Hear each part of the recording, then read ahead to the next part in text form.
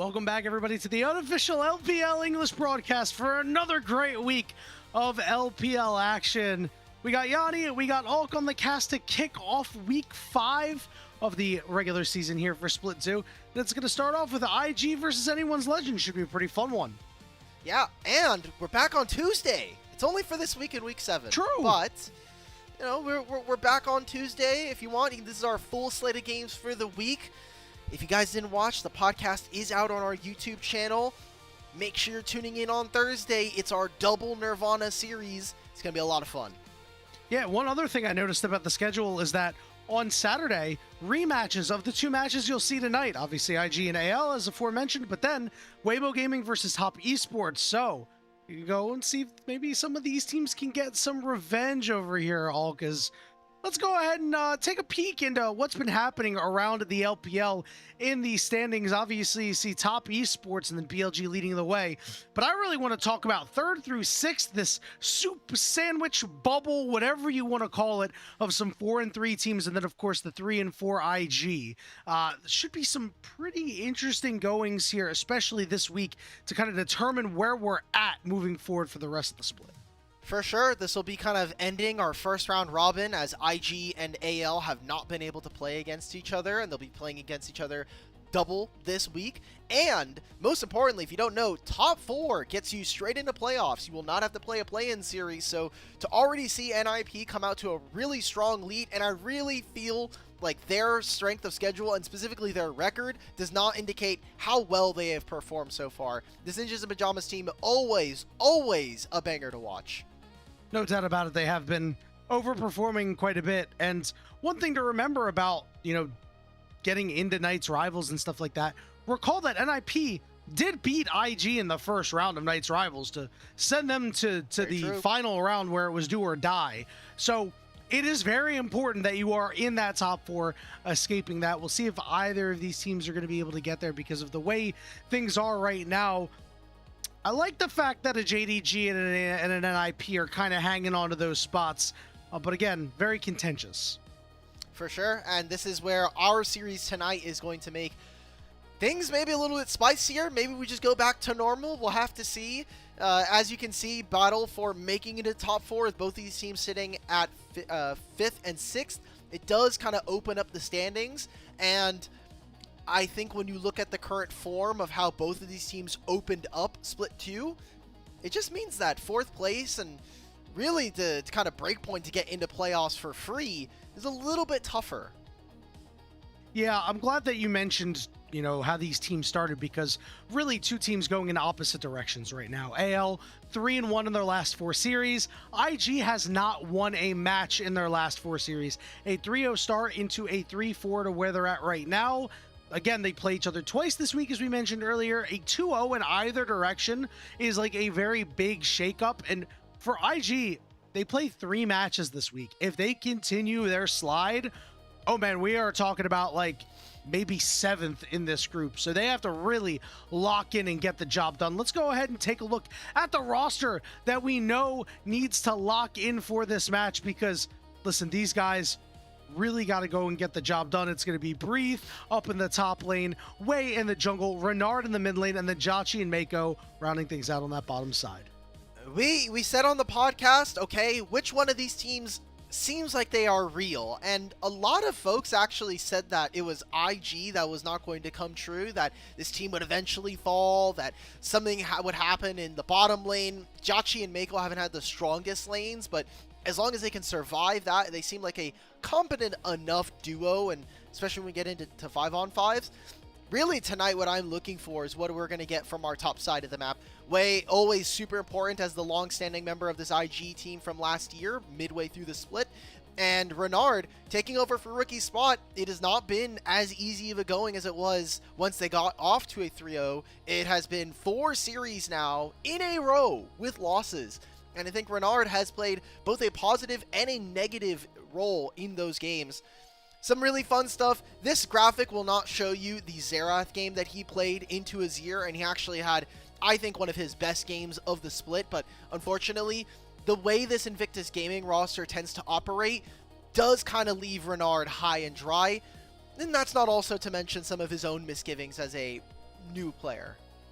Yeah, it's so interesting to see how the stats really tell the story for this guy, in a sense that he's like third in kills amongst the Ascend mid laners, but also third in most deaths, right? And he's not doing much in the stat sheet in terms of assists. So like we are seeing a lot of 1-for-1s happen in these lanes, or whether he's killing the mid laner and getting killed himself, or the junglers are coming in and these 2v2s are just going 1-for-1. They're not really turning in the favor of IG, and the gold differential for him has also been pretty tough, down to I think minus 416 at 15 minutes. I mean, when you're down a whole kill and then some at that point in the game, it does get very difficult to start to operate. Your mid game starts getting off because you're just generally weaker than your lane opponent. And on the other side, we have Shanks, who's a guy that has been very consistent, but has struggled at times to push his leads further.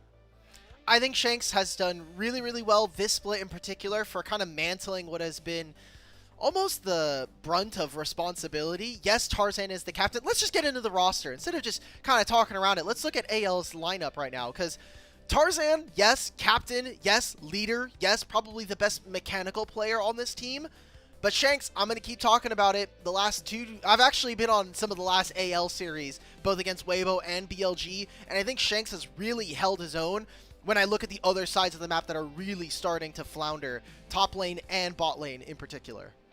Yeah, it just feels like this is the mid-jungle unit of the team, and that's really all you have at this time. And as we know, the meta has shied away from that. That hasn't been exactly what we're seeing out of the successful teams. We're seeing these bot lanes come alive. We're seeing at times, your top laners being big carries and making things happen. And that's not what you're going to get out of these guys. Last year, sure, maybe you would get that out of Flandre with his work on tanks or unique picks. Hope has always been a very consistent force, but never really he's going to absolutely carry the game. And I think this is why we're seeing AL be the team that they are right now, that are okay, but not at the top like they were in 2025.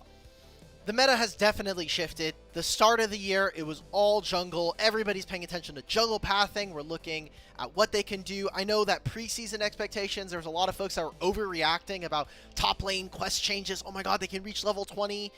Usually is not a big factor in a lot of these games, but when I look at how AL have won a ton of their series so far here in the split, I feel like bot lane has become the name of the game. There are some teams that are still operating under solo lane supremacy. I'm looking at WBG, but this team really kind of lives and dies by its mid-jungle. Hope tends to get caught out. I know this is probably great timing for this, but this is also just how, they could have won Game 2 versus BLG if Hope and Flandre don't step into underneath the inhibitor turret.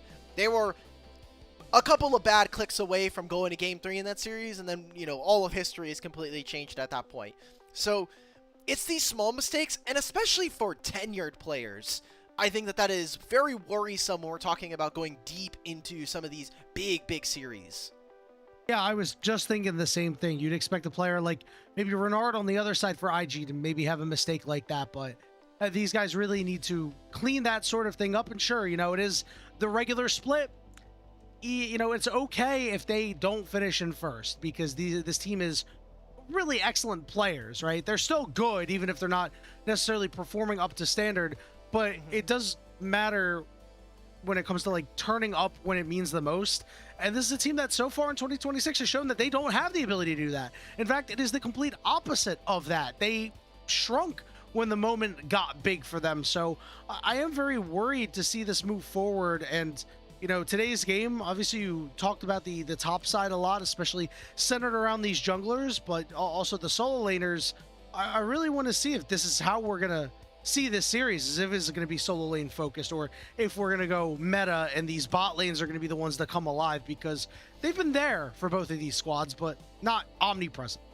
Yeah, Flandre's problems right now is that his lane is really weak, and in a world where there's no longer lane swaps, Flandre's really gotten taken advantage of. A lot of teams are going up top lane to get free kills, free gold at that point, and then obviously the experience and being able to finish your top lane quest definitely matters. And for Breathe, I think the thing that I have had a little bit of struggle with getting to see from him is how he takes some of his leads and applies them to the game. Individually, he's had some really good team fights on things like Ambessa. We've seen his Jace a couple of times, his Gnar, his Rumble. But I want to see, especially tonight when I think there is a lopsided kind of bias towards Breathe in top lane here, I want to see him push that extra step further. How greedy can he be, especially when Tarzan doesn't typically come up to this lane? And, more importantly, something we'll see in the draft, which should be coming up in a few minutes, whether or not Breathe is going to bring out ranged top laners. It has been all the rage since First Stand, and we have not seen him pick it. To his credit, he did not play all of Split 1, so he didn't really get to tinker with some of the early Varus tops.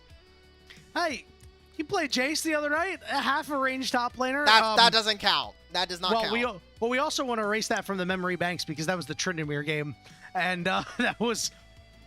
I have not seen a drubbing so bad. I do wonder if maybe AL takes some inspiration from that. Remember that Flandre is the guy that is certainly willing to pull out some creative picks.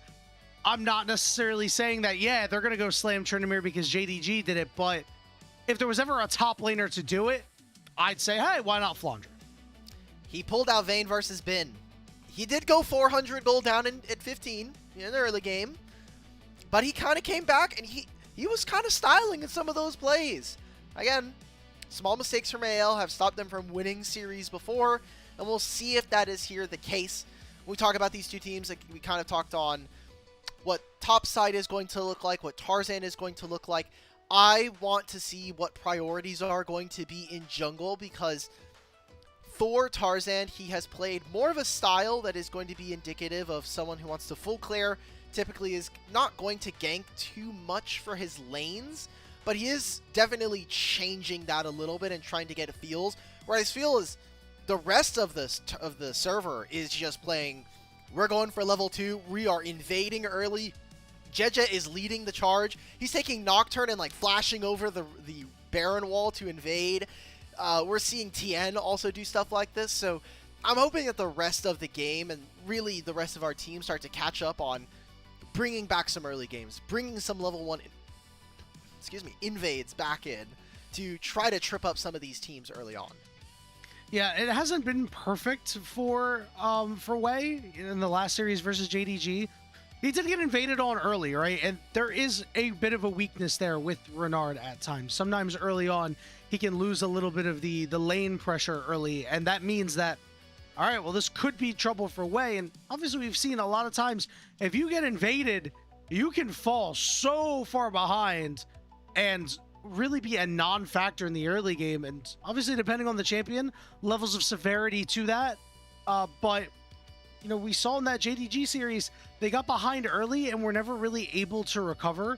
I'm also looking for, compounding on that, Way and Renard to get on the same page. There were a lot of really good opportunities they had versus JDG that they could not finish, could not convert on, and then oftentimes got the short end of the stick on that. Yeah.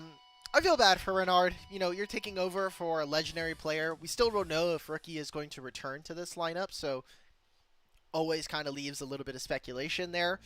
And it's not enviable to be in this spot. You're now having, it's not just you and Saboro, right? It is now simply just you, and that's kind of it. And you're playing probably the most important role in terms of competitive. You're playing the role that has the best access to lanes that isn't named jungle or support. You are playing typically the role that is most important when we're talking about setting up objectives.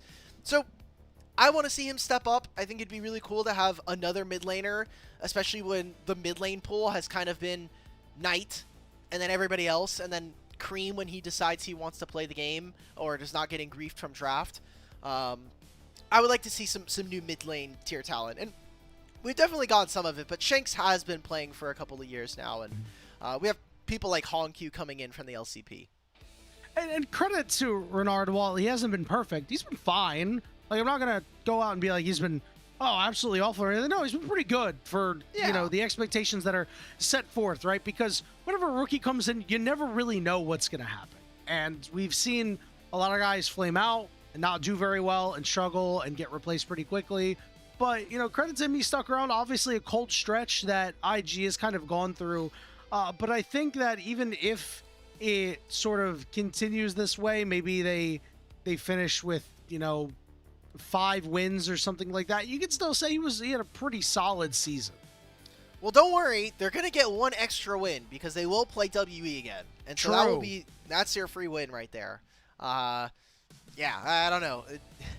I can't say the way that Grapes described this team because it would be very mean, and they're already 0-14, and so yeah, feels we like don't need to bully them anymore.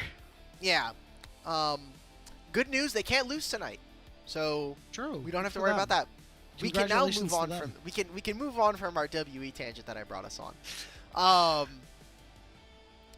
Segue us out here, Yanni. I'm throwing this to you now. This is not my problem. Yeah, man. Dude, I love these walkouts. I know that Slayer always talks about not ever wiping his hand again if he ever got to high five Viper. Yeah. Honestly, I wouldn't. I don't know if I'd go as far as he does on that, but I totally understand. Like maybe that hand gets washed tomorrow or something like that. I could play a couple games. There's no Nijaki in this lane. I'm sorry. Yeah, exactly. Listen, man. I've never seen Nijaki lose tonight. You know what? I haven't either. Old heads, if you know, you know. That man was a fine mid laner. Just, love him because he played Veigar. He was an alright mid laner. But in terms of mid lane, a couple of pretty solid mid laners we have here today. And I want to see Renard take over. This is the opportunity because, again, as we said, Shank's very consistent. Does a pretty good job. Again, needs to push his lead a little bit. Perhaps Renard just says, you know what, I'm going to fight you like I have been fighting everybody in the early games, and I'm going to take over, and I'm going to go win a game for IG. Hell yes. Let me see it. Another thread that we can pull on here for tonight's games. 2 coaching staffs going at it tonight. If you did see kind of behind the players when we're doing wider pans with the camera, it is Big Way over on AL, previously of BLG last year, and Invictus Gaming picking up Helper, who was AL's coach last split. He just won the coaching staff of the split, not just 2 months ago. So to have them go from regular season first, out very early to Waybo, and now he finds himself on the team that he's now playing against, I do think it's quite interesting, and we'll see if his knowledge for how long he was on this team it kind of helps them in terms of their prep. Maybe he has an extra spicy kind of pick or two, and he's giving them a little bit of tips like, hey, Tarzan's going to usually prioritize this stuff. I know because I just worked with him. They're going to be looking for these kinds of invades. Those kinds of thoughts. And especially because, you talked about it earlier, how important the jungle is right now in those early plays. Actually very relevant. Some people debate the effectiveness of coaching in League of Legends. Well, this would be unquestioned here if they go ahead and they're able to kind of get the book on Tarzan, because if you can set him behind early, throw his game off, generally Hale struggles when that happens and can kind of crumble around that. Getting to picks and bans here. Zale's already taken out 280 carries. Yep. We haven't seen very many range tops, as we mentioned, for Breathe, so not going to be expecting to have a Vayne here, but we'll see if that's the case. Maybe they want to show off some stuff here. Also fun to note, this is yet again another scenario where IG, they had right of first selection, and they chose blue side. They have only chosen first pick once so far this year, at least in this split. And so I think it is quite interesting to see them consistently prioritize blue side, maybe just trying to practice for dragon setups or the like. We'll see what their first pick is. I think Jarvan and Pantheon are the two that I'm looking at, considering Karma and Ashe are already taken away. And with IG getting rid of Rumble, we're going to get rid of Twisted Fate instead. Oh. This explains why they're on a losing streak. They're picking blue, the cool color. They should be picking red, the hot color. Blue side has a 65% win rate, apparently, in LPL's first split, too. So that doesn't fit my narrative. Anyway, Jarvan, first correct. Pick, locked in here, going over to Tarzan. Big takeaway from Way, who has been very successful on this champion. And my question for blue side teams, or I should say first pick teams, is your first pick has to be so overwhelmingly good to make up for the fact that now in the meta, obviously with the way that drafting works, you get 2 picks on the opposite side. And getting Lucian Melio really early on, a great lane pair, especially when we're talking about the mid game, and very good at being able to get away from things like Bard and Jarvan. These are some conditional crowd control pieces now here for AL. So in terms of engage, we're going to be seeing them play something that's probably going to be a little bit higher brow, some higher level of execution. And taking away the Pantheon now, I think that IG have a lot of ways of being able to play the side lanes, even if it is just this champion. I love their first 3 picks. You warp the game around Lucian, and then you give a little bit of extra punch in this Pantheon to make these early plays in order to force your lead even further in this mid game. For the side of AL, though, I actually really like this Bard coming through for Kyle. Leave Hope alone. Let Kyle go and make some plays and do what he's done best for so long. It feels like he's just not been as good at it this season. Obviously, with all these changes coming through, you're going to need to unlock Kyle again as a top support in the league in order for AL to reach their true potential. I think an issue that IG will start to push against their opponents in this particular match is getting mid priority with 80 carries. Ezreal's not the best at clearing minion waves, and Melio typically tends to stick with their Lucian, so that 2v1 can be a bit problematic and kind of opens up IG to go for invades, look for vision, especially talking about setups around objectives. So let's see what the second phase of bans are going to hold. It looks like a Rise coming in from AL and Ambessa being taken away. Flandra has not been very good on some of these lane bullies, so I'm surprised to see this much priority being given over to kind of cut away at his champion pool. Rek'Sai to me almost screams like we're going to try to take something similar to a Gnar or even the Cassante early on, but it is game 1 and there's still a lot of different top laners here available. Yeah, and you take Flandra off comfort, right? It's one of his better champions, and you know, this is a guy who has struggled quite a bit, as we've mentioned earlier, so far in the early goings of lane. So, you know, getting him off something that can be useful later, if you can set him behind, keep him behind, all of a sudden AL are very handicapped when Breathe could go crazy. Oh. Instead, they're going to go ahead and lock a Scion for their top laner, get some frontline in there. Well, we've been seeing some level 1s start off with Scion walking into the bottom lane and TPing back, so let's see if that is going to be a big punish that IG will look for. I think when I look at this team composition right now from AL, it is all about keeping the damage dealers at bay with Jarvan and Bard, and Ezreal Azir are just going to poke your opponents at range. So what I kind of want from Flandra is something that's going to be able to hold some of these other laners down. I think just Jarvan and Bard by themselves don't give me a ton of confidence. So I want to see another tankier frontline, and really, to me, something that's going to also be good against whatever the blind or the counter for Renard is. It's going to be a Shen lock-in. I think this is great. Give a little bit of extra protection, especially to that Azir in the later game, if he happens to get caught out or anything like that. And how we'll see what Renard's going to pick, because while LeBlanc, I would be salivating at this, that Shen always makes me second guess. True, but I think LeBlanc has so much access. This is a very burst-reliant comp from IG. Yes, there will be a Shen ultimate to protect one person, but in a mid-game, LeBlanc comes in from a side lane, she comes in from Fog of War, boom, Bard, Ezreal dead immediately. Azir gets chunked out. I think side lane, watching how these side lanes operate is going to be pivotal to this lineup right now. You have a Pantheon that can attack this Azir, but similarly, IL can play a lot of ways to get Shanks gold and protect the sides. Grubs, I think, become even more important in a game like this. But it's so scary to fight around those grubs, right? Because IG have all of this early power in their composition. They're going to spike hard on 2, but even their level 6, I think they're going to be able to outduel anyone's legend, provided that their positioning is okay. So I am so worried that if AL gets too far behind or has one poor fight, they might not ever get to the late game where Shanks is going to go crazy or Ezreal is going to be super strong. It's going to be really reliant on guys like Flandra, Tarzan, and Kyle to make sure that these carries can get to the later portions of the game without too many problems. For sure. I do think this is a much greedier draft from AL.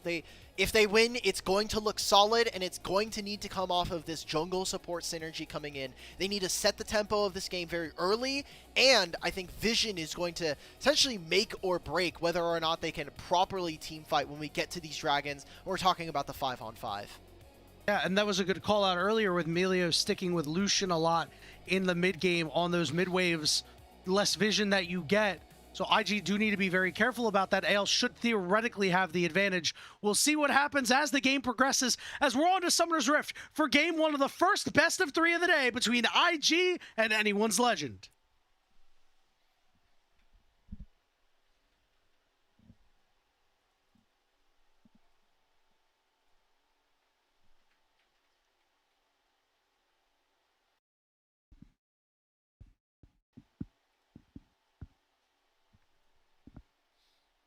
Crowd firmly behind Anyone's Legend, a fan favorite team for the last year and a half or so. We'll see if they can make a lot of the fans happy in this one. Olga, I want to talk a little bit about these mid-jungle duos in the early goings, because personally, you need to convince me that Jarvan Azir is good in the early game, because I hate this combo so much. I don't think you have that much kill pressure until level 6. Hold that thought for a moment, as we're getting an exhaust out, a heal getting used as well for Hope and Kyle to try to get an advantage against the very strong Lucian melee.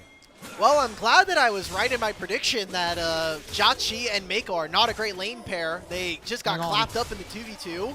Yeah, Tarzan might get clapped up here too. We're going to flash on top and land the stun. He'll flash over the wall. He's got the flag. He's got the drag. But now Renard is in hot pursuit. Not able to land that distortion on him, but he gets the electrocute and first blood.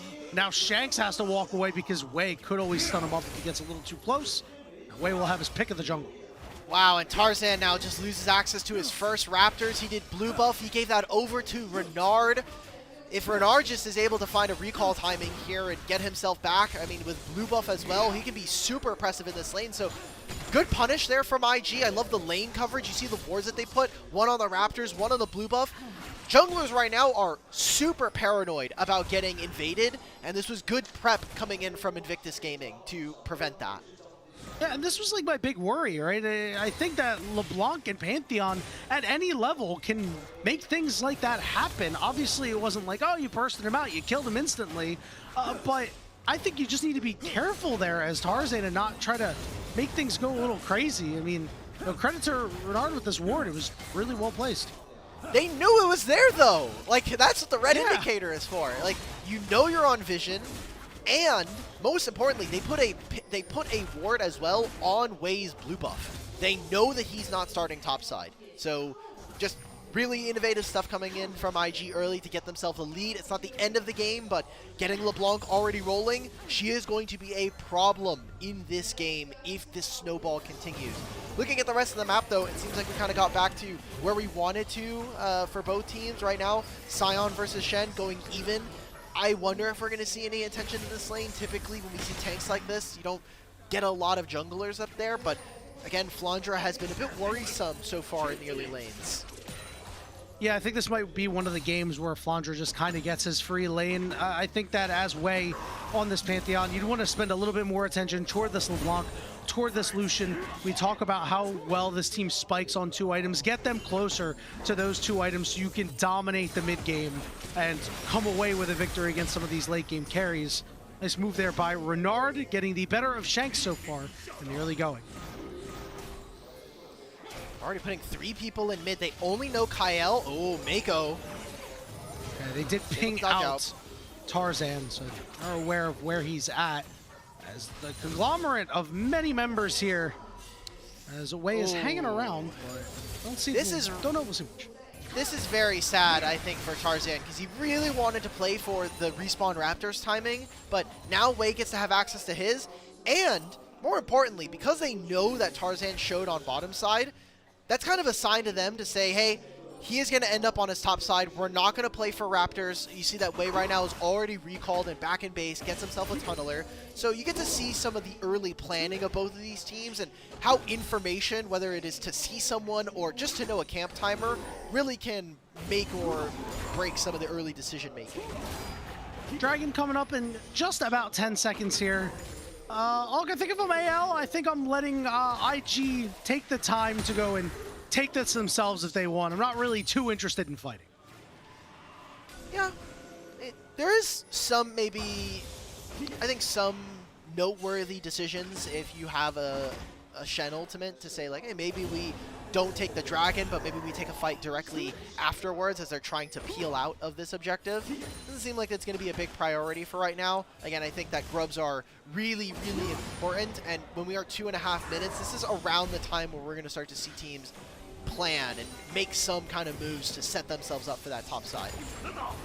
Shanks is now level 6, so his combo with Tarzan does get a little bit better. Always difficult to find the slippery LeBlanc, so might have to opt in for some other targets. This, again, may require a bit of a skirmish around a dragon, though, which we just mentioned is not exactly what you're looking for. We've been panning up to the top lane a lot, and good on Flandre for getting a CS lead for himself. Been so good in the CS department, one of the better top laners in the league, despite the fact that his early games have not been great. It's also a good matchup for him. Anytime Sion wants to, particularly early in the game, levels 1 through 3, if he just decides to charge up the Q, you can just taunt in the middle of it.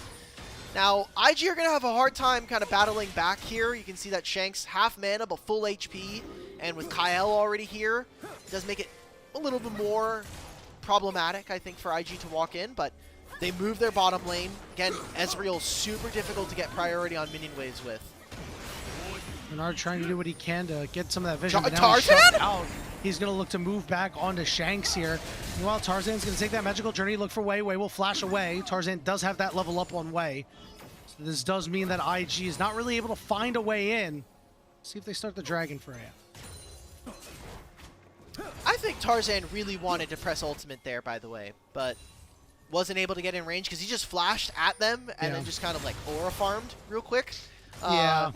I didn't even know this going into the fight, by the way, but Tarzan, thanks to him being able to contest for Raptors, got level 6 first. So could have been a make or break scenario. We saw that Way decided to be a bit more respectful and also trade his summoner spell.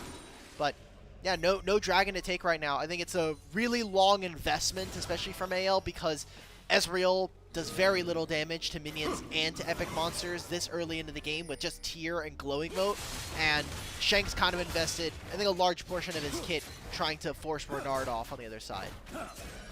Way has now hit level 6, and whenever we see these junglers in their globals, we always talk about their first global usage and its effectiveness. We'll see if Way is able to go ahead and make a play on any of the members of AL. As we talked about the slipperiness of LeBlanc, well, we got to talk about it for some of these other guys too. Obviously, Flandre has that shield, but Shanks and Hope are on champions that can move around a bit. Yeah, when Way doesn't have flash, that's where I think the Pantheon's limited maneuverability does become more of an issue. And this might be a rare game where Pantheon ult isn't necessarily used to like make side lane plays or kind of open up on mid a lot of the times. It might just be used to take an objective like Grubs and then show up bottom lane when the wave kind of bounces back and they catch it underneath their turret. That might just be the next key that we see from Invictus Gaming, as Mako does show up mid to make sure that Renard can stance off versus Shanks. Little surprised that AL opted in to give away these Grubs with no contest over to IG, so you are going to lose a lot of that split push power that you were talking about being so important for the team that AL's put together. If you're not going to be able to fight for dragons and you have Grubs, PSA everybody, just hit a damn turret. There is so much gold in the game. Like, these plates are made of money, literally and figuratively. If you hit them, you get gold, and if you hit them enough times, especially with Grubs in the late game, that turret's gone. That opens up some pressure for you and hopefully a lot of gold that you can utilize. See right now that AL are somewhat posturing on this bottom side. I think they know that Shanks has a TP and can kind of come back to this if he really needs to, but without them starting it, I think that IG are really comfortable with the almost 1,000 goldie that they find for themselves. And that's kind of the spot we want to see them here with this LeBlanc and Lucian. I do need to refute your point about the turrets being made of gold because we have a Bard in this game, and you know what happens with Bard and Shelly and Crystalline. Then it's literally rock made candy of gold. Sometimes. Yeah, but you know, then sometimes the Crystalline, the rock candy, I can't remember the second name. Oh, gets knocked you know off, what's funny? without any gold going over. So I actually got to submit a bug to Riot recently. Waybo versus AL. We found out that if you Bard ultimate a turret and then you hit it with a Herald while it's Bard ultimated, you can still get the crystalline overgrowth off of the turret and deal damage, which is definitely not intentional. And I did get someone from the I think gameplay analysis team to hopefully get it fixed. We'll see if that happens. I did post it on Twitter. That seemed like that should not have happened. No, not at all. As you said, IG kind of cruising with this 1,000 gold lead for now, but again, no dragon has been taking. We're 10.5 minutes into this game. Looks like it's now getting started up by IG. So a little bit slower on the stacking, which is a little bit dangerous for IG. While they do, again, have this 2-item spike that's so good for them. Remember, the late game should go to AL, so getting that Dragon Soul would be very good for IG. It looks like AL not going to give this up without a fight. Way getting tagged up quite a bit, but now it's Joshi who's able to hit over the wall. Double distortion, but here's Shanks with the Shen on him, going golden. A couple members. It's Joshi down to half HP, trying to get out of there. Way's got a flash, but Way is getting lower and lower, and AL is bearing down on him, and it is Shanks finishing up the kill with the help of Flounder. I think you can even see in that play how difficult it was for AL to even get that first play started and get that kill. They'll eventually grab this dragon, and with Sion hitting away at these turrets, it'll do some good work for them. But I was a little worried there. I mean, Shanks only has a Merc Treads and has his recurve mode to try to get closer to his Nashers, and that was not a completed item for Hope quite yet. So that could have really backfired if AL had not done that as well as they did. Yep, very well played by them, but also that pesky Shen ultimate will always get you. And it does mean that for IG, maybe not acutely aware of that, because you need to have an escape plan once that happens. If you don't, well, you're just going to lose the fight every time. That's just called Pantheon diff, brother. Pantheon, no flash. We cannot move. We cannot move back.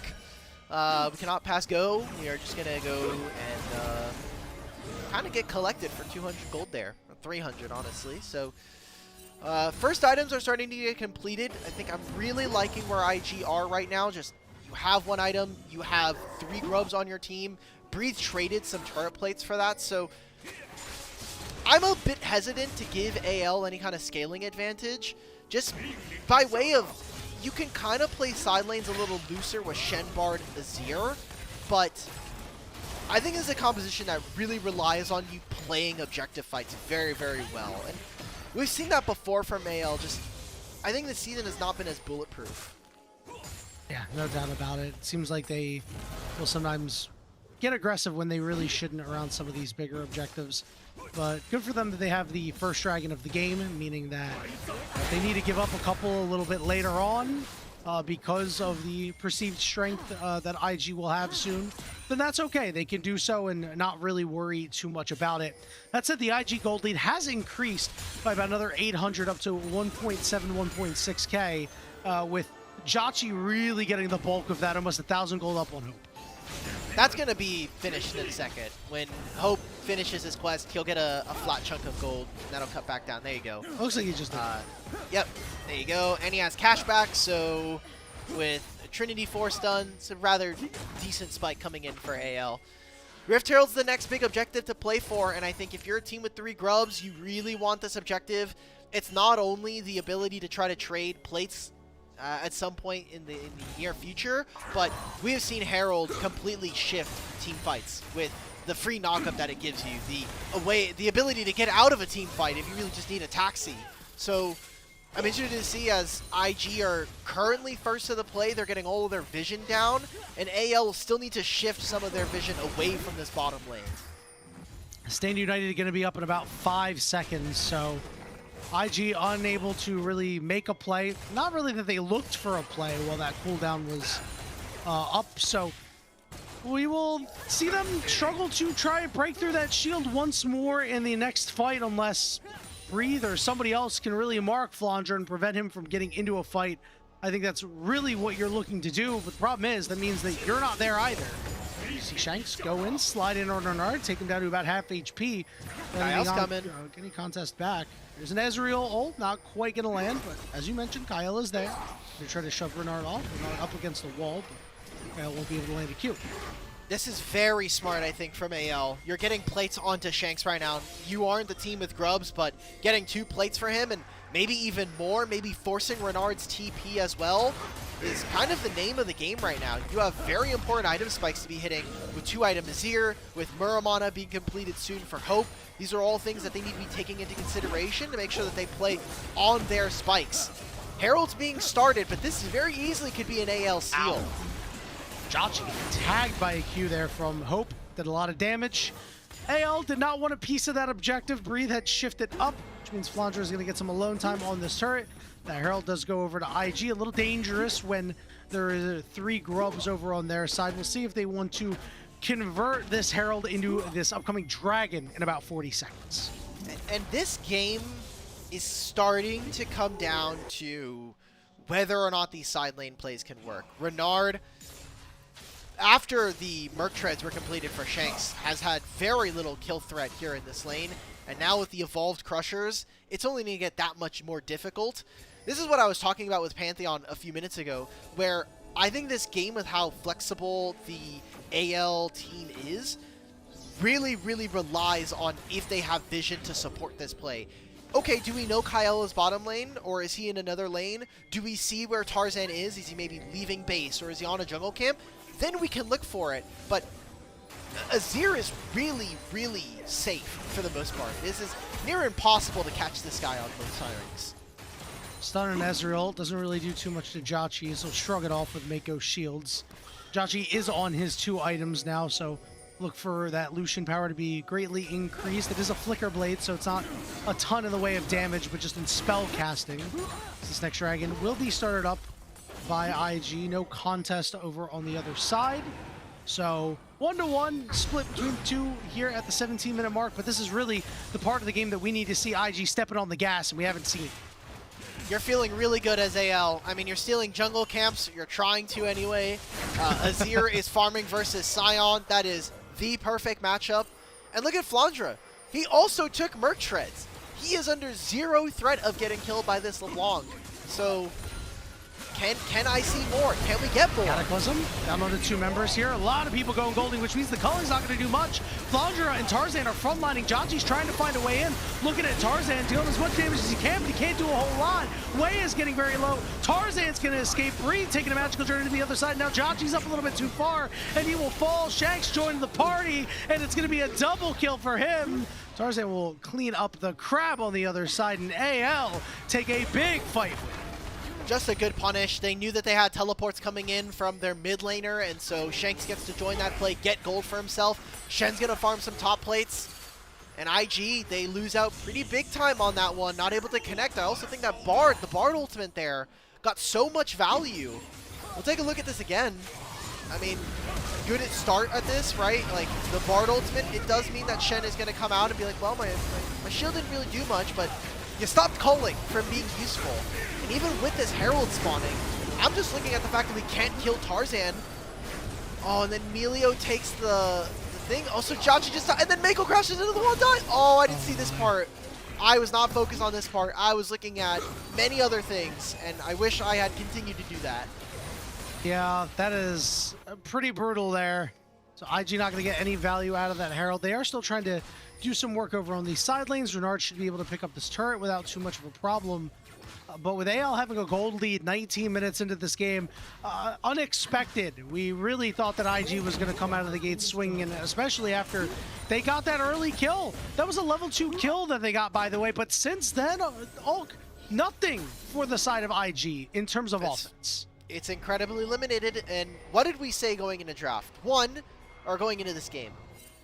This is a shotgun comp. This is very burst reliant. You have a Pantheon, a Lucian Melio with a LeBlanc. Someone needs to die before a fight, before an objective for it to be won. And doubly so when you have Breathe on Sion. You have no kill threat with this champion versus these guys, and the reach just isn't there. So IG need to continue to play more risky League of Legends if they want a chance at being able to blow up a Nexus here. I like that look from Renard because he's on 2 items. Stand United is down. This might be IG's last chance to actually make a discernible impact in this game.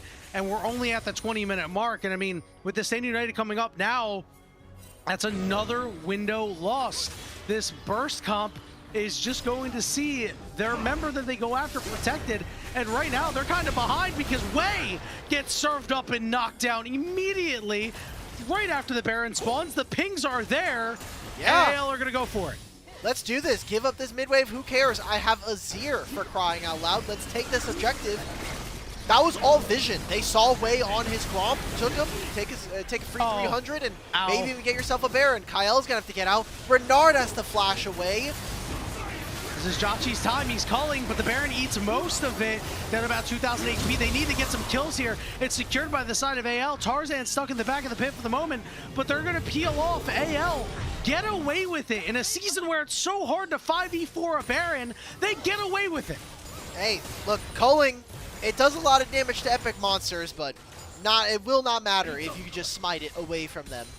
And a Baron does feel incredible. I mean, it's not as much gold as it used to give in the past, but just the lane priority usually is able to assure you. Ouch, ouch. Oh my goodness. All right, let's see this Ezreal. Will it land? No, not quite. Jachi will be able to wisely walk away, but the chase is still on by multiple members. Oh, we're just taking plates. We're taking down this mid-tier one. Nothing that IG can do.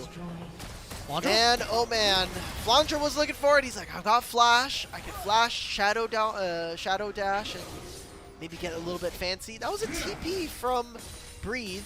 It'll be up for the next 15 seconds, but unless they're able to really make something happen with no Scion ultimate, I am getting worried here, Yanni. I think IG are kind of way past their prime here in the game, and it does not seem like they can right this wrong. Yeah, the early game was their first half of the split, and right now we're looking like second half IG. Things are not going very well for them. Way gonna go back in for the stun on the Flandre, but you don't really get anything off of that. And guess who's in the middle of everybody? It's Breathe. He'll flash away, he'll shield up, but it's just a matter of inevitability at this point. Too much damage, too many members, and another kill going over to AL. They're gonna go finish off the crab and do the dragon and get their second one of the game. Well, I don't think Soul is really going to be a component of this game, at least not one that is going to be overly important as it usually is. But I think with a 4,000 gold lead at 23 minutes, you're probably saying to yourself as AL, hey, great job, guys. Let's get forward. Look forward to the next game here. Yeah, wait. I mean, you have no damage. Look, your Lucian Melio is still in mid. We're going on to Tarzan, who another miraculous escape from this player yet again. And I had my ministrations about this AL composition, but if you just play it well and your opponents aren't able to punish, particularly this mid jungle, by all means, continue to do as you were, the Pandas. Yeah, and one thing I noticed in that fight, the damage that Flandre did to Jachi. Look at Flandre's build. He's got the Titanic and he's got the Duskin Dawn. He did like half of his HP with one auto attack, and that's how you know you're well and truly cooked at this point in the game. And this goes back to the fact that we did not see Breathe on a carry against the top laner, who has been feeble in the early game, to lack of a better term to describe Flandre. And you know, for the next game, I think we need to see IG go and try to abuse this top lane. Go put Breathe on a carry and try and right the wrongs of this first game. Who knows? Maybe they might. Maybe they might pick Asante. We'll have to wait and see. But please don't do that. That doesn't sound good at all. We are getting a Shen TP. We are making sure not only can we contest red buff, but maybe Shanks can get some gold. All right, well, we've dealt a lot of damage to Flandre, but he's got a shield now. 3 members are golden, and they're lining this one up. Knockup is there, but Jachi is instantly dead. Way will be the next domino to fall, and then Breathe shortly after. 3 for nothing for anyone's legend as they'll head to the mid lane and start the shove into the base. That layering was just beautiful. Jarvan ultimate, Bard ultimate on top of that, and not to mention Kyle flashing over the wall to get the Q stun onto Jachi. Beautifully played here from AL. After some mid-season woes, starting to pick up a pretty nice win streak. The only one outside of that in their last 4 series was BLG, who they did take a loss, but potentially going on 5 series in a row here would be a pretty decent way to kind of get right back into the standings in the midway point of the season. No breaking of the base quite yet for AL, but you're absolutely right, Ulk. This AL team, if they are able to get supercharged coming into this week, they'll be in a really good spot. Take a look at this replay again, and it's just not good. Avert your eyes if you're an IG. Look at this, just nothing from the Scion Q. You get 3 men, knock up from Shanks. Again, I mentioned Kyle doing his work, and this is now the issues that AL or IG are going to find themselves in constantly. Is we have no vision, we have no plays to make. We have, I think Way has actually just unbound his ult key for the most part here in this game. Yeah, I haven't seen it. So There's this been is many not a draft. opportunities. And this is not, like, remember, this started off with Lucian, Melio, Pantheon. Somewhere along the chain, we lost the plot with this blind Scion, whether that was Breeze's choice or Helper's. I think does call into concern some of the choices we made from draft really backfiring for us, because we have no lanes to play for that can gain us priority. Well, Breathe misses the turret here. He will be able to take it out, but Jachi is getting tagged up, and he's not doing a damn thing back to Flandra. Breathe on the front line is now dead. Tarzan's going to cataclysm Jachi and flash after him to finish him.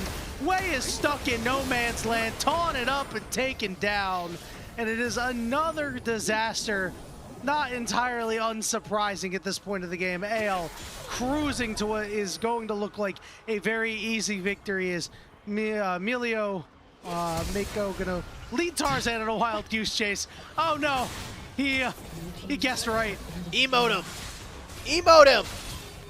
We already Come gave on. the thumbs up. There's no more thumbs up to give. Okay, go, come on, Mako. Boom. Damn, I was really rooting Okay. for him. That's the end of the game. Yep, that's just, this is a rough one. I'm gonna be completely honest. IG had a little bit of life in that early game, but quickly sucked out of them as they all cruised to a very easy game. Yeah, the wins just drained out of IG, and I'm happy for AL because I always want to see another team kind of rise to the occasion. I am scared for IG because not only do you now have to win 2 games back-to-back if you want to be able to win this series, you're also going to be playing this same team a couple of days from now, and it does not seem like their first punch was very good. No, they looked feeble. There was nothing for them to do after that first kill, and you know, whether it was AL not giving them windows or IG not trying to force windows, again, you had mentioned that Way not really using his ultimate too well. Didn't really see a ton of plays on side lanes or anything like that, which is the advantage that you get with some of these globals. And, you know, if you can't make a comp like that work, obviously that Scion pick that you mentioned, not really fitting the composition too well. You know, maybe that could have been better, but honestly, even if it was, I don't know if that actually fixes the problems in this game. Yeah, we just did not see IG play very much. Like, they got their early lead, they got some of their lanes to kind of work together, but it just felt like they were very listless. They felt very aimless in what they wanted to do. It wasn't, okay, we have this timer coming up, let's play for an invade, let's try to grab some of his raptors, or let's try to invade for blue buff. We saw a couple of those, like, soft looks, but it didn't feel like they committed very much, and that's just very strange to me, considering we have some of the best shot callers in the league on this team. And in terms of tenure, Way and Mako should be able to kind of generate some kind of value across the map. And if Breathe is shot calling on his Scion, then I don't know. I wanted to see a lot more from IG, and I just did not see anything at all, honestly. Those first 2 minutes, fantastic, beautiful. If they got to convert that to the rest of the game, it's the only issue, right? Take a look at this graph. It is not a pretty one. Yeah, over a 10k gold deficit. You know, Renard did some damage. Very nice. 100% KP out of Renard and Way. Very nice. Very, very evil. Love to see it.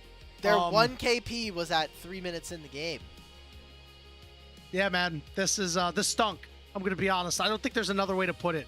You know, AL, you know, I'm going to hesitate to say they're back, right? I think for many teams, you'd see a game like this be like, bam, baby, they're going to go back to being like the best team in the league. But with the cold streak that IG has been on, really doesn't look like there's any signs of stopping this cold snap. I just realized,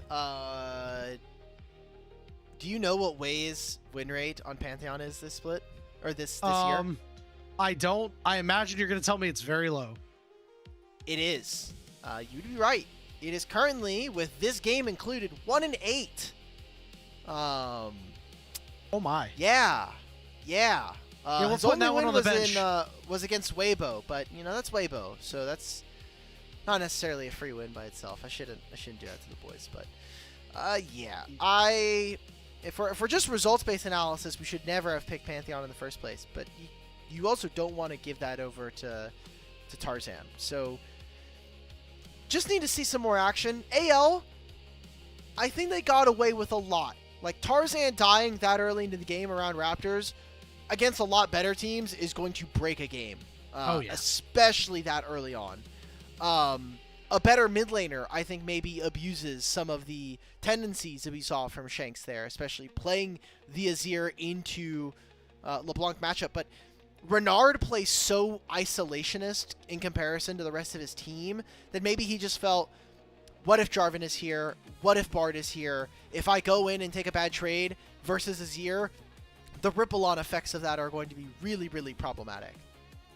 One really underrated point that I think is important to mention is because of the bot lane meta and the way that it is, like, obviously, Jhachi Mako, this is a good combination. They weren't able to do much on it. These champions are not particularly in Mako's wheelhouse. He does have some solid win rates on enchanters, but not a ton of games, right? We think of Mako, we think of Alistar, we think of Braum, we think of like Leona, we think of Thresh.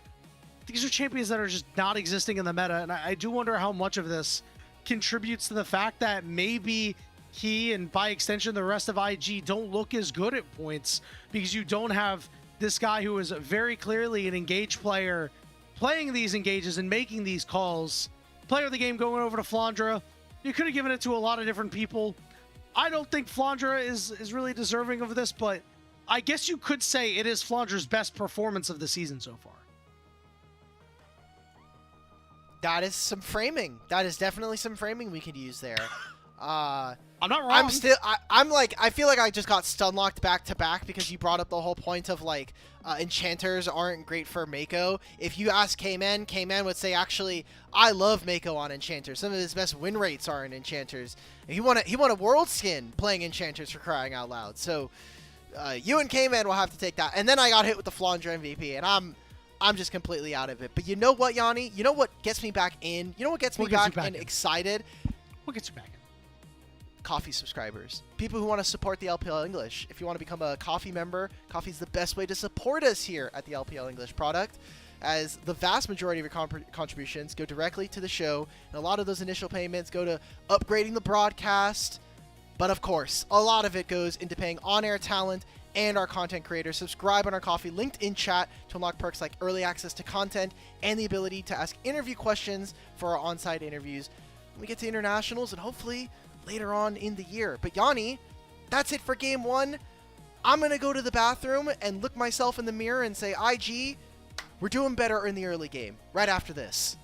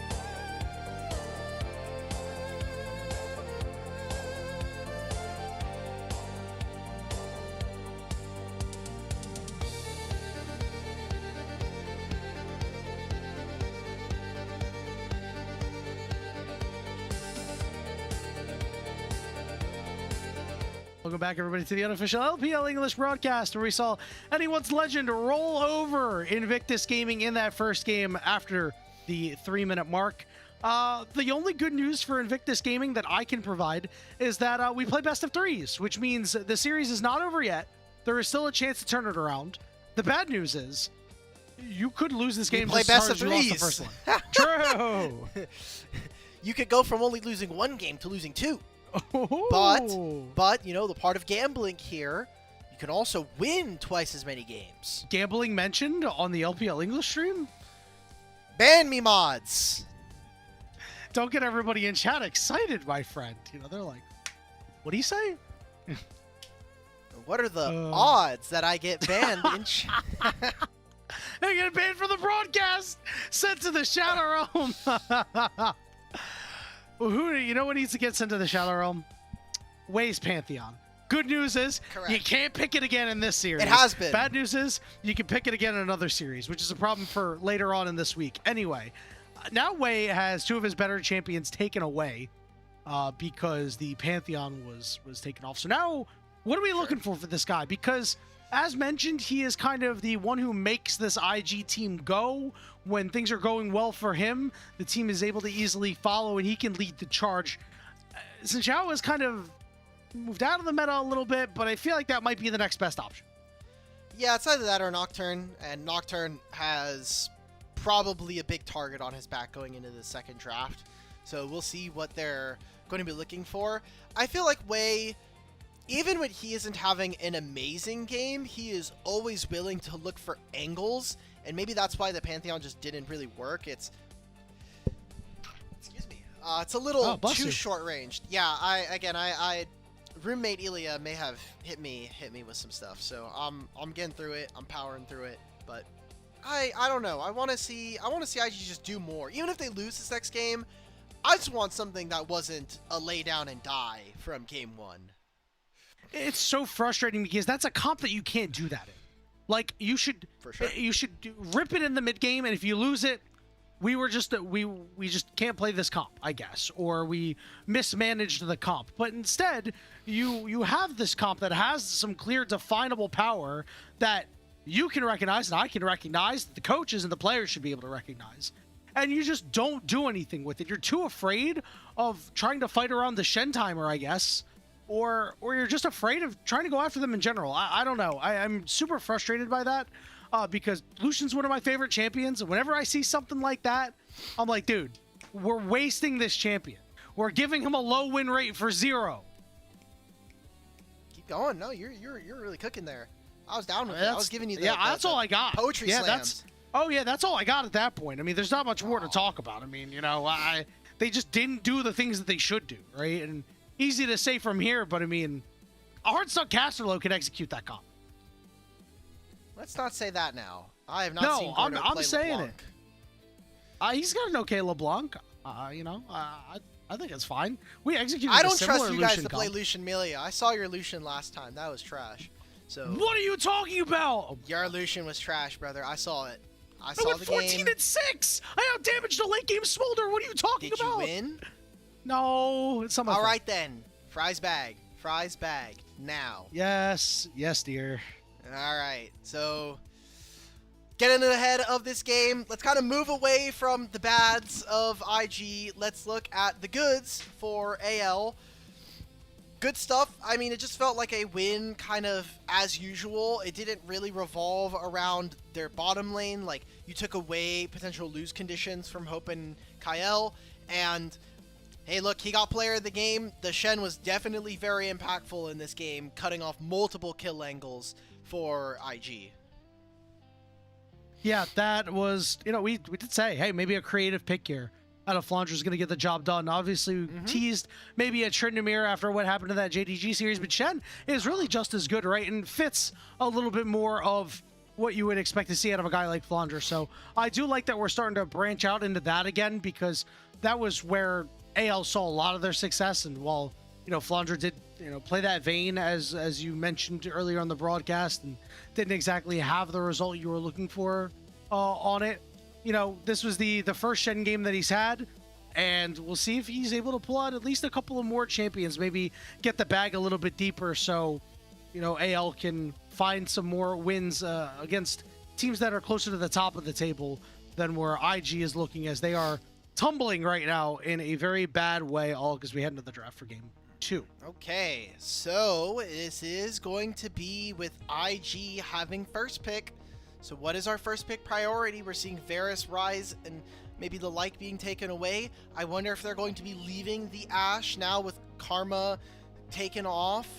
They are going to do that. So imagine that IG are going to be looking for Ashe Seraphine. If it's not that, then we've got to start looking at junglers. Nocturne open still lets you play for sides, and there are less tools like the Bard and the Shen to stop you from getting things done. Yeah, I think that's got to be what you go with. And this does mean if you get the Nocturne, if AL doesn't necessarily take away the Nico or anything like that, you always get to have that in the back pocket. The Nocturne Nico, an underrated jungle support combo for what you can do in some of these team fights. Wow, we are going for Seraphine first? I would consider that Ashe is significantly more broken. Yes, her pairing is rather tight, but I just think that having access to things like Hawkshot in pro play is kind of busted. Like having a free oracles at all time is unparalleled, and no other champion gets to do that. And I'm just kind of looking for what Jatsi is going to pair that up with. Now we have Ashe and Nocturne on the same team. I mean, perfect information scouting for Tarzan. That sounds like a big plus for AL, and a Hawkshot or a Enchanted Crystal Arrow landing on the same target. With the Paranoia, sign me up. Well, wouldn't be too surprised to see the Zen come out for IG. You know, this is largely what we expected. He got baited by the will hover. likely come up in the no, I think that's likely going to come up in the next upcoming pick. I don't know if you take it to picks and to bans, because who else is going to carry the Seraphine ultimate to the rest of the team? I think the Jhin pairing with the Seraphine is good enough. You get the poke, you get the root, and hopefully you can get the job done. What's the answer here? Are we going to go for Xin Zhao with Seraphine, which does make sense? Or are we going to be looking for things like the Poppy early? Are we going to try to get maybe a different champion? Nope, we're going to have Xin Zhao. A good enough front line. I want to see some explosive top lane matchups now. It's a bit worrisome. We also did see Rumble get through, and that is going to be taken here by AL. They have a bevy of range, and Nocturne now has really clear targets that he can go for. Hunt the Jhin, hunt the Seraphine. Now there's going to be a Equalizer and an Ashe ultimate on top of those champions. I think that's a really good combo all by itself. Whereas IG, I don't know if you really want to go for lanes that are going to be a little bit more volatile, just because, especially these matchups on sides, like the top side, like the top lane, I should say, Nocturne makes those lanes way more hellish to play. So if you're going to take something like Gnar, that's where it gets a little bit tricky, I think, when you're playing into Rumble and Nocturne. Yeah, I'm super concerned about IG's comp right now. Just compared to the power that AL has. AL just needs, I think, one thing to tie it all together and really wrap a bow on this one and be like, all right, we are good. Maybe if you end up not worrying about double AP too much, you can put Shanks on the Galio. He can be your frontliner, going with your Nocturne, and you can call it a day. IG looking for their last ban here. I think that the Nico really has to be taken away. Because you give him access to the Nocturne Nico, it just seems like it's going to be too much for IG to overcome. Yeah. Nocturne Nico just sounds like a lot of cognitive load for you. You're like, okay, yeah, I can't see anything, and I don't know where Nico is. Ah, crap, this doesn't look good. So let's see if IG are going to be going for that, or if they're going to look for something different. There is still a lot of different mids that they could look towards. I think, as we have seen consistently for this team, it is all about making sure that Renard's lane is better, but that has not really translated into wins. I saw that Senna hover for a second and thought that would be an interesting choice. Just again, should be the Nico, or there's a lot of good options still. This would be very spicy. I'd be happy to see this. Have seen that champion get picked off a lot in the mid game from time to time, though, and especially against that IG squad. Not sure if I'd be happy with the Nvidia support. It will instead be that Nico. So let's see what IG has on the back half here for their solo lanes. I think this IG team can really scrap. I just need to see some more consistent damage. Renekton is okay and definitely has some angles versus an Ashe, but into Ashe, Nico, that sounds really, really dangerous to play. And maybe with Seraphine it would have been better, but it's going to be the Gnar instead, so this is where I think making sure that you're able to track Tarzan in the early game is going to be really important. If he gets level 6 and then makes his way to top lane, that could just cut off a lot of what Breathe is trying to do, and I still am not really understanding what IG's team fight is going to look like. It almost feels like we are maybe going to be leaning towards playing towards Breathe's advantage, making sure that Breathe can continue to get a gold lead early on and then translate that later into the team fights. I don't know. I'm not like a huge fan of this one. Please play Rumble. Please play the Vayne into Galio. That sounds so much fun right now.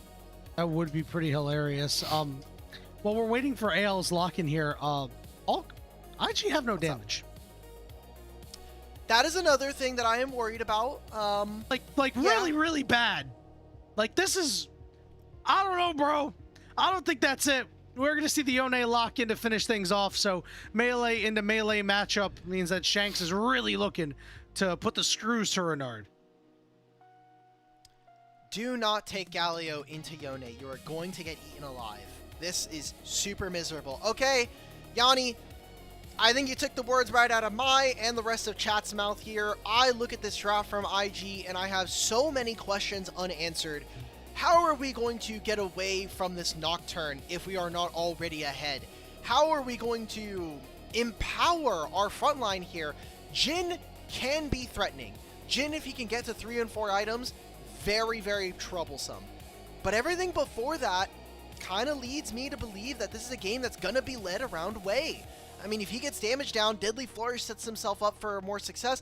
I need to see early action. I need to see them going across the river and invading and getting in Tarzan's face. Otherwise, I think AL's setup, AL's ability to teamfight with this draft is just unmatched.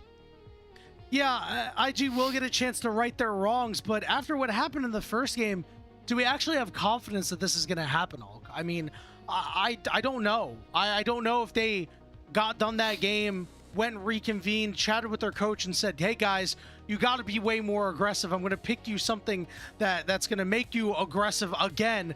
Go and fix what you messed up on in game 1 as we're on Summoner's Rift for game 2. What could be the final game of the first best of 3 of the day.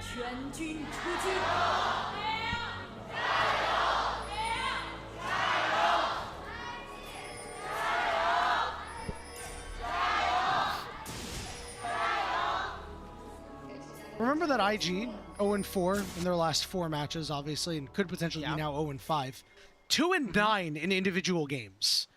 Ooh. It's been a struggle to actually find individual wins. As Tarzan doing some silly stuff here, but Laundra moving down. And Shanks is here too, so the 3v2 working out here and securing those chickens for Tarzan. Dude, the early jungle invades this season are absolutely nuts, and I get it. As Rumble versus Gnar, you're probably saying, I'm not getting priority in this lane, but this is some deviant. Huh? What the fuck? Oh, he wanted the XP. He wanted the XP. Okay, alright, never mind. Hate watch aside. Dutchy is getting taken down for a fair bit. This is the problem when playing against Ashe in particular. Your trade patterns, you can match her in range, but her level 1 is just really unprompted. Wow, Wei is going for wolves. I love this. Into this? They have no idea that this is happening. Oh, but he's instead going to go for the camp first. He could still go for the bot lane, though. He thinks that he might have that timer available to him. I think it's a bit trouble. I think I would not like this if I am IG, because yes, you're getting the camp. It's great for Wei, but if this bot lane gets any lower than this, that's where it becomes less tenable for them to actually stay for this and actually fight. And guess what? The wave is now pushing in favor of IG, so you can't even go for a dive. This looks like it was a one-and-done trip. We'll take your Krugs, I'll go back to my blue, and all of this is happening. Guess what? Tarzan's finished 3 camps. He took your Raptors, your blue, your Krugs, and he has all of his camps now still up and available outside of the Krugs on his side. Felt like that could have been the time to get aggressive, to be in the face of AL. This is something that you literally just mentioned a couple of moments ago is what IG needs to do. Perhaps a little too timid there. This does mean that Way will just be content to clear out the rest of his jungle and is going to be very far behind because Tarzan's got an entire top quadrant that he hasn't done. This is crazy, man. He already took his respawn raptors and he gets the red buff. Oh, that's just beautiful. And it's like the game also gets easier for them here, Yanni. You get a free matchup where Yone gets to just eat Galio, whether it's in mid or in side lanes. He gets a Blade of the Ruined King. I don't think anybody's matching this champion. So, Way, you did your 3 camps on your bot side. You now got to get the bottom side scuttle. Probably looking for a reset, and everything else past that is just kind of slim pickings. We'll see what IG can do to break themselves back into this game. Shanks, yeah, I mean, you said it. He's going to eat Renard alive. And I like his positioning there, too. Renard was very worried that maybe Shanks knows I'm here. And he can play for Respawn Raptors. He has mid-prio. Just get me out of this game if I'm jungle, guys. Like, yeah, like, Shanks is going to move. He's level 5, and now Way is like, cool, I can do my wolves. And that's it. And all this to mention, by the way, Tarzan still has his topside camps. He can just go blue. He can go Gromp into wolves, be on his Raptors at the same time. And it's just like it's a perfection. This is really what jungle has kind of devolved into now in this part of the season, now that we're away from 530 crab level 6 power spikes. Hey, take notes, solo laners. Help out your junglers in solo queue. You know, you'll win games like this, absolutely slamming your opponents. The good news for IG is that Shanks' back got interrupted, so he had a couple of seconds of extra downtime. Very nice. Listen, when things are this bad, Alk, you have to look at the silver linings. Oh, Tarzan actually decided to go for Wolves, Krugs, and then he's going to rebound topside. I mean, it does pull him away from the dragon, but maybe he just wants to invade and get some more timers. Like, you know, they actually just sent the Hawkshot up here, so they know Way is on his Krugs. Maybe he wants to see if he can go for a Gromp. No, it looks like instead he's just going to finish all of his topside camps and maybe just take a recall afterwards. All right, it will mean that he'll be level 6 by the time this, not before this next dragon, obviously, but he's going to get through most of his camps and he's going to get to the bottom side and he'll be closer to getting level 6, whereas Way is barely level 4.5 right now. Very impactful.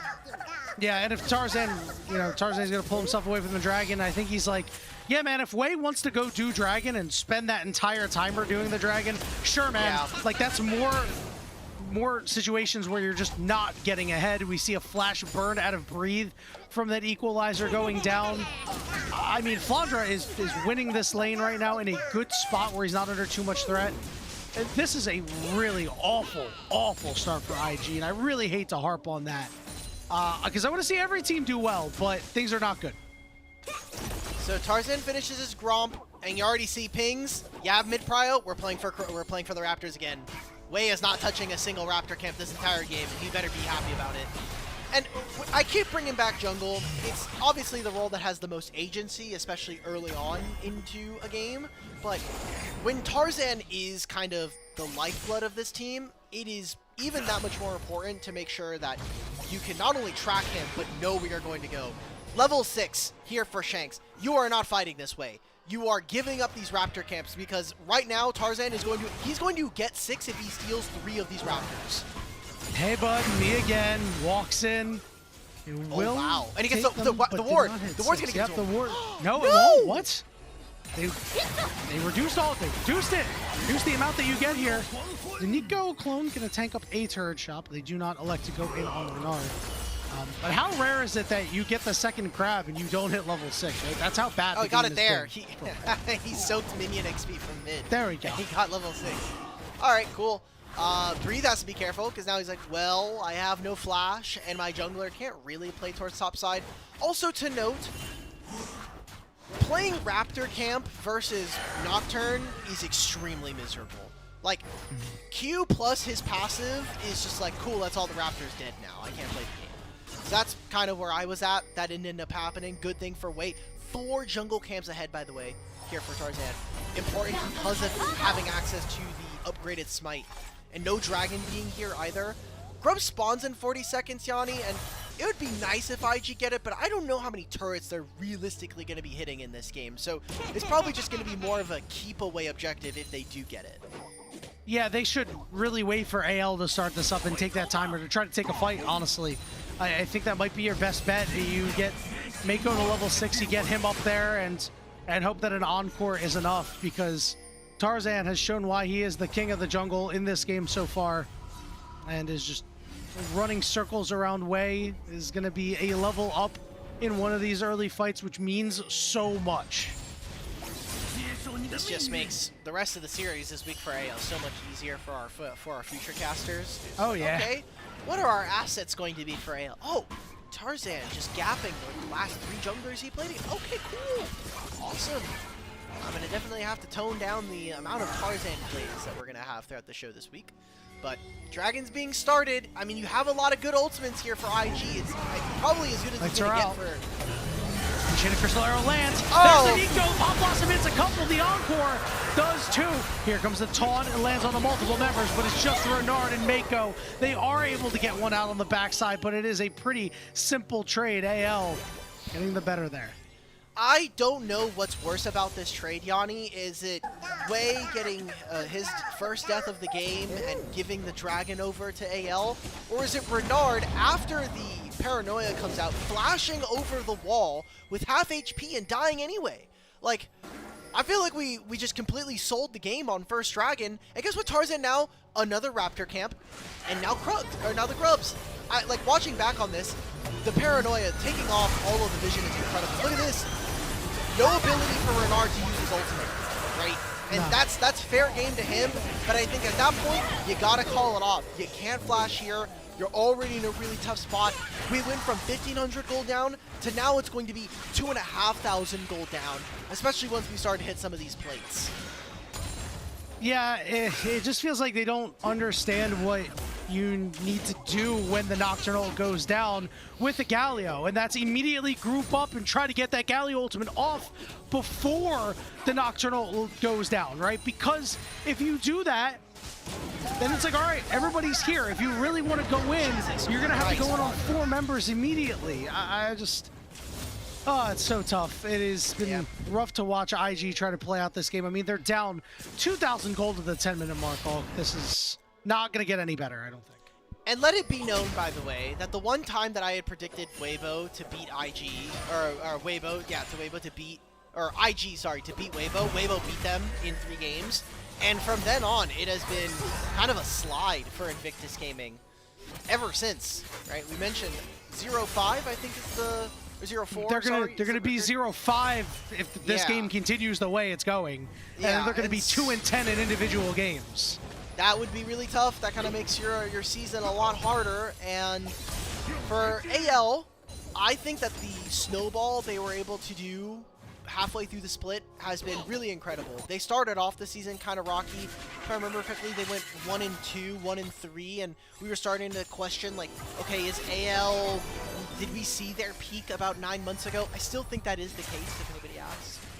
But after they lost to Top Esports and JDG, I think the win versus WE was a great way to kind of just get like a free ego boost, right? Like that's your food bank team. You're gonna get your 2-0 and then call it a night. BLG was a lot tougher, but then they slam home series versus Waybo and NIP. Pretty convincing fashion in the wins that they did. So if they win here tonight in 2-0, you're now looking your last 3 series, you are 6-1. And I think most other teams would be rather respectful of that kind of record. We just saw Tarzan take his Raptor camp again and is now showing up to top lane here. Yes, I'm aware that it was Way's Raptor camp, but let's be real, it is Tarzan's. As nothing to be had up on this top side, but oh man. Oh, please stop bullying this man, dude. I understand this is a competitive game, but this is bullying. We don't condone this. Galio can move. Hold up. I'm kind of down with this. I'm kind of down with this. Take your window. Breathe. Get ready to hop over the wall potentially. He doesn't have that much of the rage bar. Shanks is here. Equalizer is forced out. I think Way's going to be able to secure a red buff. Awesome. That is good. I just want to mention, let's look at our junglers here. One of us has completed our jungle pet before 12 minutes. Oh my. Yeah. Way will get his Sundered Sky now, which is good. I like the idea, right? Like, you have Renard coming off of a reset. Seraphine's also on their way, so let's get a move on, right? Let's start to maybe pick them off and take them down. Okay. What else do we got? We have 50 seconds until this next dragon. And we're seeing that Jauchi is getting close to a completed item here. Might be able to pick it up off this recall. It is going to be that Storm Razor, which, remember, does give a lot more damage than it used to now that it builds out a BF sword. So you do have something here, but this does lead me to believe that it's going to be a rapid fire coming up next and not going to have that much power behind it. This does mean it's going to be hard to contest objectives. We have a Fate Sealed going down up on the top side here. Breathe will be forced to flash to escape. Yeah, I just look at these first items, in particular the mid-jungle right now for AL.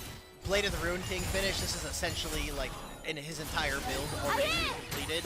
Yeah. And we also have Experimental Exploit, which just means while we haven't seen too many paranoias, that opens up a lot of options. Okay, we're throwing everything we can and hope will flash away. Chain of Crystal Arrow with the paranoia. Here comes Tarzan. He's going to block a lot of these shots, and Hope will be able to survive. The Galley ultimate going down. They're going to be able to kill Tarzan. No! They find Hope on top of it too! IG turned too quickly! And now Breathe looking to find a kill onto Shanks. He's about to go Mega. Shanks could find himself in a lot of trouble here. He's forced to flash away, so things are starting to come up IG a little bit here. Hell yes, and that comes off of big mistakes from Hope and Kyle. Hope thinking he can be a little bit further up in mid than he is allowed to. A lot of great damage being landed by Jauchi and Mako, and that gives them 2 kills. I think more importantly, some shutdown gold and the dragon. So a 1,500 gold lead immediately collapsed here for IG. We'll take a look at it again.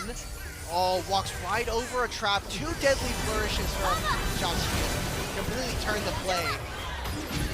Shout out to Kyle. He literally did 99% of his job here, and could not probably ask for more from the support. Yeah, and he's got to move here too, right? Because this fight's getting a little too close to him. And unfortunately, just Hope standing to the straight line. I'm sure he wasn't, nobody expected him to get hit there, not even Jauchi, but he's like, oh, well, you know, I'll take it. And this is why you can't really leave the door open for teams in this league, because no matter what happens, no matter how rough things can look in the early game, or people might say comp diff or something like that, there are always teams that can punish. But is this a trend that we can continue to see from IG, or is this merely a blip in the radar? That's what I need to see. Their early game has not been convincing at all. 2 separate plays now to go on bot side, but we're just trying to get some early plays. I mean, this guy's dead. Goodbye, Breathe. Yeah, arrow slammed on the Breathing. Mako went division, which means he's got a flash him. I think that was a very smart cover from AL. They already had Tarzan walking bot. Kyle was also there to prevent the dive. And they just got Shank an extra kill, and he's gonna just eat up these turret plates, man. Like, Yone is so OP in this game. And with 3 grubs, I think this bot turret is probably dead with this next wave coming in. We're actually TPing for this. Oh man, we are just diving this one, and Hope has no hope. Shank's coming over, looking to finish off Mako, who is flashless. Will be able to do so. Fate Sealed, stopped by Renard. Shanks will snap back. Now he's going to get tagged up a little bit here. Kyle getting in front of him as Tarzan stopped Jauchi's curtain call. Later going down on top of it. The Galliard is there to lend some protection. Tarzan will fall. Flandra's going to be the next target. Does IG have enough gas left in the tank? Doesn't look like they'll be able to find him. Things are starting to turn IG's way a little bit more as they're heading onto the Herald. They're making a lot of good mid-game plays that are working out for them, because AL just don't have a lot of damage up front. I know we were kind of worried for IG when their damage struggles start to kick in if they fall behind, but they're not that far behind right now. It really is just like this gold lead for Shanks that is making it more troublesome than I think it needs to be for IG. This was just a good setup. I mean, there's nothing for Hope to do. He has no cleanse here, so that's a free kill. It does go over to Mako, which kind of stings. Who is doing this stupid emote in the background? All I'm hearing is like a wah. Who is this? I have no idea. I couldn't begin to tell you. It was a nice move by Tarzan there to stop the curtain call, but he gets in a little bit too far. A little too big for his britches in this game. I mean, before we cut away to this replay, Way had a gold lead. It's now flickering over between camps, but Way has really closed the door a little bit on what was looking really good for Tarzan. Now we have Shanks getting wrapped up, rooted, but a teleport is coming in. It got he stopped it. It got canceled. Yes. Let's go, Galio. Nocturnal, we're going on mid. Okay, and we missed. That's a complete miss. That's a complete miss. AL got nothing done. I mean, they were able to stop the TP coming in from Renard, but you were happy about this.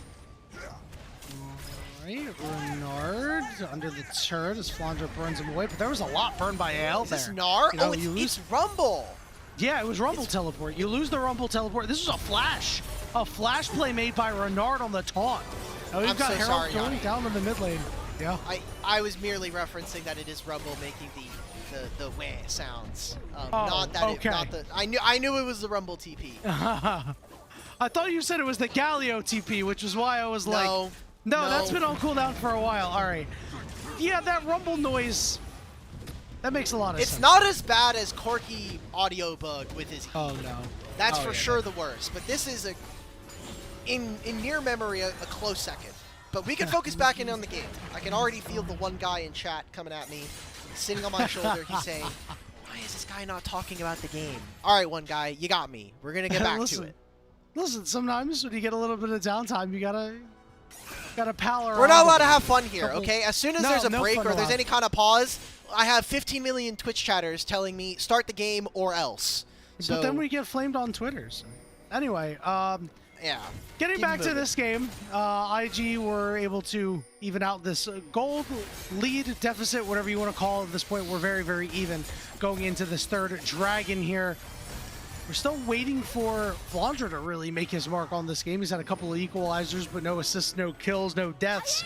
Out here doing cardio for the first 19.5 minutes, and we'll see if he's ready to make a play happen. AL has already started up this dragon. They have control of the area.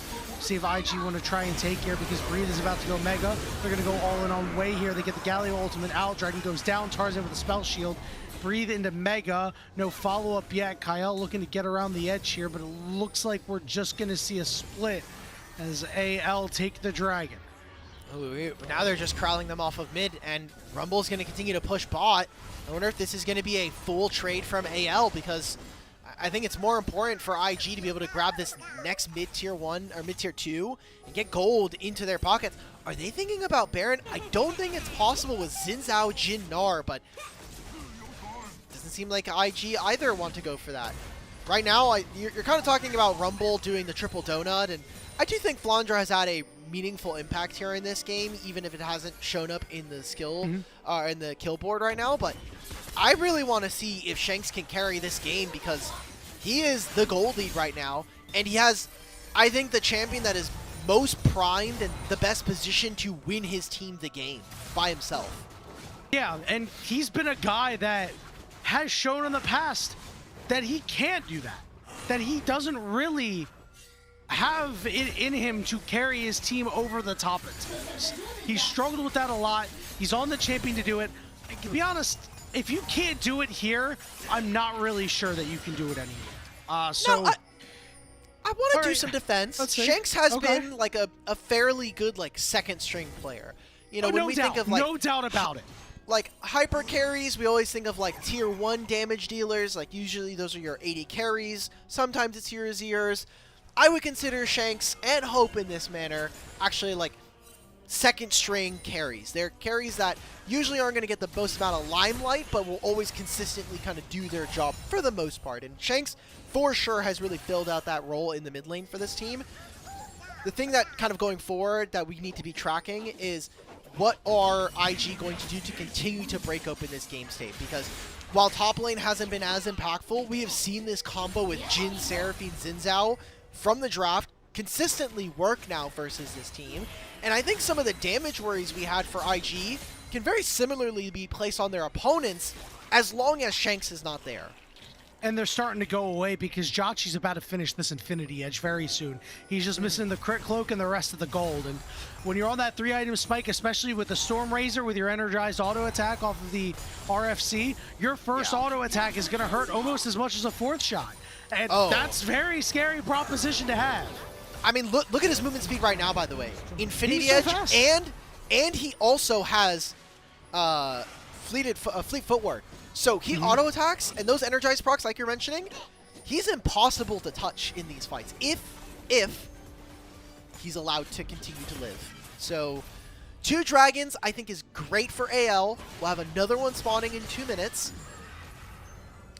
If we get to Soul Point, then I think we start to have a lot of conversations as whether or not IG can actually put together meaningful and convincing team fights, as we've had glimpses of it, but I still have yet to have like a full-on 5-on-5 where I feel, yes, IG, you completely executed from front to back. I give you 10 out of 10. 10s across the board. Yeah, I feel like if you're not able to do it on this Infinity Edge fight that Jotchi should have, then I'm really worried about your ability to do it a little bit later in the game, especially because if AL get this next dragon and go on Soul Point, you're under the gun from there, and at that point you have to be perfect in your execution, because any small mistake will mean that the game could really go over to the side of AL from there. But again, we're still a minute away from that. Looks like Jotchi's taking his back, might want to finish here. They've recognized that, and Chain of Crystal Arrow goes wide, and Tarzan's going to go clean up this crab for the moment here and try to clear out any vision that IG have put down. Here's where Kyle comes in. He'll clear out the one ward that's in Fey Lights, also give his team the advantage. We're getting into a dead ball state where waves are just kind of being ping-ponged. You can see that thanks to IG being able to get some of these turrets, it is not as easy for AL to kind of rip them and pull them across the map. But similarly, IG are also having a problem where their engage is almost entirely around this jungle, this Xin Zhao right now. So here comes that Soul Point Dragon. I would even pause it. I know they're going to fight for it anyway, but I think it's okay for IG to maybe play for some separate lanes to get gold into some carries. But IG now, you have the Infinity Edge onto Jotchi. I assume this is going to be where they're going to try to make their stance. And if they get this dragon, the game is actually really slow. We are going to be in for a while on this. Great Narbar management by Breathe. He's trying to keep it to where it's at. It's a very good spot right now, very close to Mega. Tarzan coming in from the side, good hit on the blast plant, so he can't get over.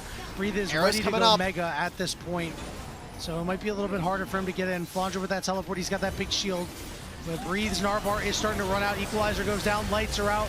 Good job getting up front and trying to soak up all this damage. And it's going to go over to AL. There's an Encore going down. It does manage to hit Tarzan. But look at the side. It's Kyle who's wrapped up and in trouble. Root on the backside. They're slow as Flandra. Desperately trying to escape. Here's the third shot. It goes wide. Fourth shot. Not going to land either. So it ends up being a 1-for-1 when all's said and done. Jungler for support, but AL get the prize. Wow, this Nocturne, they're not even using it to just dive into the backline how we said they were going to. They're instead just using it to deny vision from Way, so he can't ever smite. And they're getting him tangled up. They're using Nocturnal. This is now 2 dragons in a row we've seen this combo. And we can take a look at it in the replay. And this is incredible problem solving, I think, from anyone's legend. Turn off. Yeah, he's now trapped in the ultimate channel for Xin Zhao. And then the Enchanted Crystal comes through. And then the dragon's already taken away.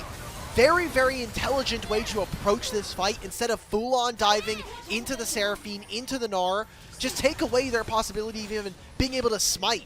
So, kudos to them. I think that they have really, really found a way to work around some of IG's strengths here as a composition. And now they find themselves at Soul Point, and it is only at a 1,000 gold lead. Really impressive high-level thinking. It might not look necessarily pretty, but as long as it gets the job done, we don't care how it works, right? A win is a win regardless. So AL putting themselves in a really nice spot, and I think an Ocean Soul would definitely mean problems for IG, because again, we said now they have a little bit of damage, but I don't know how consistent their damage is going to be able to deal with all of this healing. So in the next 3 minutes and 20 seconds, IG really need to find a solution to try and break this game open in their favor. They're seeing if Breathe can push on bottom side. I mean, this is mostly just to trap Flandra. Breathe does have teleport, Flandra doesn't. So they know that Flandra TP'd from mid to kind of join with the rest of his team. I wonder if that is going to be something that they can punish. Maybe getting themselves a turret on the bottom side will make them a little easier in being able to breathe right now and just in the game. But there are deficits all across the board.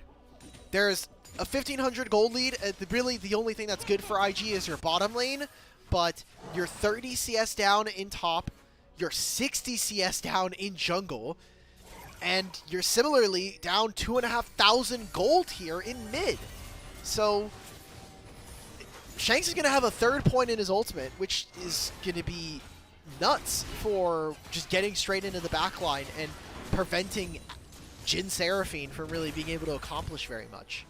And not only that, his Infinity Edge isn't done yet. It's going to be worked on, and you're going to have 2 minutes to try and finish that one up. He's got his QSS to be able to deal with this CC put out by Renard in the bottom lane.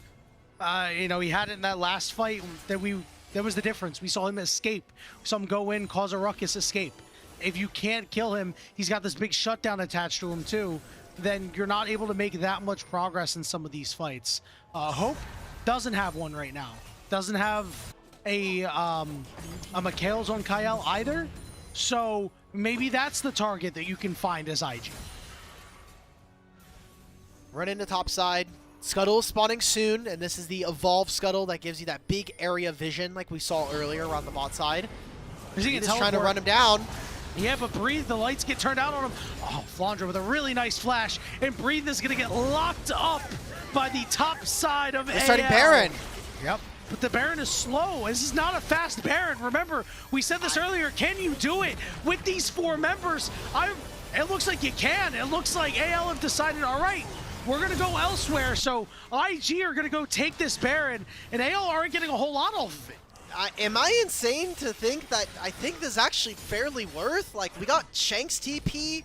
We also got the Nocturnal, which will be up before this next Dragon, but I think you're now right. AL, they need to spend their gold and then redeploy Vision right now. I'm looking at the minimap. All of the wards for IG are on the top side. They need to flip this, and look at where AL put all of their wards. It is inside IG's jungle, so they can spot them walking in, and if they want to clear all of this vision, they're going to have to waste some of their trinkets. They're going to have to waste some of these sweepers, which is going to make it significantly easier. No one catching this Phaelite until it's too late can prove a big issue. So AL are going to fight from the bottom side. This will be their soul if they can secure it. And they're going to have every button available going into this fight. No flash for either top laner is the only thing down. Yeah, and that's a bit bigger for when you talk about Breathe, who is, again, managing his Narbar fairly well here. We'll see if he can make that big impact in this upcoming fight. The Dragon is up. AL can always choose not to fight for it if they really don't want to, and IG are really hankering for a fight. Tarzan is a bit split off here.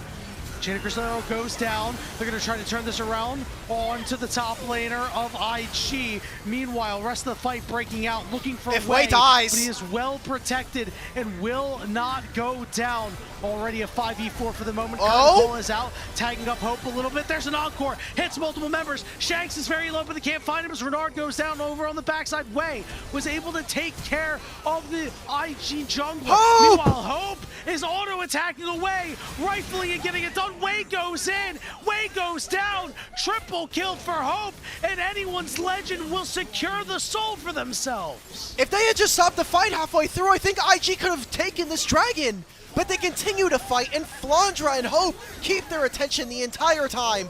Ocean Soul will go over to AL. And I think such a tricky fight for Invictus. I really want to get a replay of that one, because there are moments there that I wish we could get back if you're an IG fan. And AL just really punishing. Tarzan is split from the rest of his team. They have to wait for Flandra's teleport to finish. Kyle gets a massive knockup, but no one is there to follow. Free 300 gold right into Jachi's pockets. Equalizer. Some of it gets canceled out with this heroic entrance. And then we're looking. Breathe can't really enter back into this fight. He has to back and then teleport in.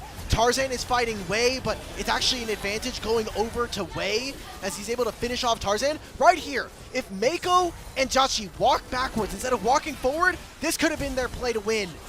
But an amazing snap coming in from the top and bottom lane of anyone's legend. Some of the players we've had a lot of reservations about. Whether or not they could carry games, whether or not they could finish it out, are the ones to be able to close out that fight and grab them the soul. Yeah, really fantastic stuff from Hope. We've seen him do it. Again, it's something that doesn't often happen. Oftentimes, people point to Shanks and Hope not being able to get it done. but this time Hope was to put AL in a very, very good position. A 6,000 gold lead to this point. And we had questions earlier. How much is this Ocean Soul gonna do? We're on top of Shanks. It takes him a while, but they finally take him out. Tarzan is very deep here and will fall. It's a double kill for Jachi as AL just throw it all away. Yeah, Shanks, we do damage, but not that much, guys. That's why Seraphine is so good versus us here in this matchup. So IG are going to have access to be able to push. They can now push on 2 lanes here, Yanni. And that'll cut into the gold lead. Equalizer from Flandre will stop this wave from crashing. That buys them some time. And more importantly, I think the ability to walk down bottom lane and pick up some of these plates. But a single cannon minion, man. That one cannon minion living gives them the room to pick it up. And it's so crazy because the gold lead has shrunk immediately. It's going to go down to probably 2,000 or less at this point, right? That's going to be a 4,000 gold swing. Flandre able to escape just barely on full 3 items at this point.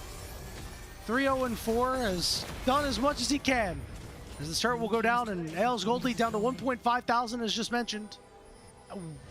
Do we need heal cut over on the side of IG is the next question. Who can really apply it if we actually need it? Judging by what happened in this fight, you don't. It's probably Seraphine. If it's not Seraphine, then maybe it is Jhin, but that sounds kind of cringe. Yeah, it's just way too far. Like, Rumble's nowhere near this fight, guys. Ashe is nowhere near this fight. I don't know what we're looking for, and we don't have to see it again. We got a minute before Baron. I think we're going to Elder, Yanni. This game feels like it's going to Elder. AL is giving Elder vibes right now. It's always a banger here in the LPL. 11 kills to 10. IG have been feeling like they've been fighting from the back foot all game long. And just when you think that, AL's going to walk away with this game, nope, not quite. Again, as mentioned earlier, no matter what happens in the LPL, these teams can't punish your hubris. And AL have been punished for that. We have some time here, 30 seconds till this Baron is up. The timers are so desynced, Ulk, that I think we could see a fight reasonably around the Baron before this Elder is up. It really just depends on if AL want to force this. Ooh, right now, Breathe just hit Meganar, so he's going to need to cool down and regain some of his composure. He's going to push on this bottom lane wave, but I just don't know what the defense plan here is for AL. They don't have like a traditional front line, and a lot of it does require them to dive forward into their enemies. I would be shocked to see AL lose with a Ocean Soul. I think it is Mondo broken, and it's 3 Ocean Dragons, by the way. The lights are out. Where we go? Oh, they're protecting Kyle! Here we go, the Pop Blossom. It doesn't do a whole lot of damage because Galio comes in. Way is very low, desperately trying to flash away and heal up. He's going to turn on to Kyle, but he's now in Guardian Angel. Breathe over on the side along with Flandre. I don't like this. IG are looking to surround him. He tries to flash away, but he can't. Tarzan lives on the sliver, and they'll finally take out the top laner of AL. That captive audience does not snipe a member here, so it ends up being a 1-for-1 in the end, but IG's jungler is down, and the Baron is started by AL.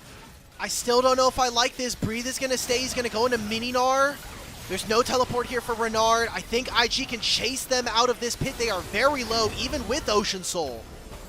Secured by Tarzan. Will we see a turnaround? They Oh! They caught Mako, and it's Hope and Shanks finishing him off. Now Hope looking for more, but that volley doesn't tag anybody up. So it's AL getting the kills, getting the Baron. Things are looking very good for themselves. Hope, oh my goodness, took a big 4th shot there. Almost half HP, but here we go again with another Paranoia, forcing the flash out of Renard. But AL, they always want more. And Chinook oh my God, Jachi! Just barely dodging out. You felt the breeze on that one, Jachi. But again, AL leveraging their pressure, looking for more onto IG. And it looks like they will finally relent on their shove. Yeah, if they would have kept chasing, I think the idea is the longer we can stop their backs, the better it is for us to set up around Dragon. But then recognizing that Way is coming back up, maybe they can turn this. We are at Elder, 30 seconds away, and AL have no vision in the river right now. It is impossible for them to walk into this without face checking somebody. And there is all of these abilities coming back up. We had them make this play around the Baron. They'll have Baron for 2 minutes. But Elder is super good at being able to close out what have been very close fight. I know it says 3,000 gold. I know AL have an Ocean Soul. But honestly, you get an Elder and you can win the game. Breathe had a teleport to keep his Narbar up. He still has his shield for now, but that is going to wear off soon. Kyle, oh my all the God. way up. What are we doing, Kyle?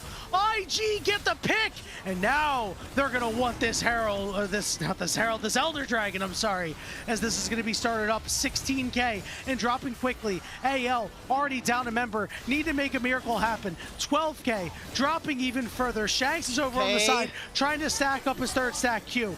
6,000 HP, still going We're down. going for it. Out. Shanks goes in, but he's taunted up and locked up, forced back. Tarzan! AL! Tarzan gets the job done. Can the rest of AL finish it? Fate Seal doesn't land on the Jopchi, but it's good enough as he gets blasted away by the Dragon's Breath, and IG are on the run. How the hell did they get away with this, man? Kyle died right before this fight. This should have been a 4v5 going over to IG, but they're able to discombobulate their opponents. And man, the other laners for this game, Flandre had an incredible game. And Shanks, hey man, you're carrying your weight at this point. This is going to be AL moving in to secure a 2-0. I don't think IG's got anything left. Ways up in 15 seconds. It's Breathe, it's Renard. Breathe goes in, gets popped. Renard goes down. AL continue their winning ways. 4-1 in their last 5 as they take care of IG. A very weird game, to say the least. A very close game between these two. And one that we're going to see at the end of the week again, as they will have a rematch to end off week 5. But, Yanni, I got to say, I don't know if I want to call this a steal from AL or a defeating, like a complete collapse from IG. These team fights looked very sloppy. Yeah, it was not good. And, I mean, the mental damage that you incur with this series is... might be pretty big, right? You have this first game where you can't do a damn thing, right? Then you have the second game where it's awful early. It's so bad early. Yeah. We were so close to writing this game off as like, well, yeah, man, these guys are dead in the water. You fight back the entire time. You keep fighting. You have a window open by catching Kyle in that last fight. And you stumble at the finish to lose now 5 straight series. I don't know how you have the mental to come back from something like that. It's going to have to be picking up a win versus Waybo later this week, because that's their next opponent. They'll be playing Waybo on Friday, the 1st of May. So may the Ides of March be in your favor. I don't even know. I don't know where I was really going with that one. And then the night after, they're going to have to play against AL again. Like, this is going to be a tough week, and I think the proximity to which a lot of these series are going to be played, if they go 0-3 this week, I think that kind of almost ends their season as is. It doesn't, like, they're going to play against WE in week 6, so cool, you'll get a +1 in the win column, you got +2 to your game differential, but I'm saying that as if they're going to automatically lose for WE. Yeah, but yeah. Waybo Gaming, this Waybo match feels like it's going to be the turning point for this team. Because if you win with the way that you've been playing so far, okay, you can be like, all right, these other teams are better than us. We can refine our style. Sure. I think if you lose to Waybo, you have to rebuild this from the ground up in terms of how you want to approach the game with these players that you have. And, you know, you'll have some teams that kind of try to cut your teeth against, but, I mean... it's not, this formula right now is not going to get you far in playoffs. No, and I mean, I feel like we just haven't seen the same IG that started off the season where we're getting some unique champions. LeBlanc has definitely rose into prominence, but it has predominantly been Renard. And for Breathe, I felt like he was a non-factor in a lot of this. Like, I literally said this going into the series, actually, is like, he can do well in lane, but his team fights, I've not really felt that same impact when he's not on things like Ambessa. So, didn't really get to see those pieces. I mean, we had Rumble in the jungle, and this guy was tearing it up. Like, Flandre was up like 3,000 gold on him. Yeah, it was a very disappointing series from really all of IG. I think you need to get back to just putting Breathe on advantageous matchups. Play for him, right? Like the way that we see BLG play for Bin a lot. I mean, this is very clearly a big pillar of your team that can make plays happen when you are afforded the opportunity. And it's tough in some of these fights in this particular game. I don't think he had his greatest game, but when you have a Nocturne ultimate that can really throw off Gnar in a team fight, we don't really talk about that a whole lot, but you don't get clear angles to use your Gnar ultimate and slam people into walls, and we never saw the big one come out from Breathe.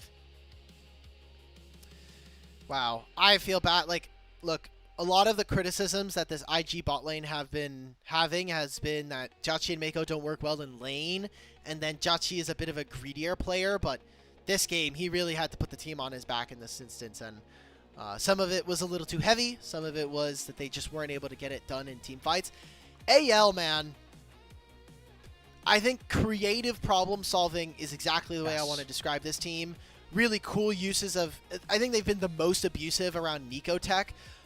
There was the WE series where they played Rise Nico, and they brought back the old like Rise portal into bringing Nico into 3 members and getting them. We saw here that they used the Rise or the Nocturne Nico to turn off the lights and then make it really difficult to see the Nico and bring her into different folds. I really loved it. It's just there were plenty of moments during this game in particular where I felt IG, if they were just a slightly better team, could have won this and brought us to 3.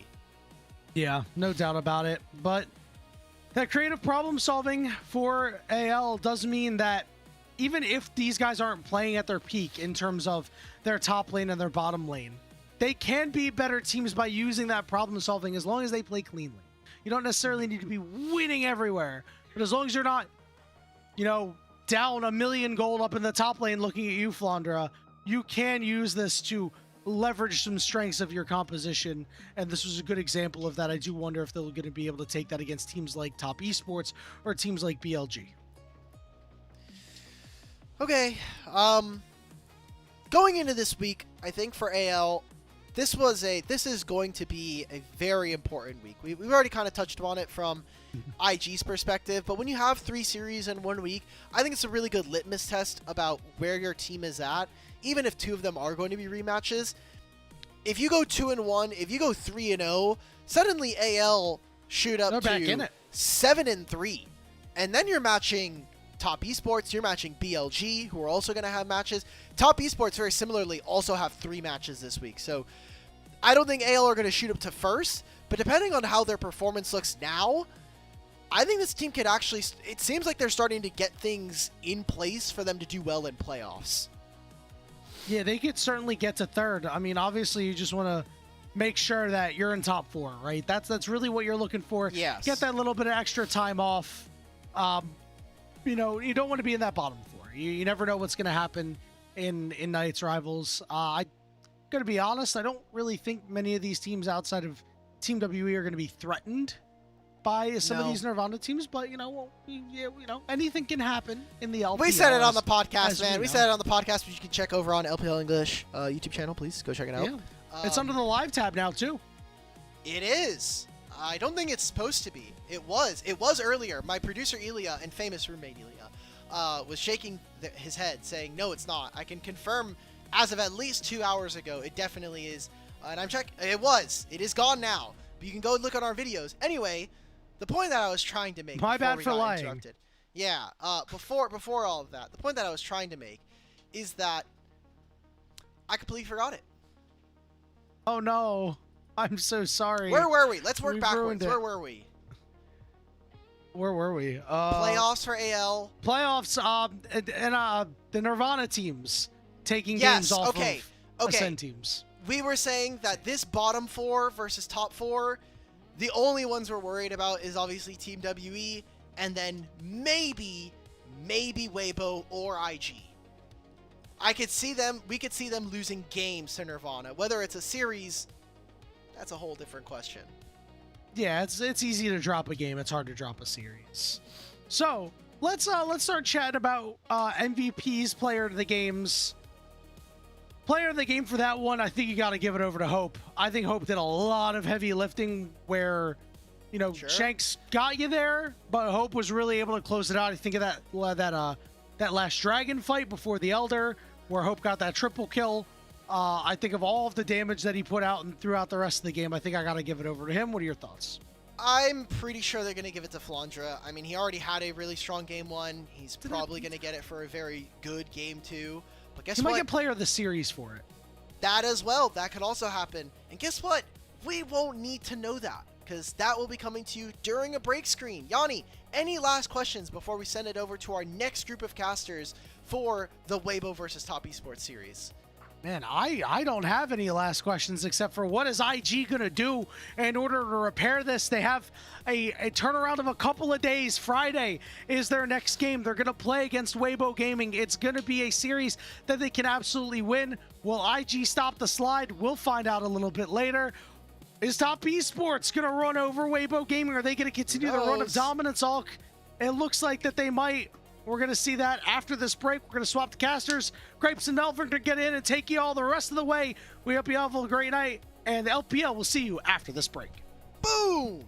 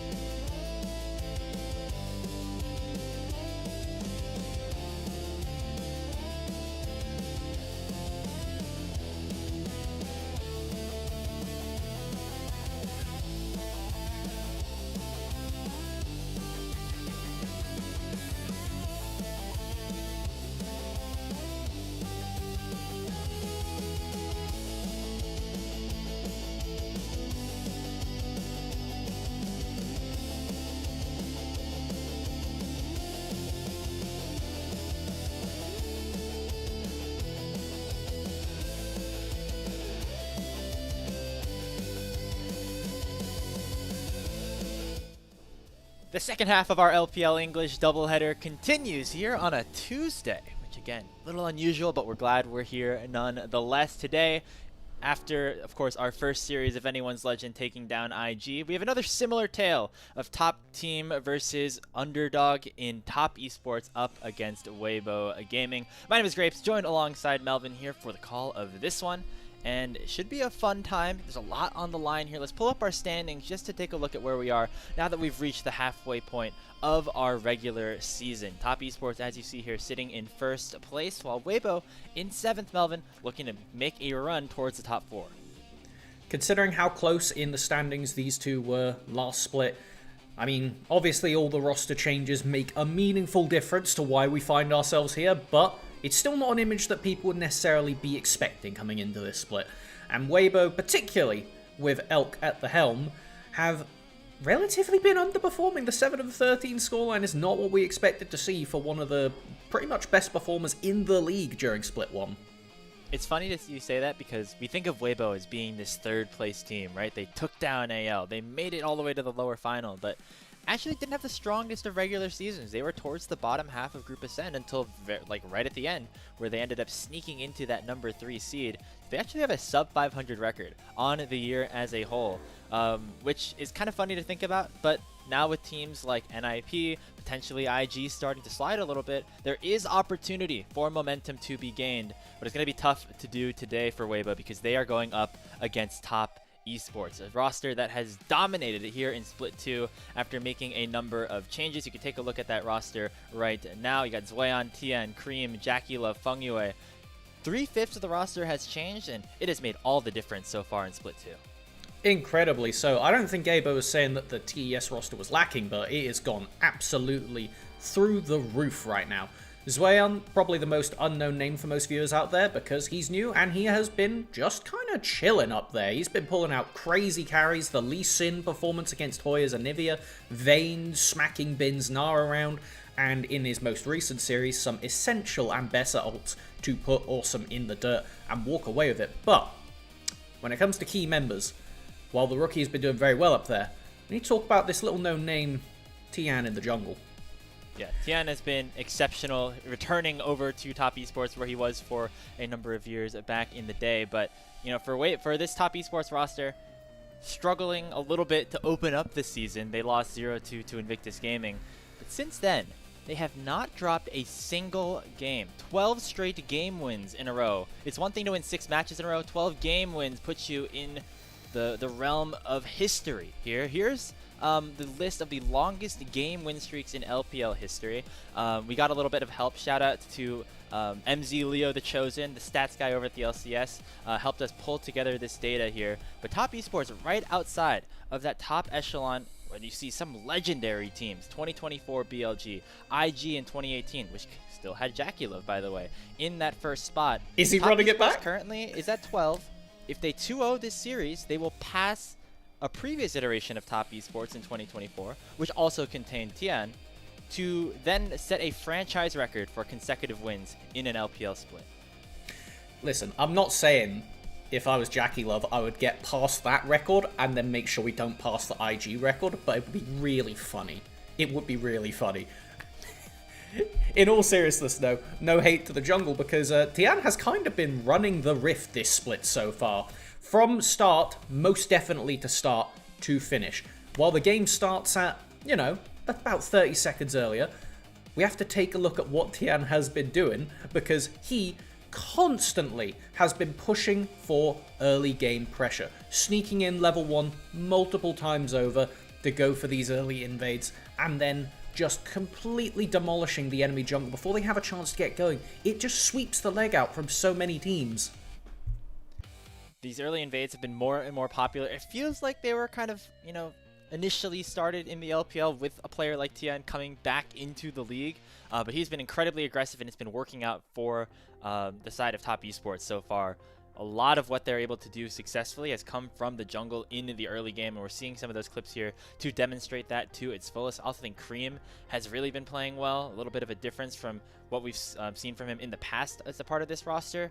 Now being one of the veterans, right? He started off as being one of the newer guys over from OMG, but in now his 3rd year with Top Esports has really leveled up his game. Absolutely so, and I think that just holistically this team has come together in such a unique way that it's reminiscent of past TES rosters that kind of just walk you over in the early game. But this one, it gets a lot spicier in the mid game than I would say past iterations have seen. There's a lot of instances where these individual players need to find those specific carry moments. Even in the past series against NIP, we had Jackie Love come out and completely clean house off the back of a game where NIP were basically set up to win and break this streak. But just minor oversteps around the final objective. Tian going in, stealing away the dragon, and just completely breaking apart the game. It's something that this roster by no means does not deserve to have their win streak. It has been incredible levels of just individual and team performance. Well, if they're going to want to set that franchise record, it's going to have to come against Waybo Gaming, who are reeling a little bit after a couple of tough losses in a row. It's been not the easiest road for them, but again, we know that they traditionally and historically scale into these regular seasons, do really peak when it comes to playoffs. And when you take a look at the names on this Waybo roster, Melvin, a lot of people that you'd think would be better than a 7th place finish at this point.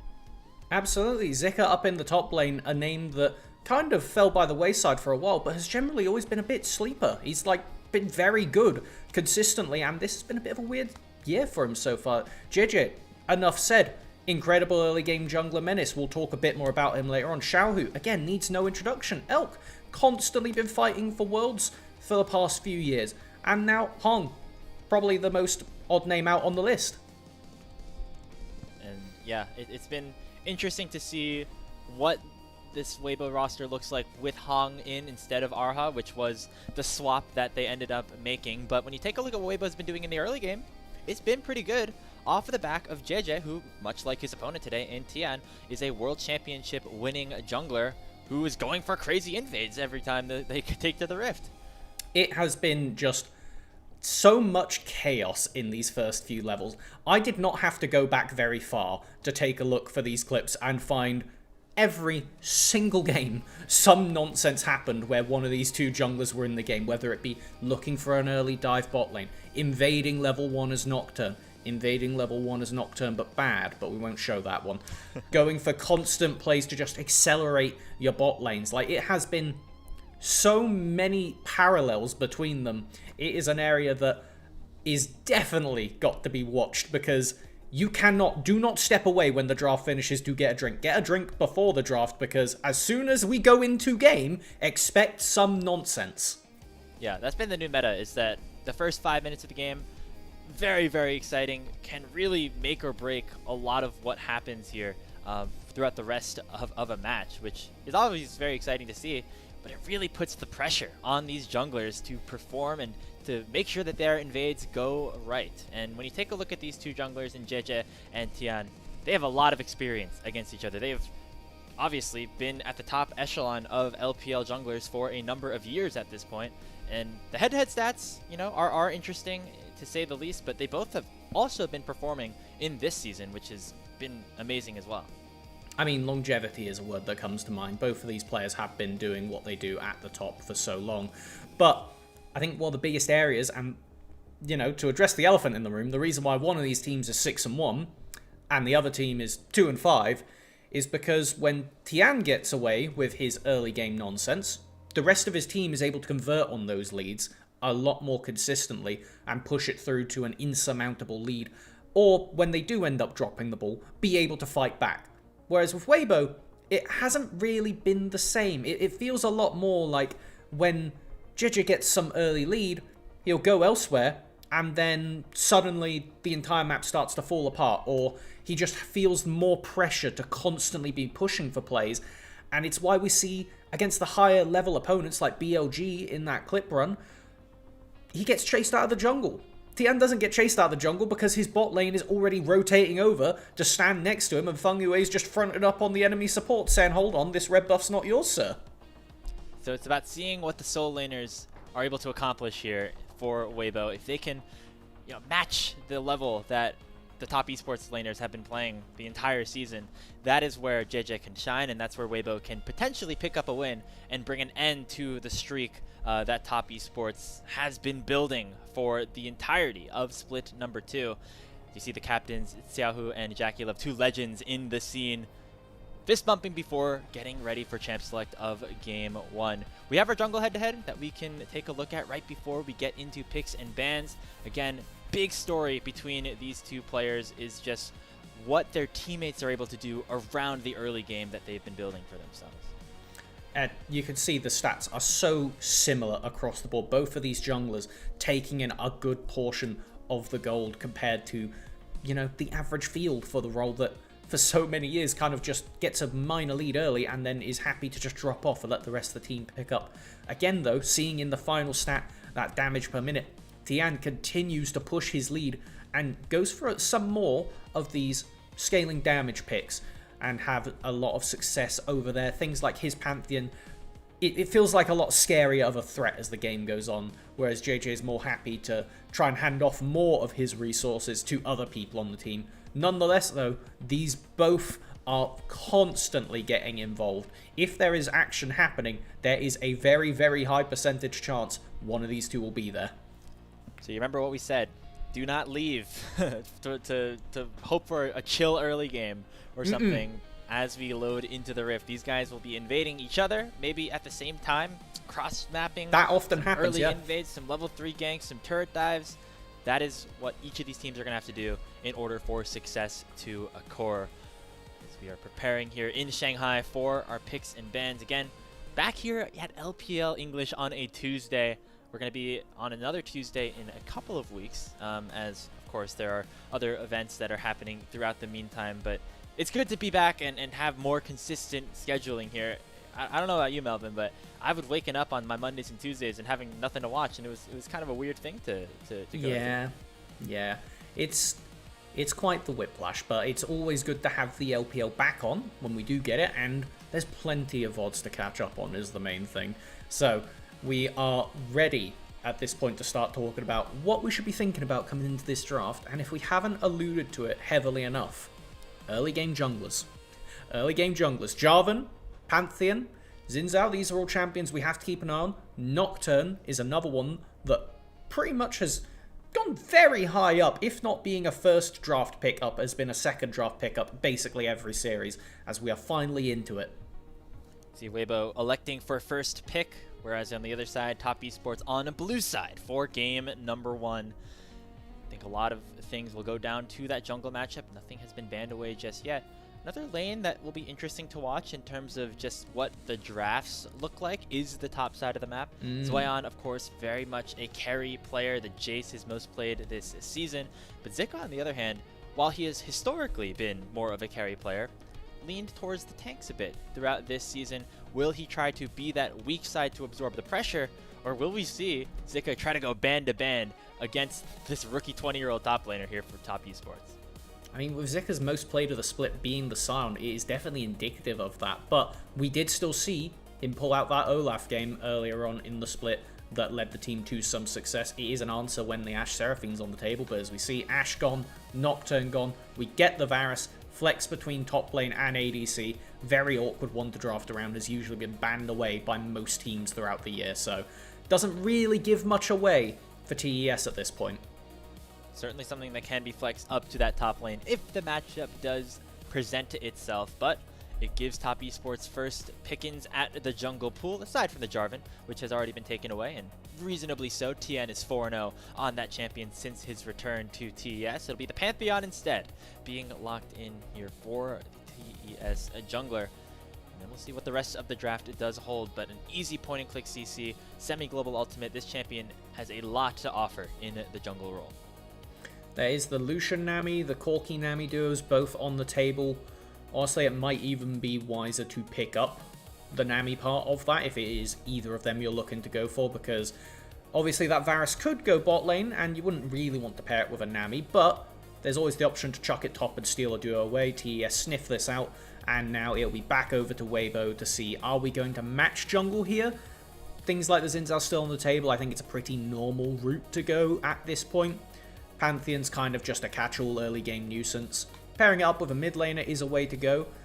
Bit out of the ordinary though, because for both of these teams, their draft priorities have been, again, mirrored to push on the similarities between them, with jungle and bot lane being almost always their first rotation and solo lanes to second. Waybo breaking the mold of this rise.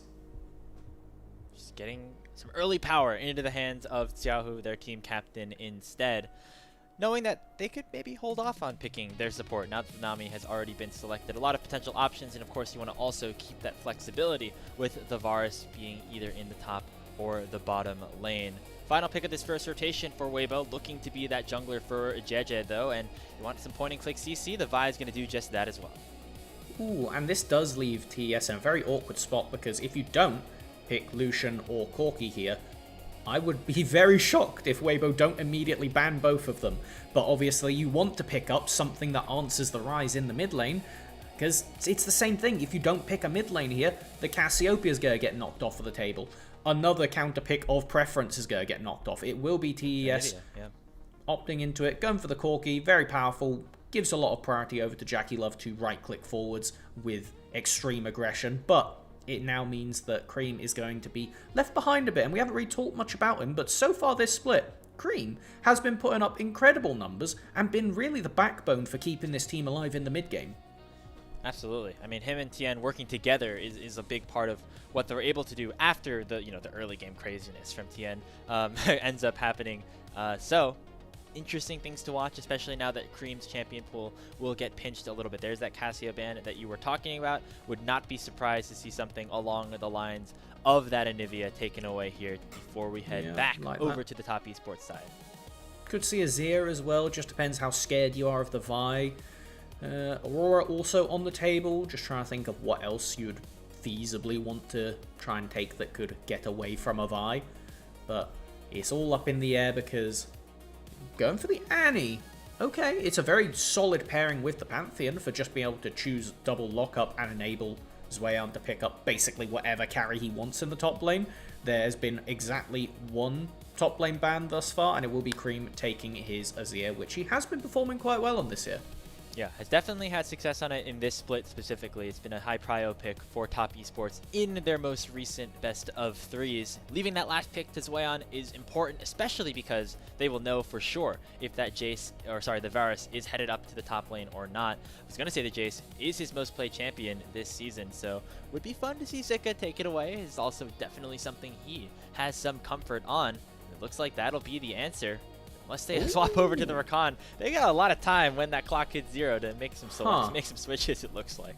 Yeah, it sounds like they really don't know right now whether they want to give this flex away at this point, because, I mean, unless you're picking Vayne here and keeping that as a flex alive, it is looking to be Varus heading down into the bottom lane. But pivoting at the very last second for how we're going to answer this, because the thing is, you don't really want to be slamming a Sion up in the top lane right now because of the Azir. He's just going to tear through you pretty much the entire game. And so it does pivot, I think, what Waybo were fishing for. They do end up going towards that Jace. And it means that we're kind of getting inverted expectations from the top lane. Zika returning to his roots as a carry player. And more likely than not, Zweyan kind of has to go for a tanky frontliner. You have a really disgusting comp if you get away with it. The Sion is still open. It's kind of just pick of what you feel like you'll have the best matchup in surviving a Jace for here. Yeah, the Sion historically a very good matchup into the Jace, but the K'Sante will do just about fine as well. And yeah, our inverted expectations for the top lane have set up a very interesting Game 1 draft. The K'Sante also maybe disincentivizes Elk from going that lethality build. He'll have to make some tough decisions once we get towards the late game. And overall, top esports, I think, have set up a very nice composition for themselves. They're going to be able to play around the mid jungle pretty nicely. The bot lane will have early prio. And then you guys have this big beefy tank up into the top side for Zweyan once the game gets to those team fighting portions. 100%. I think if Wayburger take this one away, it's going to need to be off of some level 6 plays through this bottom lane with this Vi, sending Xiaohu off the side lanes to snowball, because I'm kind of expecting Elcast to go towards the poke build just because of the Azir in the game. If you try and go one hit, Azir's just going to sweep your legs every time you go for any reasonable team fight. So I think Waybo, they've got a lot that they're going to have to do. And most importantly, they have to survive Tian as Pantheon early game with a Vi. JJ really going to have to play his mind out this time. See the coaches bump and fist before heading back. Coach Kim, of course, the legendary coach now with the Waybo, looking to get back in the win column here against a 6-1 Top Esports that is currently riding a 12-game win streak. They have not lost a game since their very first match of the split number 2. This new look roster has looked good for them, albeit with now different expectations in this draft specifically than what we have traditionally seen from them. Should be a great game ahead of us, a great series ahead of us as we get ready on Summoner's Rift for Top Esports versus Waybo.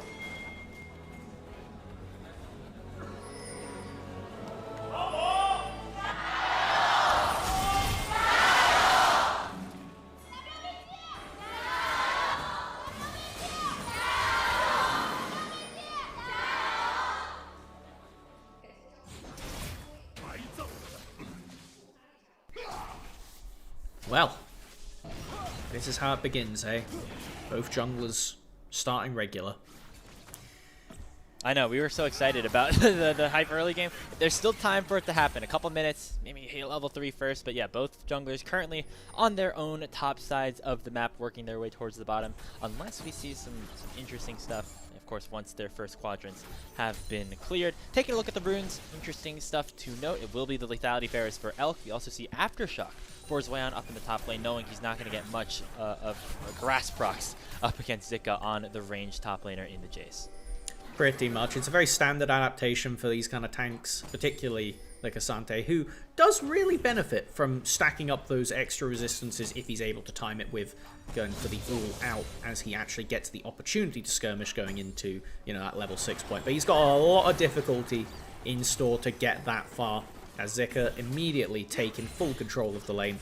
Bottom lane, securing this push for Top Esports, and I'm curious to see if we will see Tian go for anything, or if he's just going to be really boring today after we settle these expectations and farm for level 6. Ew. Not very nice for us, right? Like, we set up our viewers for some cool stuff to happen. The only fitting, and maybe we'll just see it up at the top side. Zwayan is going to force the flash. He matches it, waiting for the Q3. Will he connect it? No, it just goes wide. But a great start here for the rookie in the counter matchup, taking advantage against Zika. Yeah, I have no idea why Zika went in there to just, you know, throw the Q out while he was about to be a level down. Not really paying attention to those fundamental level up timers. Bit of a whoopsie daisy as Zwayan, despite training his own flash, is able to take back some control in this lane. Does mean, though, both of these top laners are very gankable now. So, you know, maybe we'll see something as both junglers contest for this bottom crab. And then we'll have to see when they loop back up to that top side, as it will be JJ getting on it first. Tian completely forfeiting here, with Xiaohu sacking some mid-prio to make sure that his jungler does not get put behind. Now on the bottom lane, see Jackulov get knocked up by the Grand Entrance, but the wave is not in a great spot for Waybo to make this play. So Tian's going to just head back to base, sitting in that pixel brush while JJ will do that while Tian makes his way up to the top side of the map. It's easy to confuse these two junglers, I feel like, here, Melvin. To my credit, Tian was just on Waybo a year ago alongside a player like Xiaohu, like Hong at the start of last year as well. So now getting some revenge potentially for the first time, as this is the first time that he will be playing up against Waybo since leaving them at the end of 2025. Definitely some full-on musical roster chairs here, as we do have Tian going for the gank, but JJ's here. You mentioned it, no flash on either of these top laners means that it's going to be a 2v2 up here between Zwayan and Tian. JJ and Zika looking to make an answer, though. The Shock Blast lands onto Tian, takes him down to half HP. Now Top Esports looking to retaliate here.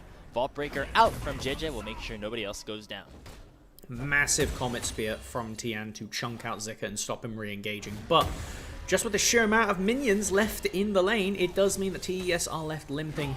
Both sides walking away, nothing meaningfully blown beyond a lot of the health bars of these top laners as well. I feel like he's fishing for something here. Clearing out that wave, hitting level 5. If he dashes forward for the Q3, not going to find it. Oh, he does connect. The Pathfinder also going to do a decent chunk. Zika never really in lethal range unless that Cassante hits level 6. So still a lot of time until that is to happen. So potentially for Zika, clear this wave out, head back to base, maybe you sack a wave. Gonna be a tough go here for this Waybo top laner, who again is not traditionally on these picks, at least with the team so far this year. It does mean that as the game goes on, he is going to be essential for Waybo's success. With the comp they put together, it is double poke in the Jace and the Varus. The way that Waybo kind of want to play out these mid to late game team fights is setting those two up in front of a dragon, in front of a baron, whatever it is, even if it's just defending or aggressing on a tower, and just throwing out their abilities to chunk out Cream, chunk out Jackie Love, chunk out Tian, stop them being able to actually approach, and then use JJ, use a Realm Warp to finish off any kills if they do step out of position. It sounds easy, but there is a reason that poke comps so often fall apart in pro play, and that's because the second you get behind, Tian can just press R, land in the middle of you, Zweyan goes for a flank, you're cooked. It truly is a high risk, incredibly high reward way to play the game. And we head back down towards the bottom side, where JJ thought about starting up this dragon, ends up instead going to clear the top side of his camp. So I see Xiaohu running up here. They're going to make a play towards the top side. Realm Warp's going to send all 3 members of Waybo up onto Zweyan, who already has popped the all-out Root Prison. Still available for Xiaohu. That's going to land the Root. This should be an easy kill without a flash available on the Cassante. He's going to make it as close to a fight as he can, but not going to be close enough. It's first blood over the Waybo in the early game.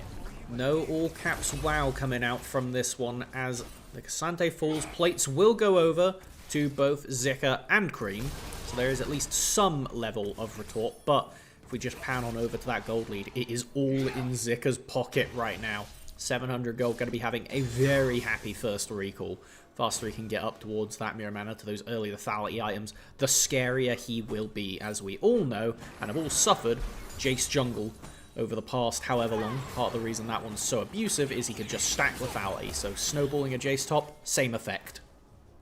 And we talk about how, Zweyan's been playing a lot of carry, Zika with Waybo has been playing a lot of tanks, but it was only a few years ago where Zika was a very similar archetype of a player to Zweyan, a new guy going in to replace Ala on like an LNG team that made Worlds the previous year, and ended up just being better and taking over that starting job because of how well he was able to play some of these carries. An exciting, roster for them. I think that included Hong on that team as well. So a lot of little carryovers here. That's always the fun thing about the LPL.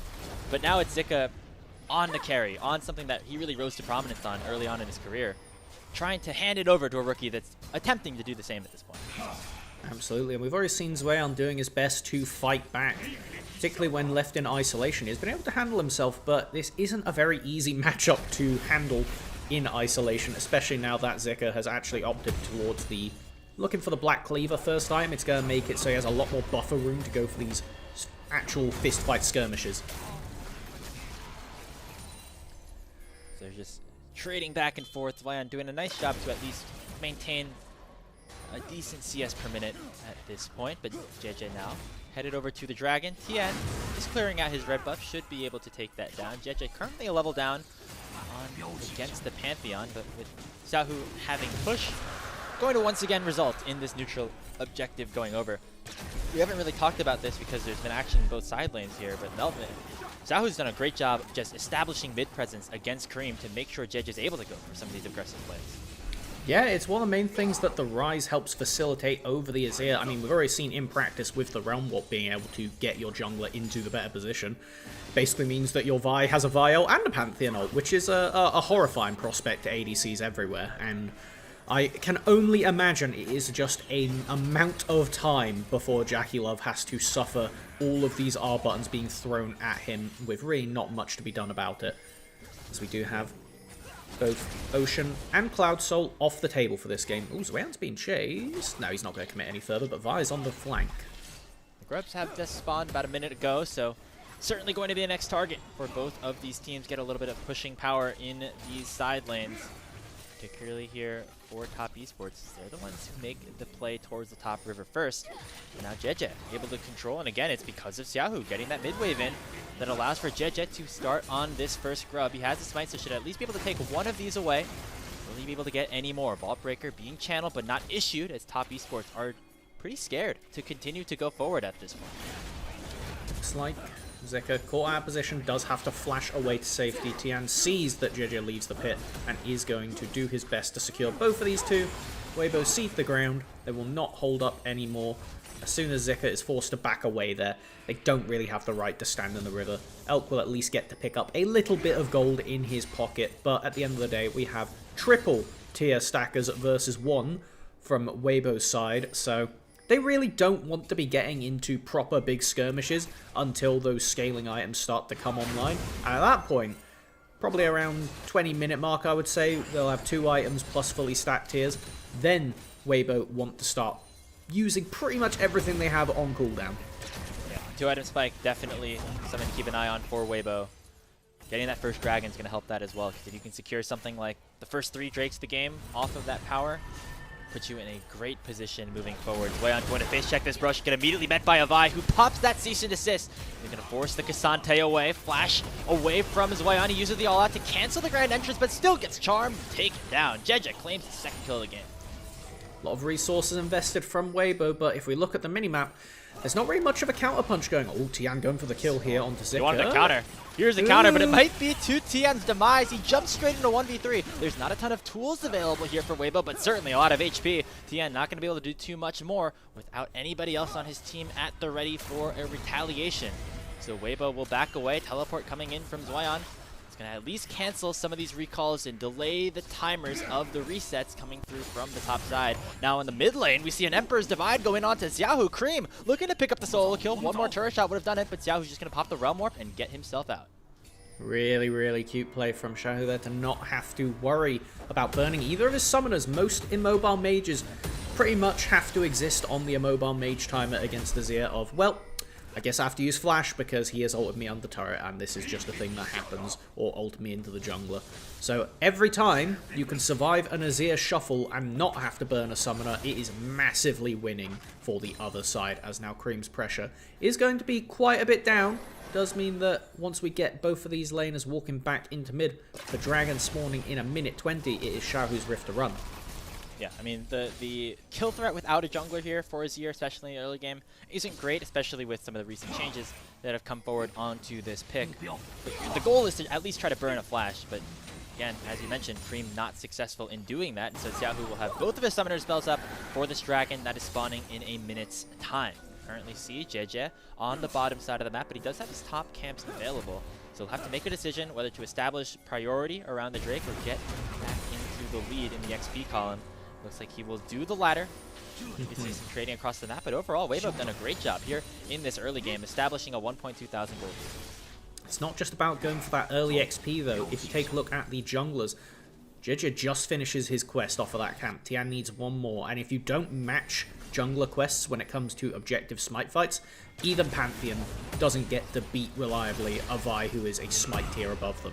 So, with both of these junglers now on equal footing, it looks like they have fully committed to just go for that side of the map clear, as now we have the reallocation of lanes from Waybo. Xiaohu moving on to the bottom side.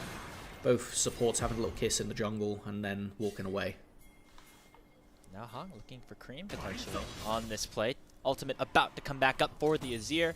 And it's about hitting level 11 as well. Top Esports now 2v1 down on the bot side of the map. They're going to go heavy onto Xiaohu, force him back to base right as the dragon has become available. Jeje just now getting to his bottom side river after clearing top side jungle. So will be a delay on this take, but you know that Waybo would love to get an early 2-0 Drake League here. Most definitely. It's enough that buys you that early prior, and it's one of those things that allows you to kind of convert into some of the fewer, you know, mid to late game wins that we've seen from Waybo, as TES understand that they currently have an angle to play because Cream does have the Nash's Tooth already stacked up in his inventory. Makes him quite formidable even if he doesn't have the ultimate play is back up right now. Ooh, he's looking Corruption goes on to Cream. JJ jumping over the Emperor's Divide, but Cream's able to flash away. Dragon already secured here for top esports, and they're looking for the fight now. It's a 1-for-1 as both junglers have dropped, but Jackie with a Gatling gun doing a boatload of damage. Valks forward onto Elk, lands another rocket and forces the flash out of the Varus. Top esports go 1-for-1. They get themselves the Drake, albeit an absolute win for our #1 seed, as now we take a look towards the top side of the map. All out used onto Zika, who is now ticking dangerously low on HP. Still have that Pathmaker available. Careful's way on use it. Q3 lands onto Hong, who's now in a 1v2 situation against the Cassante and will force Zika to survive. Hong with the miracle exhaust there to save his top lane.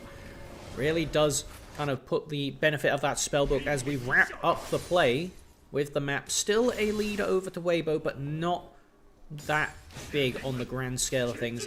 A lot of summoners blown as well, with Elk being down both summoners, Xiaohu having to flash away. Let's take a look at how this actually kicked off, as it was just Cream getting picked off in the first place, but with an excellent Emperor's Divide is able to keep Hong away, and means that so many cooldowns are invested into getting in the pit. And guess what? You're jumping into a Corki Azir. If you don't kill them when you do that, they will most definitely repay the favor.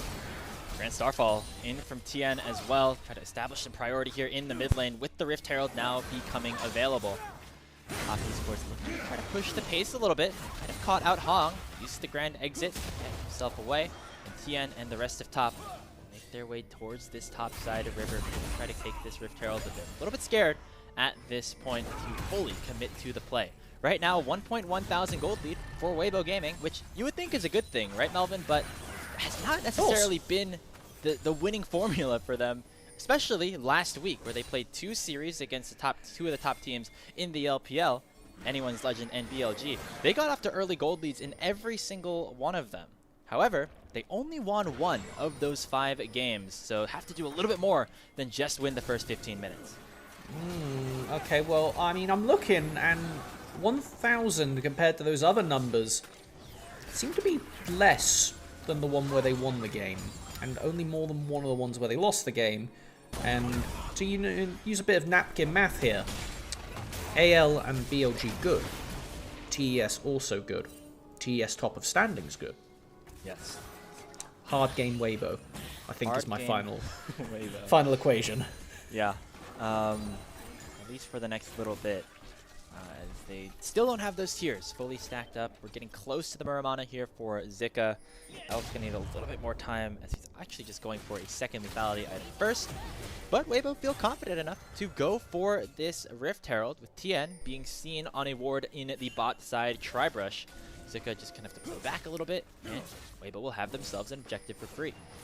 And focusing a bit more on Zika there, we don't have the traditional lethality Jace early push. He has gone for the Black Leader as mentioned, but if he continues to build some more of these bruiser items as well, it will give him a lot more staying power in the side lane against Zueyan. The lethality Jace, isn't going to have much to do against the Cassante as the game goes on, but if he continues to stack a few more bruiser items, he will at least have the ability to be pressuring the side lane constantly. And when you have a Rise, it's a pretty deadly 1-3-1 comp Waybo can pivot this into instead of going for the objective poke comp. And then as the game goes on, Jace will finish off with a few lethality items for Cyrildas. So Waybo do have angles to play this game the longer it goes on, particularly with an Infernal Soul now to play for, starting off in a minute with that first one, the Infernal Dragons. There's a lot of damage dealers on both teams, so you'll get value whoever you are. You can already see some of that poke coming through. Elk going for, I believe it's an Edge of Night second item. Give you a little bit of extra safety against a lot of hard engage that exists on the top esports side. As we wait for this dragon to spawn, top esports very crucially able to claim that first one for themselves just in that last set of engages. Because for them, scaling works really well, right? You have Cream getting towards the late game. Corki, once he gets that Infinity Edge as his 3rd or 4th item, really comes online again after a strong laning phase. And then you'll have the tankiest member in the game in your rookie, Zueyan. Yeah, definitely a game where neither side kind of all out wins the scaling battle. It is all about how you execute on it. As mentioned, Xiaohu kind of being focused down. Should be able to walk away. Yes. Okay, so Xiaohu and Zika should have the lead in the isolated side lanes when they go for it, just because their ability to, get around the map and force with that. But as you were kind of alluding to there, if TES get you in a front-to-back scenario and you don't have time to set up and get that poke down, what are you supposed to do when Cassante and an immune Pantheon right-click on you? Not much is the answer, as you have a little bit of scampering around this top side, as Xiaohu's been forced to ghost.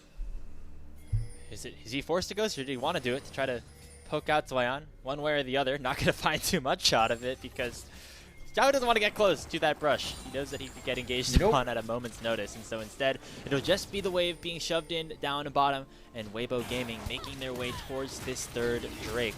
We saw both junglers actually towards the top side looking for a play. They end up not deciding to commit to anything, but now a teleport is going to come in from Cream, and TES want to try to fight this one out. The dragon already taken, though, by Waybo. A little bit too late for the play on top side. As TP comes in, and Cream is just going to have to use it to get some tempo down on the bot wave.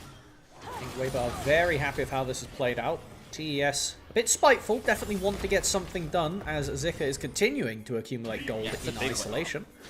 And now that TES are setting up to try and push in and get this tier 1 bot off the table, it is up to Waybo to see how many resources they want to throw here in recompense. There is a ward in the bush for TES, so it will spot this full-on rotate. And I think at that point it looks like Waybo are kind of half cooling off the play because of it. You saw that graphic on the bottom of your screen as well. Despite taking first tower, Waybo, when they do that here this season, only win 44% of the time. That is pretty indicative of the statistics that we were bringing up, where it's about closing the games out that Waybo need to improve on. Interruption misses onto Jackie Love, despite him using that Valkyrie already. But Elk's still going to regain some control here. For Waybo, they could be comfortable just continuing to farm things up. But in another sense of the word, you don't want Cream to get to his third item. He just picked up the Proto Belt before you end up garnering a bigger lead. So when is the time for them to really fully commit to start making some more aggressive plays on the map? I'm not gonna lie, for like the best part of this game, I'd forgotten about Proto Belt Fever, so I saw the alternator in inventory and was like, oh god, he's gonna have a Shadow Flame very early. Cream's gonna do a lot of damage. Nope, got the Rocket Belt. But, you know, it is what it is. It's there for a reason. It's a thing that we all must deal with in the current times. Thank you, Lord Chovy, for bestowing this blessing upon the world. You know what it reminds me of? You know the memes of like the 1% like versus the 99% and then the 1% on the other side? Yeah. Proto Belt good on Azir because you can dash. And then the middle one is like, no, it doesn't do any damage. And then the intellectuals say, Proto Belt is good because you can dash. And that's what Cream has decided to do here on this build. Rift Herald, nice cancel there by the Emperor's Divide of Cream, speaking of, to make sure that that mid tower does not go down. But it will cost Top Esports their bot tier 1. Waybo Gaming really working their way across the Rift without even really forcing any fights. Jed just going to come here and steal this red buff away. And Top Esports are just getting pickpocketed from right underneath their noses. I think by being able to hold the mid lane tier 1, using that Emperor's Divide, I think they are still going to come out happy at the end of this, because not getting a tower, or actually even a tower crash, off of the Herald is usually a pretty bad sign, because it wasn't even a good combat Herald, which is like the only other time when you're happy to see the Herald getting chucked out, when it gets you either somebody saved or an engage that you otherwise wouldn't be allowed, or, you know, an ADC going for a joyride in some niche circumstances. But we do find ourselves finding a bit of a neutral place on the map, heading into a brief lull state. We've got 1 minute now until the next Infernal Dragon. And so far, neither of these junglers have really been, you know, foot on the gas, but JJ's plays have definitely stuck a lot more than anything Tian has been able to push forward thus far, which is kind of against the grain for what we were expected coming into today, but it is all about now whether his team can convert on it, because as the game goes on, this vibe becomes a lot more of a, I'm going to run in and CC Corki or Azir and die, because that is something you just have to accept if you're pressing VIR in this point in the game. So it is all on the rest of Waybo to keep JJ's lead and make it meaningful. Make it so when they go to stand in front of this dragon, that TES do not get to collapse. They do not get to have Corki and Azir just completely walk over everybody. It's going to involve Waybo getting to these objective setups first. And they're already controlling the entirety of Top Esports' jungler. Tian uses the Grand Starfall just to try to force Waybo away from their blue buff, and now Jackie Love's gotten caught up by the Rune Prison. He's forced to use both of his summoner spells as Hong already has the quickness pop, and now Waybo looking for a bit of a retreat. Tian flashes on top of his former teammate and forces Xiaohu to use his summoner spell to get away. All in the meanwhile though, Zika is hitting onto this tier 2, the Realm Warp's gonna get Xiaohu and Hong away, and Waybo Gaming end up not really losing anything for all the resources that Top threw at them. Waybo go in, steal away a blue buff. Basically the exact same thing we'd seen happen on the red, but Tian took it personally this time.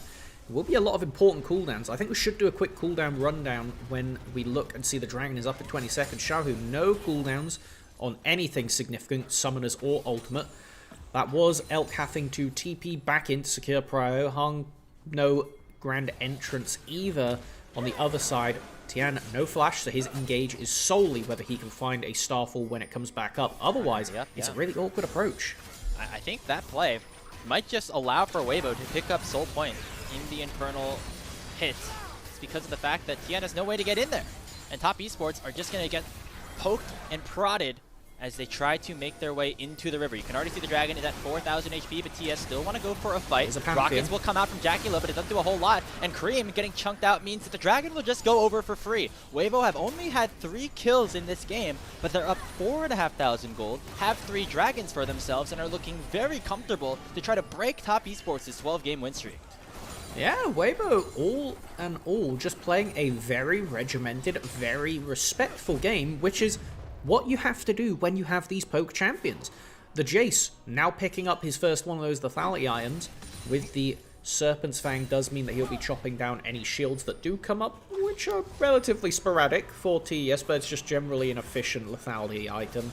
So that's why he's gone for that one early. It will be Zika continuing to funnel gold into himself as TES look around the Baron. I'm not saying they're looking at the Baron, but when you have an Azir, regardless of the build path, you need to be very respectful. He does have the Seekers as well, so Cream can cover a lot of distance and go for a Mega Insect onto the Varus, which, as everybody, I'm sure, is well aware, is a severe weakness of Varus when there's an Azir in the game.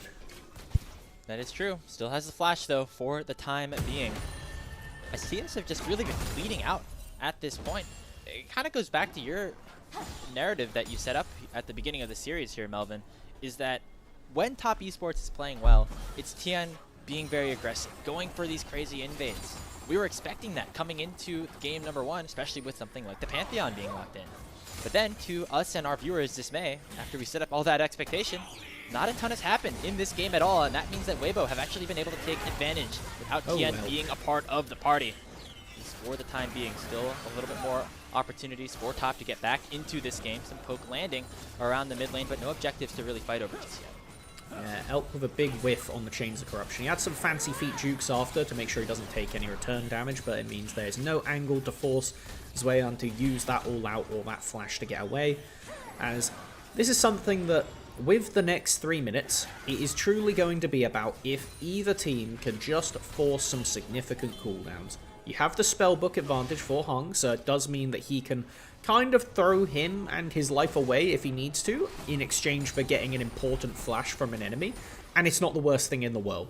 Because if you could get Cream's flash, if you could get Jackie Love's barrier even, and then layer some poke into him in front of the next objective, it kind of just means that TES are in a horrible state where now, with 4.5k gold lead, 3 Dragons to 1 for Waybo, and 2 Infernals being the most important part of that, Waybo's damage is very high, and it means that TES will just get chopped down on an approach to a fight much quicker than they'd otherwise be prepared for. So Tian needs to find some kind of split-second engage.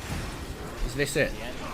Speaking of, jumps in onto JJ, but there's the exhaust out of the spellbook from Hong, meaning that no further engage will happen. A teleport does come forward, though. Cream looking for something. Tian flashes over, looks for Elk, but he forces the flash away from himself. Hong with the quickness is not going to be able to do much more. That's a shutdown, finds the way of Elk, and Top Esports finally have their opportunity. They get one pick, and they now are setting their sights towards the Baron. They've been down, they've been bleeding, but now they found their time to strike. Still got on the table that Emperor's Divide. Cream can look for something. He can push JJ away, but the... He's trying to poke. He lands the Rune Prison, but Top Esports, they fully commit for him. Cream with the Emperor's Divide allows a shutdown to go the way of the Corki. The Baron was reset, but now in a 3v5 situation, TS will go right back towards it. Zika still full HP, able to poke a little bit. Zik and JJ has his smite key available.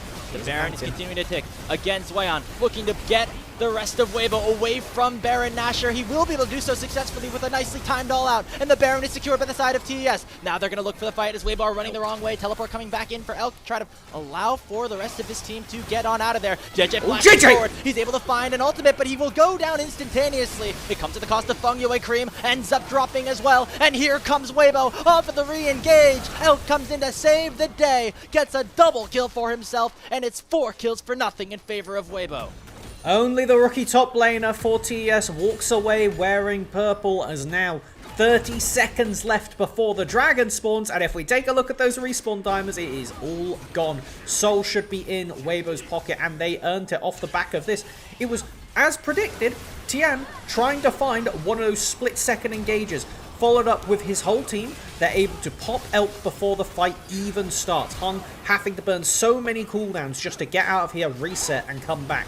And then it's TES turning off the Baron, which resets. Nobody sticks to the Baron, so it fully regens. They go off to kill Xiaohu, excellent, but Waybo play this immaculately. They just poke all of their damage onto the tank. They make it so Zweyan cannot frontline for the team, and while the rest of the roster is shredded from the Baron, they get to play a very slow escape out, and JJ pulls the trigger to go back in with Elk's TP and completely wipe the floor with this TES roster. And we now find ourselves heading back into live with only the one Baron left, the Baron power play in shambles, and Waybo in full control of the game. That's that killer instinct from a player like JJ. He's been around for so long, won a world championship back with EDG, knowing that even though he's going to die, it'll be worth it because we have a teleport coming in from Elk. Zika is so strong, and now Waybo looking for an engage as well. They send Hong in with the Realm Warp, and they end up taking down Feng Yue immediately. Jackie Love gets targeted, but he ends up being safe for now, and Xiaohu will die on the other side of things. Knock away from Jackie Love, and now it's a 4v4, but that's an advantage at this point for the side of TES with Xiaohu out of the picture for the next 50 seconds. In the meantime, after the Baron went down, Waybo were able to respond and pick up the Infernal Soul. That is a permanent buff that will exist on them for the remainder of the game. Oh, Zika landing some massive poke onto Cream. If he goes back in for a shuffle, he is dead and will take the recall as of such.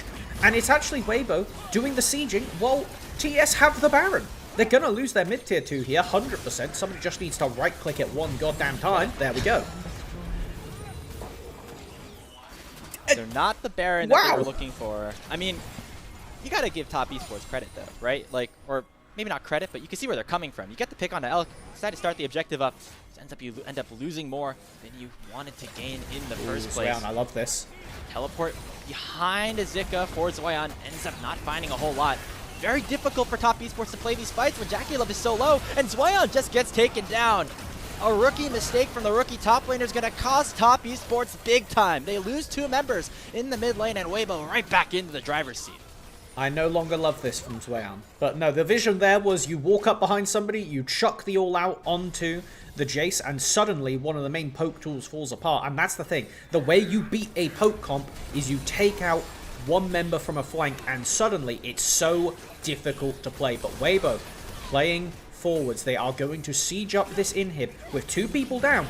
Are they going to go for the end? There's only 3 minions and a cannon to the wave. Cream can clear this, but it is essential. Oh my god, the Realm Warp. He's going to send Hong in once again, right behind enemy line. He goes for the flash. Oh, what a play from the veteran in Xiaohu, setting up his support for success.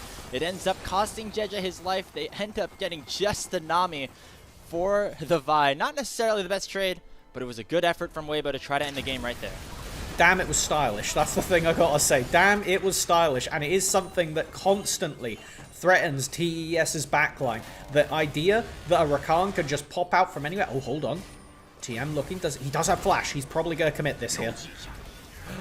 Just is so difficult for TN. The Infernal Soul, the poke that Waybo currently have. And Top Esports, their win streak in severe danger at this point. They've won 12 straight. But the 13th might not be so lucky, as Waybo looked like they're in firm control to kick off his second series of the day. And the only area where they do not have a gold lead is the man in the mid lane. And it's going to have to be Cream that steps up, securing a Rabadon's now.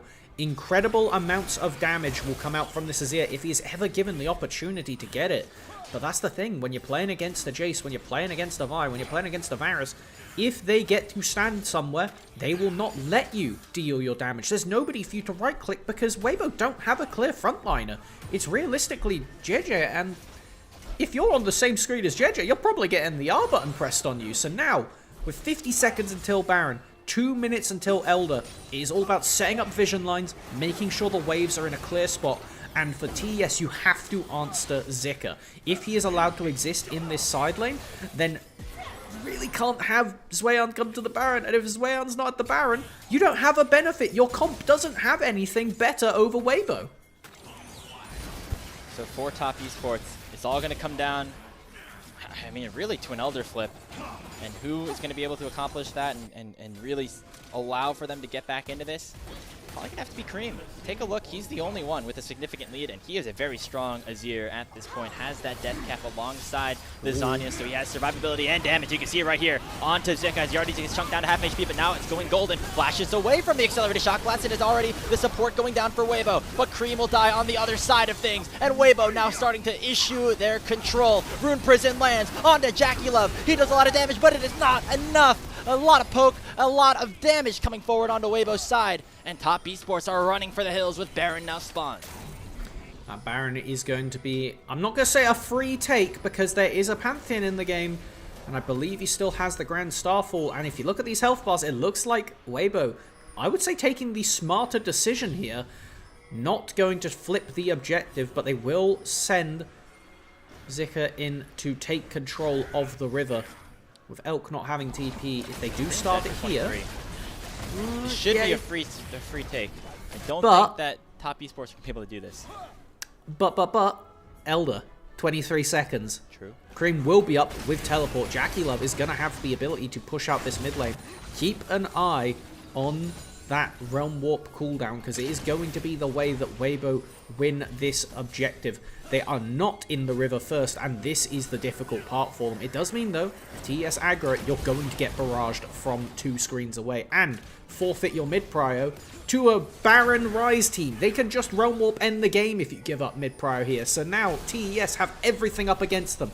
Everything trying to hold them down. They may lose the game, may lose the series right here with their win streak. Elder was started without Cream in the area, but he finally has arrived to the fight as the Drake will reset. This is the only opportunity really for TS to get back into this game, to keep their 12-game win streak alive. Chain of Corruption goes wide from Elk, and Zhaohu is not here just yet. They don't even need Zhaohu to chunk Zoyan down to 40%. Will top esports just back away? Doesn't look like they will be able to, as Waybo will make their way right back to the Elder at 10k HP. Have a flank. Zweon is found out by Zika. He's forced backwards. Green standing so far forwards. Hence, they're not looking for the engage. They want the fight. They find Zweon immediately off of the cease and assist from Jed. The Emperor's Divide gets issued by Cream as a last breath effort. And the double bubble will be able to find a little bit, but it will be the rest of Waybo to shut down TES. TES goes down. It's an ace. It's an Elder. It's a Baron. The trifecta for Waybo as top esports' win streak will come crashing down in game 1. Where AL got 2-0'd, where WE got 2-0'd, where JDG got 2-0'd, where BLG got 2-0'd, where IG got 2-0'd, where NIP got 2-0'd, Waybo will be the first since the start of the split to draw blood against this TES roster, taking the first Nexus they have lost in so many weeks. Took 38 minutes, but 38 minutes is better than a loss. Waybo out first, and they're looking to put some waves into the LPL regular season as they now take the #1 seed to match point. Wow. I mean, we were talking about everything in the pregame from the TES perspective, the streak that they were pushing for, but they won't even get to break their own previous record as an organization because Waybo the Blue Shell come on in and fight for their lives against their most similar opponent. They outperform pretty much like for like in all the important places. It is JJ running the early game, and unlike the expectations we set, Waybo's roster stood up and took it away from them. Oh, right in the soul. They were so close to tying their franchise record set in 2024 with a 13-game win streak. You could say that the 12 is a franchise record for them in the regular season, but it just doesn't have the same ring to it. The 2-0 would have gotten them over that hump, would have put them in the conversation for one of the most dominant runs an LPL team has had domestically. But Waybo are the ones to stop it. I mean, this is not something that either of us It's had surreal. on our plate going into this one. We actually prepared a couple other graphics just in case Top Esports had a 2-0 today, because that was Not for just in case. what a lot of people When we expected. Yeah, this was our expectation. This is so much of a surprise. We weren't not ready for Waybo to have a chance, but we were like pretty much banking on the idea that TES get to walk away with it. Like, let's seriously give some flowers over to Waybo for being able to take the first game. This is not the series. This is, however, unprecedented for the split so far, unless they were to 2-0 TES, which is already a crazy thing to think about. But TES, I mean, as you were alluding to in our green room discussion, they haven't gone to a Game 3 this split. I mean, they haven't had to. They've been 2-0 in everyone, and their only losses in 0-2 to IG to kick off the year with their new roster still adjusting in some way. But you take a look at how this game was played out. You look at the gold graphs. You look at the damage charts. This was a beautifully executed poke composition. Zika got off to a very early lead. Zwayan on the tank just never felt as comfortable or looked as comfortable as he might have been on a carry. And then once they got that small gold lead, they never looked back. And Top Esports weren't allowed to play that aggressive, that really volatile, that LPL style of gameplay that has brought them all this success. I mean, one thing we should probably draw attention to is you see 100% KP from the bottom lane of TES. If that isn't indicative of how you need to change up your strategy for TES going into the next game, I don't know what is. Give more power to your bottom lane, because they weren't underperforming. Elk may have pumped out the most damage in the game, but when Jackie Love and Fungway got the opportunity, they right-clicked forward like the best of them, and they really did make it so this mid-game was competitive despite the low kill score, and it is something that we need to see more resources head down there. I mean, we didn't focus too much on the bottom lane just because of how much fancy stuff was happening on the rest of the map, but when we compare NIP and TES from their previous matchup, NIP had gone through the entire league duo killing every single bot lane they faced, and then they go against TES and Jackie Love Fungway 2v2 kill him. So let's get a bit more focus down there so they can make sure that Elk doesn't get the chance to play like happened in some of the more successful fights this game. Yeah, it really never felt like TN had much of an impact here in this game, and that is shocking to say for somebody who we think is one of the frontrunners to win the MVP award at this point, returning from Top Esports. But he's just wasn't able to do too much in this early game. Part of it you can credit to, I think, Xiaohu having a great laning phase, establishing mid-prio from minute 1, where that even though Cream was able to collect a lot of gold, never had the ability to get onto the map alongside his jungler. That is what we've seen a lot of that success for Top Esports so far here in this split. And then you go back down to the side lanes, and you know, Zwayan was on a bit of an uncomfortable pick, an uncomfortable playstyle, and the bot lane isn't able to do everything themselves. And so a lot to look for Top Esports, but in a way, perhaps a good experience for them to drop a game at this point, just so they can learn from some of the things that maybe they still need to improve on, despite having a lot of success early on. Definitely tend to agree. It's better to happen now than go the entire split win streak and you get into your first playoff match and go 0-1.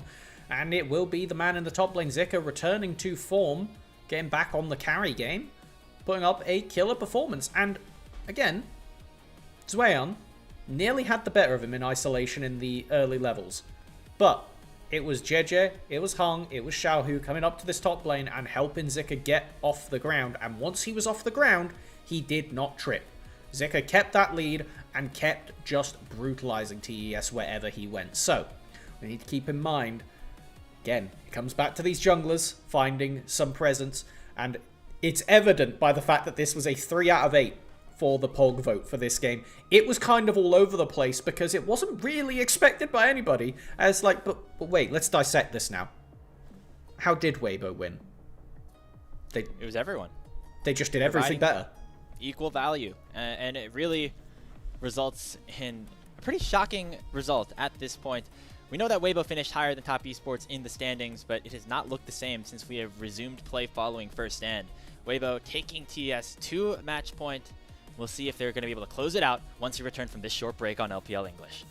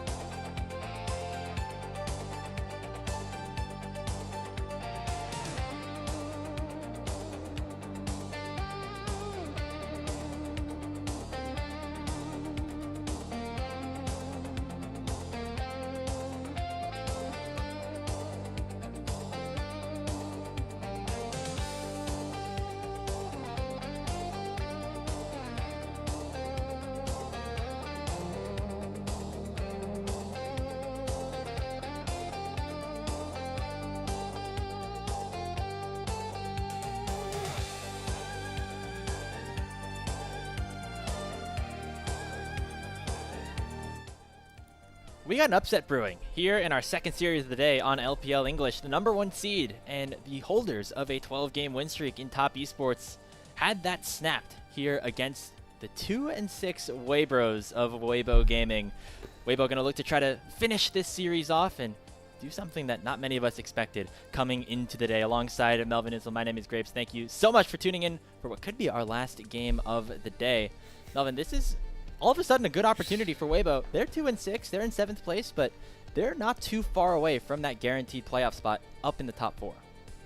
And when we consider the kind of hecticness of our table so far, we'll review the standings at the end of the day based on where they end up getting placed, if they can come away with this one. But Waybo, they've already played both of their series against AL.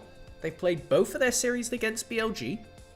I mean, if they can beat top esports here, then suddenly Waybo should have an actually very feasible schedule going into the rest of the split. And what looked like a pretty terrible start to the year kind of turns around, and maybe we see a repeat of Split 1 where Waybo has their mid-split glow-up and then goes into playoffs looking like a serious contender. Yeah, they ended last year 5-5 with a negative win rate and still ended up 3rd just because of some tiebreakers. So still definitely opportunities for them. You'd think that a top 4 finish would start with a win, though, here against top esports. So it's great that they got the game win, but they will want the series in order to stay in that contention to make sure you avoid having to play a do-or-die best-of-5 against a team that is hungry from Group Nirvana.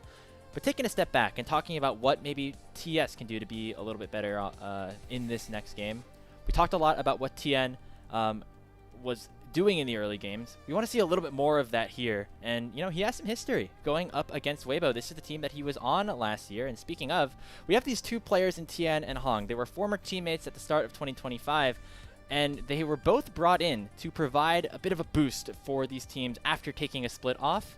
And they flip-flopped, right? Hong went from top esports, where he went to World Semis, over to Waybo, where he was at the start of the year.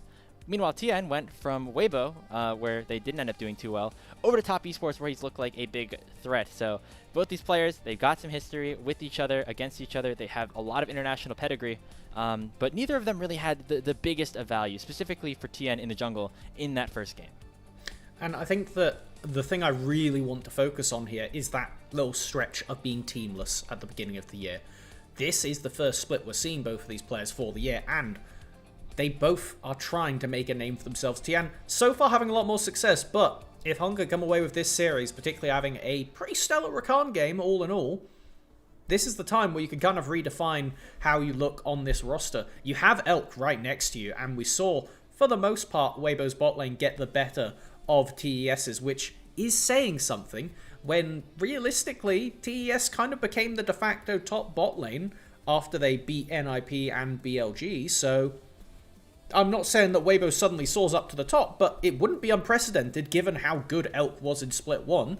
And then when we review what the Waybo roster looks like, we've got some real, like, contender material here again. Like, everything's still there. The pieces are still here. It's just about if they can make it come together consistently. Because when we looked at TES and pointed out they haven't gone to a Game 3, Waybo, they've had quite a few Game 3s. Not often successful, but it is still an area where they at least have a bit more practice, if we want to put it that way. And if they can clean sweep 2-0 here, then, you know, TES get to join the club with WE as the only other team that Waybo have 2-0'd. Yeah, just the first place and the last place team, right? That's the most Waybo, the most man. Waybo It's so thing Waybo. ever. Yeah. There's TN, as we were talking about, and on Hong's point, I think a big reason that maybe there is chances to be optimistic here for this Waybo bot lane. We're really seeing a bit of a shift in the meta as well, down in the bottom lane. It's not all enchanters anymore. You're able to play things like the Rakan. Things like Nautilus have been answers to the Ashe Seraphine, right? These are the champions that Hong really has made his name on throughout his career. If he's able to start to get his hands on some of those, play some aggressive bot lanes alongside one of the best ADCs in Elk, who won our top bot laner award from the last split, that is all of a sudden a bot lane that really can contend with the rest of the table. Obviously, they were able to do so on their run to the top 3, but now with Hong slotting back in and maybe having the meta a little bit more on his side, that is something to feel pretty excited about if you are a Waybo fan. Does mean as we head into this Game 2 draft, If we review what was banned away by Waybo at the start of the previous game, it was the Karma, the Ashe, and the Jarvan. These are all 3 champions that kind of mitigate the ability to have enchanters by removing them. So, as we come into this second one, likely to see very similar bans from Waybo if they want to keep Hung on some engage. Does mean the Seraphine is still on the table. I mean, you have to get rid of the Ashe anyway if you want to keep it away. And then as for some of the other ones, Yanara Lulu is one that I think we do need to keep a serious eye on, because both of these ADCs do quite like the Yanara, but if we end up getting Elk and Hung going for that side of things, then not going to necessarily have as much success, as much agency from Hung if he were to take something that answers it on the other side, which has been difficult given how much of a premier bot lane the Yanara has been and did sneak through the previous draft. Specifically, Elk has had a lot of games on it this season. Not always to the most success, but I think that now with some of these bigger options off the table, things like the Ashe, if they end up hitting the ban list this time around, could be opportunity for the Waybo bot lane to select it. We're heading into this draft for game number 2, sides and first selection remaining the same, as Waybo will once again have first pick despite winning that first game. We do see the Jarvan and the Nocturne, 2 of those premier early game bot laners off the table. And it's actually going to be TES taking away the Lulu. Honestly, potentially a gift in disguise over to Waybo. It does mean now we have to think about the Milio Lucian as one of the premier bot lanes left. That Nami has been taken away, but Milio Lucian, they kind of do just savagely beat you to death in lane, and they kind of just get the cheap mid lane pro. We do get the Karma removed. Ashe and Seraphine are on the table. I mean, when you consider both of these 2 bot lane options are up, there we go. And now it's kind of forcing Waybo to answer in some way. Do you pick the Ashe or do you go for something that answers into it? We saw Jin Karma as a response to the Ashe Seraphine by Waybo in their series against AL. Not going to be the case this time with that Karma taken away already in the ban phase, so it looks like Ezreal and Annie will be the selection instead. And this might be one of the most clean-cut openings for a TES 1-2-3 I've ever seen. You have the Seraphine part, you were not robbed of the Ashe part, and so you slam a Xin Zhao in the middle, and suddenly they have got themselves a very, very clear way to play the game. Elk, with that Ezreal, will have plenty of counterplay, being able to steer screen away, and by picking that Ezreal with Karma gone, it makes me think we're looking for another roaming support, something that can get a lot done on the map, as it will be the Bard, a playmaker for Hung picked up, and something that is particularly good, being able to use that Tempered Fate on the double immobiles if they can survive the lane phase against Ashe Seraphine. Yeah, there's the Bard. Something that not going to give you a lot of power in the laning phase, but combined with this Annie, and if you get JJ on a good jungler, will have a lot of success. And so as we head into the second ban phase, it looks like right now Waybo are trying to avoid the lane dominance that Top Esports will possess, and instead looking for picks across the map with this Ezreal Bard alongside the Annie for Xiaohu in the mid lane. Do you see the Lee Sin taken away from JJ, who played it pretty damn well in some previous series throughout the split, despite not being able to pick up a win on it yet. As far as the other early game aggressive champions, there's not really a lot left. I mean, there's Neferi as a carry champion you could kind of pair in that you'd want to slap with a Annie. Pretty decent for diving onto the Seraphine and the Ashe. But Olaf is a champion that comes to mind. It was something that Zika has played with the Ashe Seraphine in the game, so it is a thing to keep in mind considering Waybo have got themselves last pick. This really is the dream composition for Top Esports, though. This is what BLG found themselves running a lot during their run in First Stand that got them the first LPL domestic title or international title, I should say, in quite some time. We'll see what exactly they decide to finish this draft off with, though. Typically something like a Mel is very valuable in this situation, although the Annie is not necessarily the best matchup for it. As we see a Gnar getting locked in early for Zoyan, getting himself on a bit more of a counter pick. Or a carry pick, I should say. Sorry, not yeah, counter. No, I wasn't disagreeing with you, though. I'm just debating how I feel about the Ahri this game. You do kind of just get insta-stunned by the Annie when you go in, as it will be Zika matching carry for carry, picking up the Ambessa, another good tool for breaking apart an Ashe Seraphine game. When you have the Neferi, when you have the Ambessa, and you have the Bard to disrupt, you could cause a lot of very quick and very brutal damage to a comp as fragile as TES. It is going to be very heavily on Tian come team fights to use that Crescent Guard to keep away the divers. But we got plenty of game to play before then. Neferi, not exactly the greatest early game skirmisher, but with a bit of map mobility, JJ has plenty of potential to go for some early rubbish on the invades. Tian on the Xin, not as much, but we've still seen him get away with it, even just straight up walking to the enemy red buff level 1, sneaking around vision to do it. So, once again, even if it didn't happen in game 1, keep your eye out for these junglers early and where their mid laners go to enable them. In top esports, pushing side lanes, both with a lot of range advantage, that should give the Xin Zhao an opportunity to get involved early, to try to get top esports back into the series and tie it up at 1-1. Waybo have the opportunity to do something pretty crazy. Again, when you look at the talent on this roster, maybe not too unexpected that they would have a competitive series against TES, but that just hasn't happened so far this season. Their only wins are against WE, the worst team in the group, and an IG team that has been on a downward spiral since about the halfway point of this split. This would be the statement win that Waybo are looking for as we head on to the Rift for Game 2.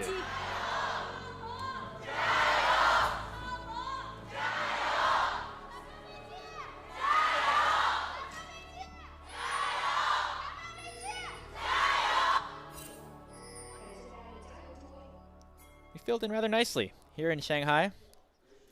Crowd pretty active on a Tuesday. Not bad.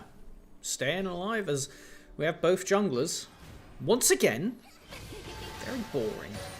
Going off and just taking regular camps. Boo, no craziness happening yet. But it's only level 1. You know, maybe I get robbed from watching 2 psycho jungle paths in a row, but hopefully we get a bit more action in some of the lanes, considering we have 2 pretty good enablers between the Annie and the Ahri in this middle lane, particularly once that level 6 comes online. Zika taking some early skirmishing back and forth with Zweon in the top lane. Having that fleet footwork does mean that the TES jungler should be able to shake it off. Yay, JJ's doing something! Goes for the red buff, now looks for this Gromp. Tien doesn't have smite, so JJ's gonna be able to jump up here, use the Q, and steal it away. Nicely done here by the Waybo jungler, who ends up striking first in our counter jungling battle. Instant proc of the Conqueror thanks to the Daugs, and he'll be able to get on out safely and even potentially try to continue harassment onto the Xin Zhao. Oh, Tian was kind of calling the bluff there whether the camp was going to still be here or not, but he is on a ward. His smite will be up before Judges, so we have to keep an eye and see, but it looks like both of these junglers are going to forfeit the dogs and go off somewhere else, considering which camps have been taken. JJ is in a leading spot because now he will get level 3 off of this. Tian will not get level 3 off of Wolves plus any camp unless he skips everything and goes to Krugs first, because you need one of those edge camps on your first clear to hit the level 3 mark. So we'll have to see if we see more pressure from Waybo. Will leave the Krugs up and just continue the regular pathing into bottom side with a moderate but not too significant lead in the jungle role already. So good start here for Waybo once again.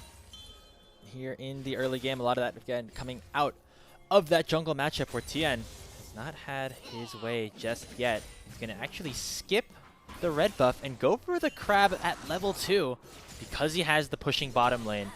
That is the benefit of this Ashe Seraphine. You're able to bail out your jungler just a little bit, as Tien will hit level 3 off of this and be able to make his way back towards his bottom side camps.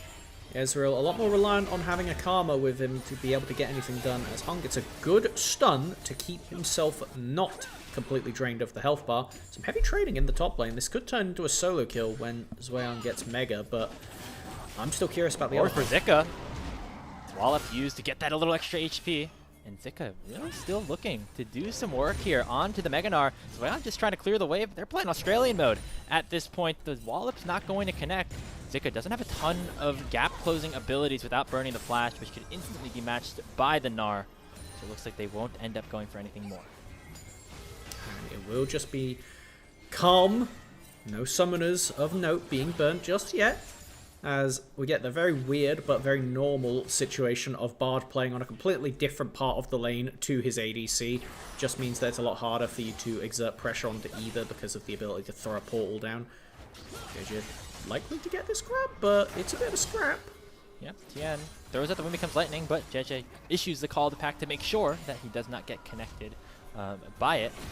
And so it will be JJ controlling this top side crab. Both junglers getting out to some early action. So far, the Nefiri ahead, and that is exactly where the Nefiri needs to be to have some impact in this game. When you take a look at what these compositions want to do and how they function, Top Esports much more about the front-to-back team fights, right? Playing with your Ashe Seraphine, using your front line to generate space. Whereas for Waybo's side, a little bit more on, the wild side of things. They're looking for picks. They're looking for public executions, anti-stuns, bard roams. That's what's going to get them to a 2-0 win. It does require a lot more chaos in the game plan, which is kind of antithetical to what we had Waybo succeeding with in the first game. It was very regimented, very clear-cut plan, and very well executed. All credit over to Waybo being able to get that first win. So, now the question is going to be, can they flip the script and do it a different way? Something that is more similar to how Waybo have been playing throughout the split so far, but nonetheless much harder to execute on because it gives TES windows to go for outplays. Tibbers used just for a little bit of wave clear for Xiaohu. And now, Magical Journey in for Hong. They want to make sure that Cream does not have an opportunity to freeze this wave or get his way into a position where the wave is in a good spot. So he's going to have to take a pretty sad back after already burning that teleport just about a minute ago. Ooh, Execution landing onto Zweon. Zika trying to issue some damage onto the Gnar before he reaches Mega Form. Not going to find any lethal threshold, so Zika will end up backing away. Pretty quiet early game so far, no blood shed in the first 6 minutes. Do have a portal angle here. Oh, wow. I thought the Hawkshot would have spotted JJ out, but instead it's going to be JackeyLove forced to flash away, use both of the summoner spells, and still die. Elk picks up first blood, and Waybo are on the board first. JackeyLove just disintegrated there. His health bar went from 1/4 to 0 in less than a frame. It will give now the current open map for Waybo Tien over stealing a red buff away, and because JJ is unaware this is happening, he is not going to be able to counter by just picking up the Dragon. Cream does have the Spirit Rush available to join in on this play if JJ is found out, but it looks like it will just be Waybo happily taking the first blood gold on the bottom lane, but nothing else to be found from it as... Wow. Oh, They didn't see Hung Nefiri. only. Oh, wow. That is half a second away from completely killing this play. And because of it, gives the confidence for TES to walk up. And this was Ezreal's W. No, it was just Q plus Nefiri Q. That was crazy damage. Yep. What on earth is this champ? You proc the mark with your second Q, and that's just enough poke damage. Is now on the top side. Zika gets Nard, but he's going to be happy about that because here comes the Roam squad, right? Here's call to pack issued by Jeje. Zweon already used his ulti, so he's going to go down again. Jeje off and running here in game 2 as Waybo get off to an early lead. Zweon getting a terrible sense of deja vu after basically this exact same thing happened to put him out of the previous lane. This time with a Gnar into Ambessa. There is quite a lot of volatility that can come with a slight lead if Zik is able to push his way into that Eclipse earlier than you secure your first item. It's going to lead to really rough lane states and just getting walked down on repeat. We do have the Dragon available right now. The Grub's about to spawn. Neither team currently representing a push onto that top side. And Elk doing his job, being the weak side ADC right now, and waiting to receive aid as the rest of his team is just kind of standing around getting as much done on the map as they need to with no real threat onto the bottom lane. Waybo have really been playing these early games well. The record really doesn't reflect that, obviously, because they have not been able to close out a lot of these early games, but we talked about the 5 previously. There's the 2 early games here in this series, and there's the 2 that happened before in a 2-0 win over Team WE. So when you add them all up, this is 9 straight games for Waybo, where the first 10-15 minutes have really worked out for them.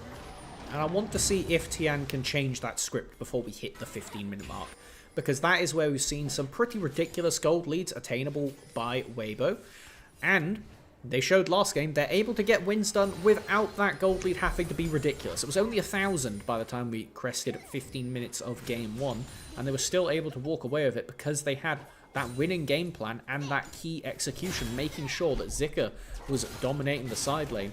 Will we see a few more plays from this Bard, from this Neferi up to top lane? That's kind of the way I'd expect Waybo to play this out.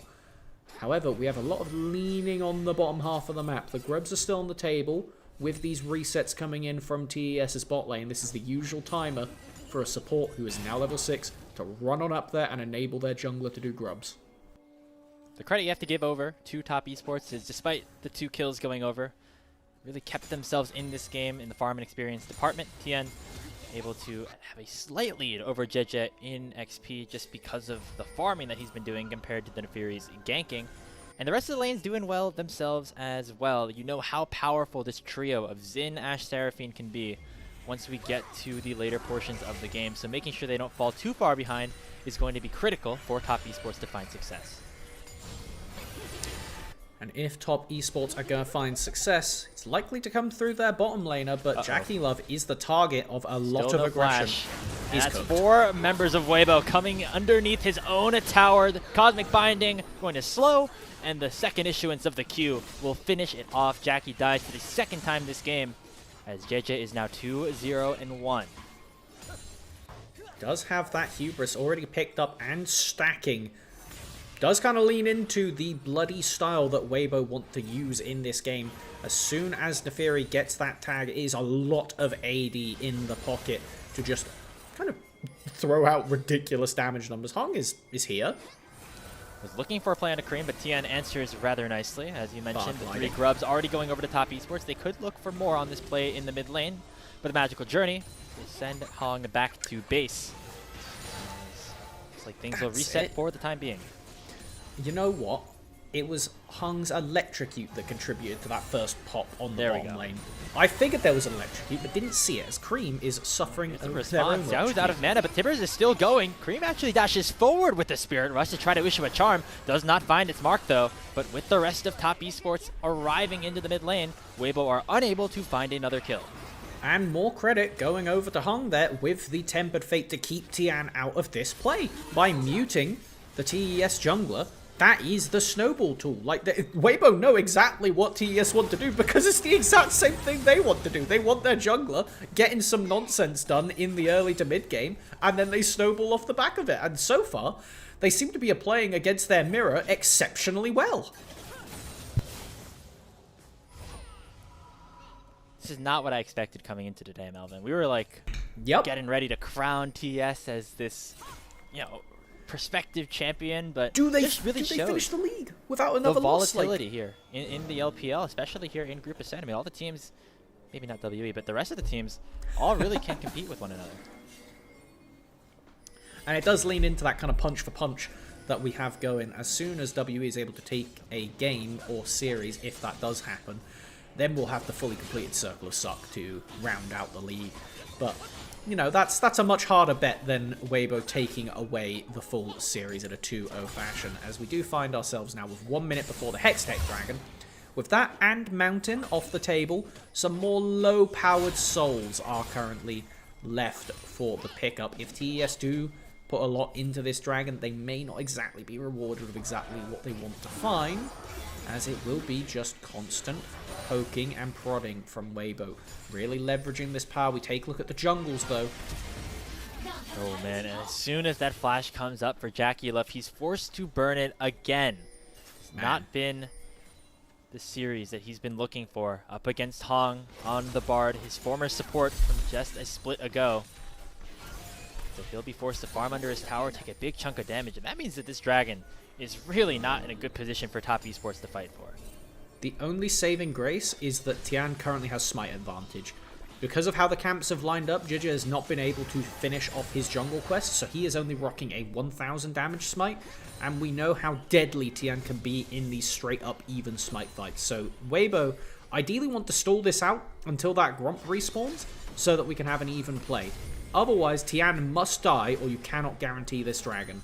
Yeah, Jackie Love having to immediately go back to base after getting chunked out is definitely not going to help them around this mid lane. And now Waybo, they strike first. A flash Tibbers onto the jungler, and TN is down for the count. Call the pack issued on a Feng Yue. He's going to be forced to pop the heal, but it does not matter. L picks up yet another one. And now Cream is next on the menu as he runs underneath his tier 1 turret. Waybo knew they had the numbers advantage for the next few seconds, and they struck at the absolute right time.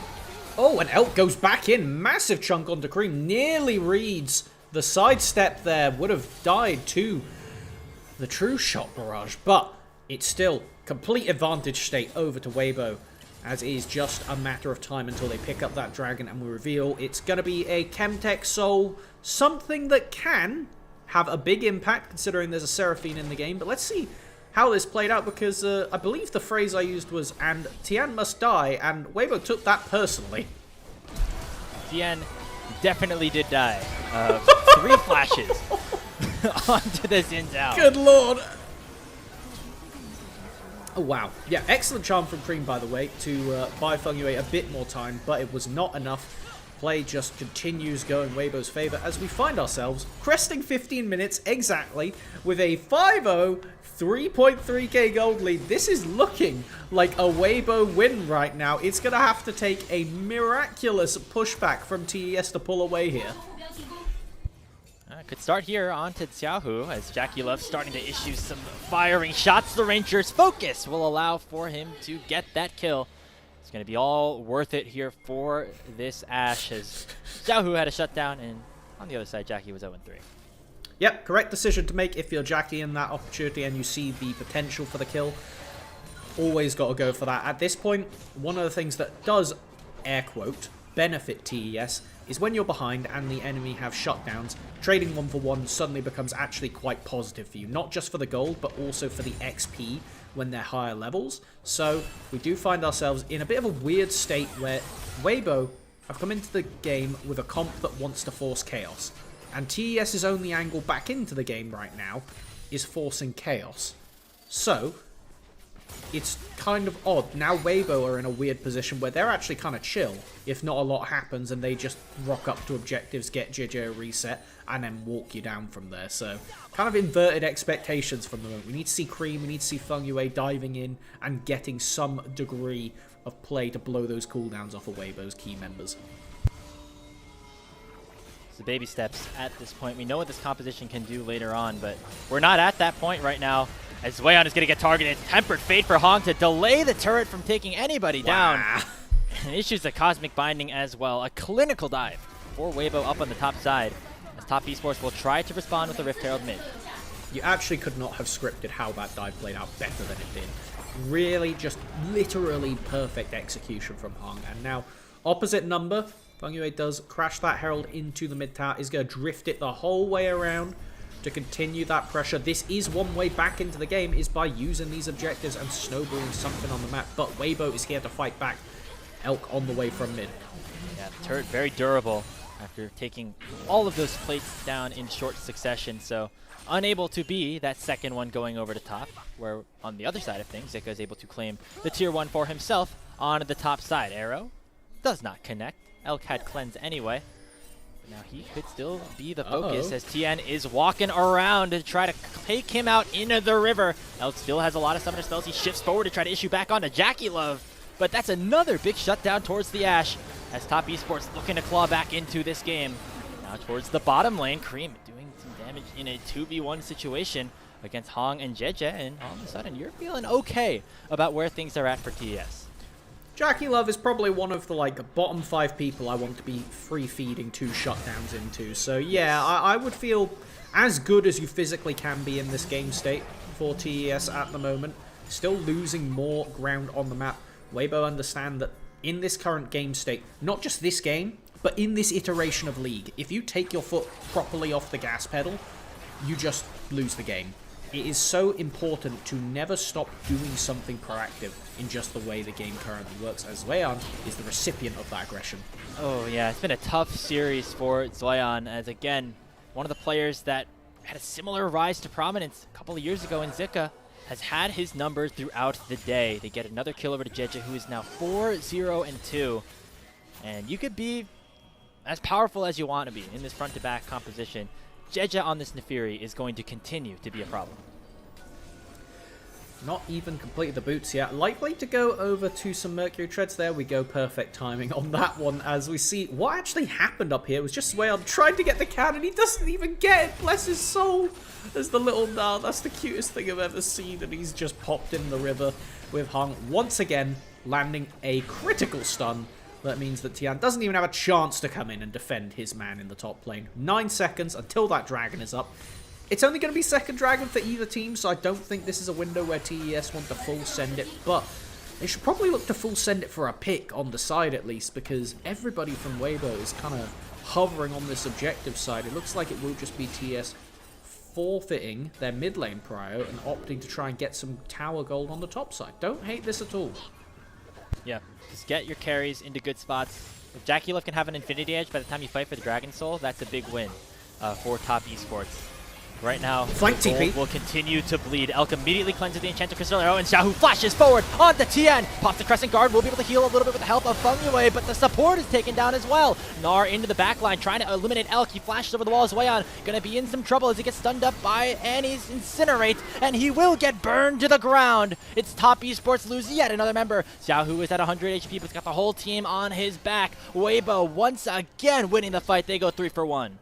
I'm saying if Hung does not get MVP provided Waybo win this game, it's a robbery. Like, there's been some absolutely disgusting cosmic bindings going on so far, as I'm sure we'll get to see in the replay off the back of that one. It does end up going Waybo's way, as now we find ourselves bigger gold lead, more advantage state. The tower barely goes down. A frame perfect cleanse from Elk means Tian does not get to connect. That wind becomes lightning. He holds on for quite a while using the Sundered Sky to heal up, but Swayon is basically only able to throw his ultimate out. He doesn't even get the combo with a W stun, and it is first stun from Hung, second stun from Hung, and then the chase down to push away and keep his mid laner alive, avoiding Cream just going back in for the single auto attack that would kill Xiaohu. As it's just really impressive from Waybo. Like, I know that we said it after this first game, but I want to keep flying their flowers because this was not on the cards for the day. I remember Waybo earlier in the year took down top esports in a 3-2 series to eliminate them from Split 1 contention. Obviously the roster looks very different, but so far this year has been Waybo favored. As I say that, Hung nearly taken down, but it's going to be retaliated immediately by Xiaohu, going forward with the tippers again. Crescent Guard at just the right time, but the call to pack is issued, and the public execution as well. Zika fully in a 1v4, now going to have to run away as Jackie Love has the Rangers focus on lock. Nar into the wall is going to send down Elk, and he's now out of the fight for the next 40 seconds. Top esports look like they feel confident at this point. Charm going to land onto Zika. Then you get another one as Jackie Love picks up kill number 5. All of TS's gold is into this Ashe, and Jackie Love now is set up for success here in this game too. Been snowballed so much, he has now actually managed to get a gold lead over Elk, who I really do need to see how he died there, because I don't know why he was still standing where he was by the end of it, and I really hope this isn't a mega caster curse over to Waybo. Hung barely gets to creep out of here, and it almost looks like it's set up for some kind of counterplay pick. Elk comes over the wall, and I will just focus on what he ends up doing here, because this is fine. He's pumping out damage. His divers go in, and then we get Zika, who is held down and popped here. Okay, it's a really pretty charm from Cream. Alright, fine. I thought that he right-clicked forwards there when everybody else was dying around him, but no, it was just a real smooth criminal type charm as Cream cleans up this fight. The man in the mid lane who did not do it. Feng Yue is dead. Feng Yue is dead.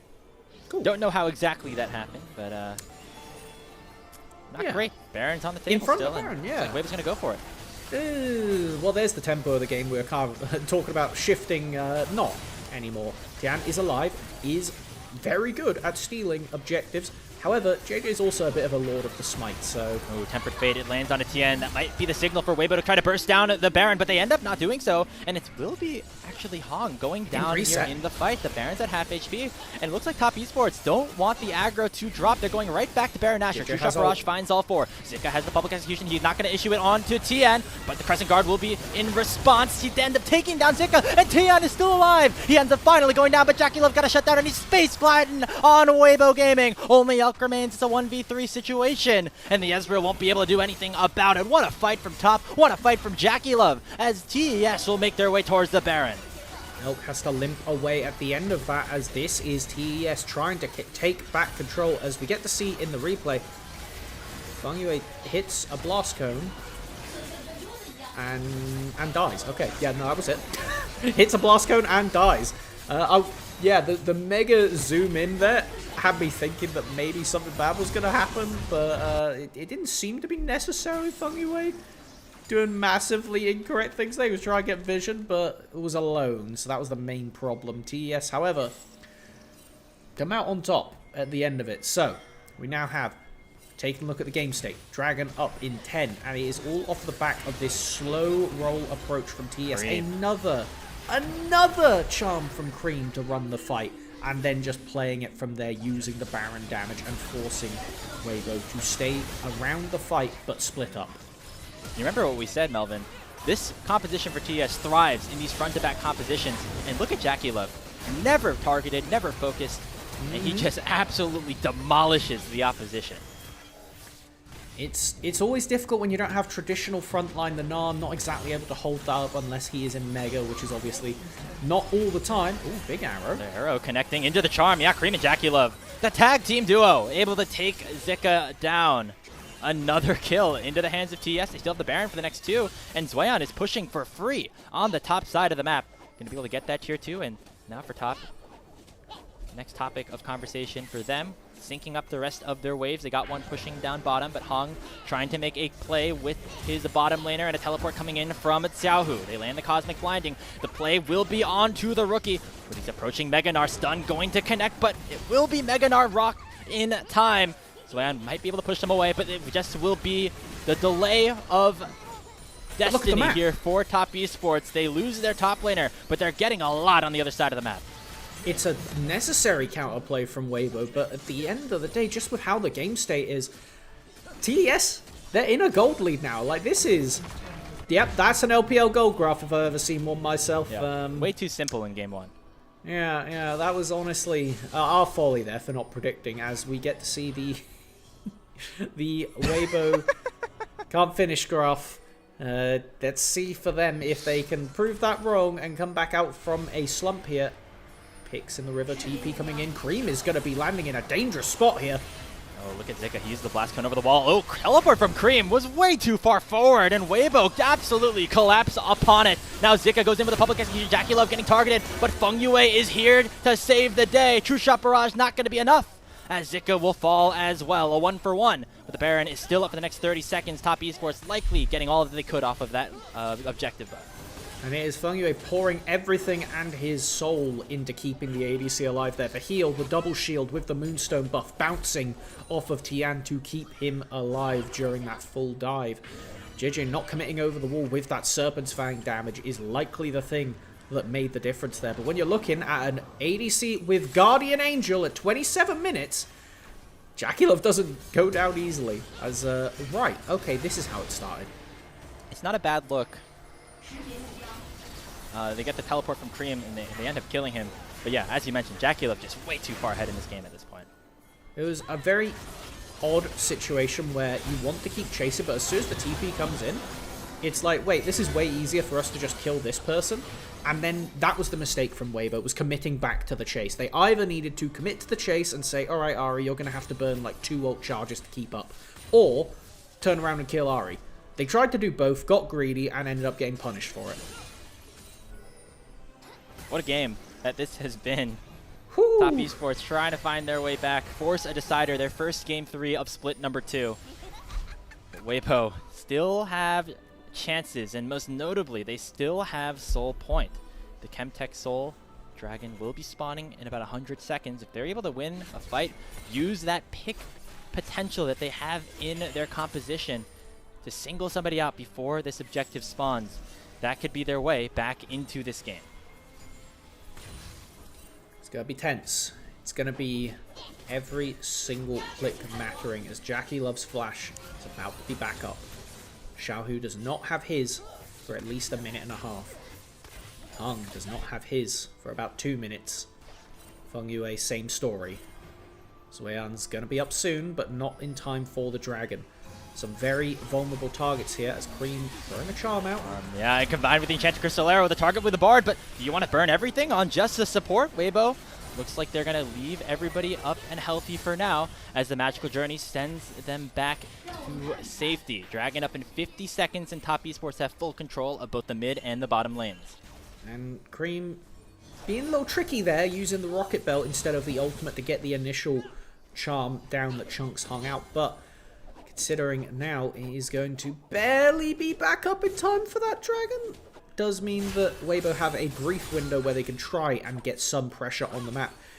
JJ up on this top side, it's making me think perhaps that Waybo's just going to sack the Dragon Soul and say, actually, it's fine if you get one Chemtech Dragon, who cares? They're kind of opening up the map in a really odd angle. Zika does have that empowered TP from the top quest, so will be landing with a big shield. However, TES, all grouped up, all stacked around the Seraphine, it makes them nigh unbreakable as a unit. Yeah, this is how Top Esports have to play this composition out, grouped up as 5, and I think Waybo are aware of that, and so are trying to split the map up into 2. While Waybo are controlling the top side, Top Esports will get their second dragon of the game, but Zika is able to claim the tier 2 turret, get a couple of plates, and allow now for vision around the Baron to belong to their opposition. It's going to go back to a neutral map state, and as the ebb and flow of the Gold League continues, Waybo in control of the gold, but honestly at this point it's pretty negligible numbers. At 30 minutes, anything less than a 5k gold lead is not really much to write home about, as you have JJ, not got a GA, not got a death stance, not really got any resilience in his pocket. Despite being 7-1 on the Neferi, he will just melt if he ever uses that W incorrectly. Tian, on the other hand, does have some very resilient items, and with the Crescent Guard plus GA, means he can be this front line for the team, be that guy that walks him forward and tries to zone off Waybo.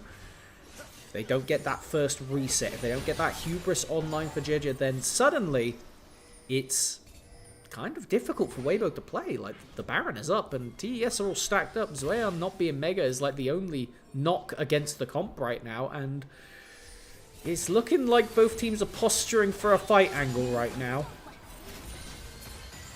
The pick potential for Waybo is there, but with the Guardian Angels on both Tien and JackieLove, that becomes a multifaceted issue. You can't just go onto anyone. If you burn just the GA and the rest of the team is there to collapse, all of a sudden Top Esports are back in their 5v5, and that's exactly where they want to be. So Waybo have to be very smart in how they pull the trigger, and Xiao, who might be looking for something here. Tempered Fate forces the flash out of JackieLove. That is a big cooldown down. Now on the big carry for TES. Is going to hold down most of TES's playmaking potential. When you consider all Xiao had to do was Rocket Belt there at the end, he still has the flash, and in only about 10-15 seconds he'll be able to do it again. And what the hell does JackieLove do when that happens? It means that Waybo have forced control over this river, and TES can't need to do something quick. Yeah, Tien really just pushing the pace. They land the Enchanted Crystal Arrow onto Elk, but the Mikhail's out of the Bard will save Elk from taking any more damage. Now in goes Waybo, trying to regain control of the mid lane. Call the pack issued by Jeja. He no longer is untargetable.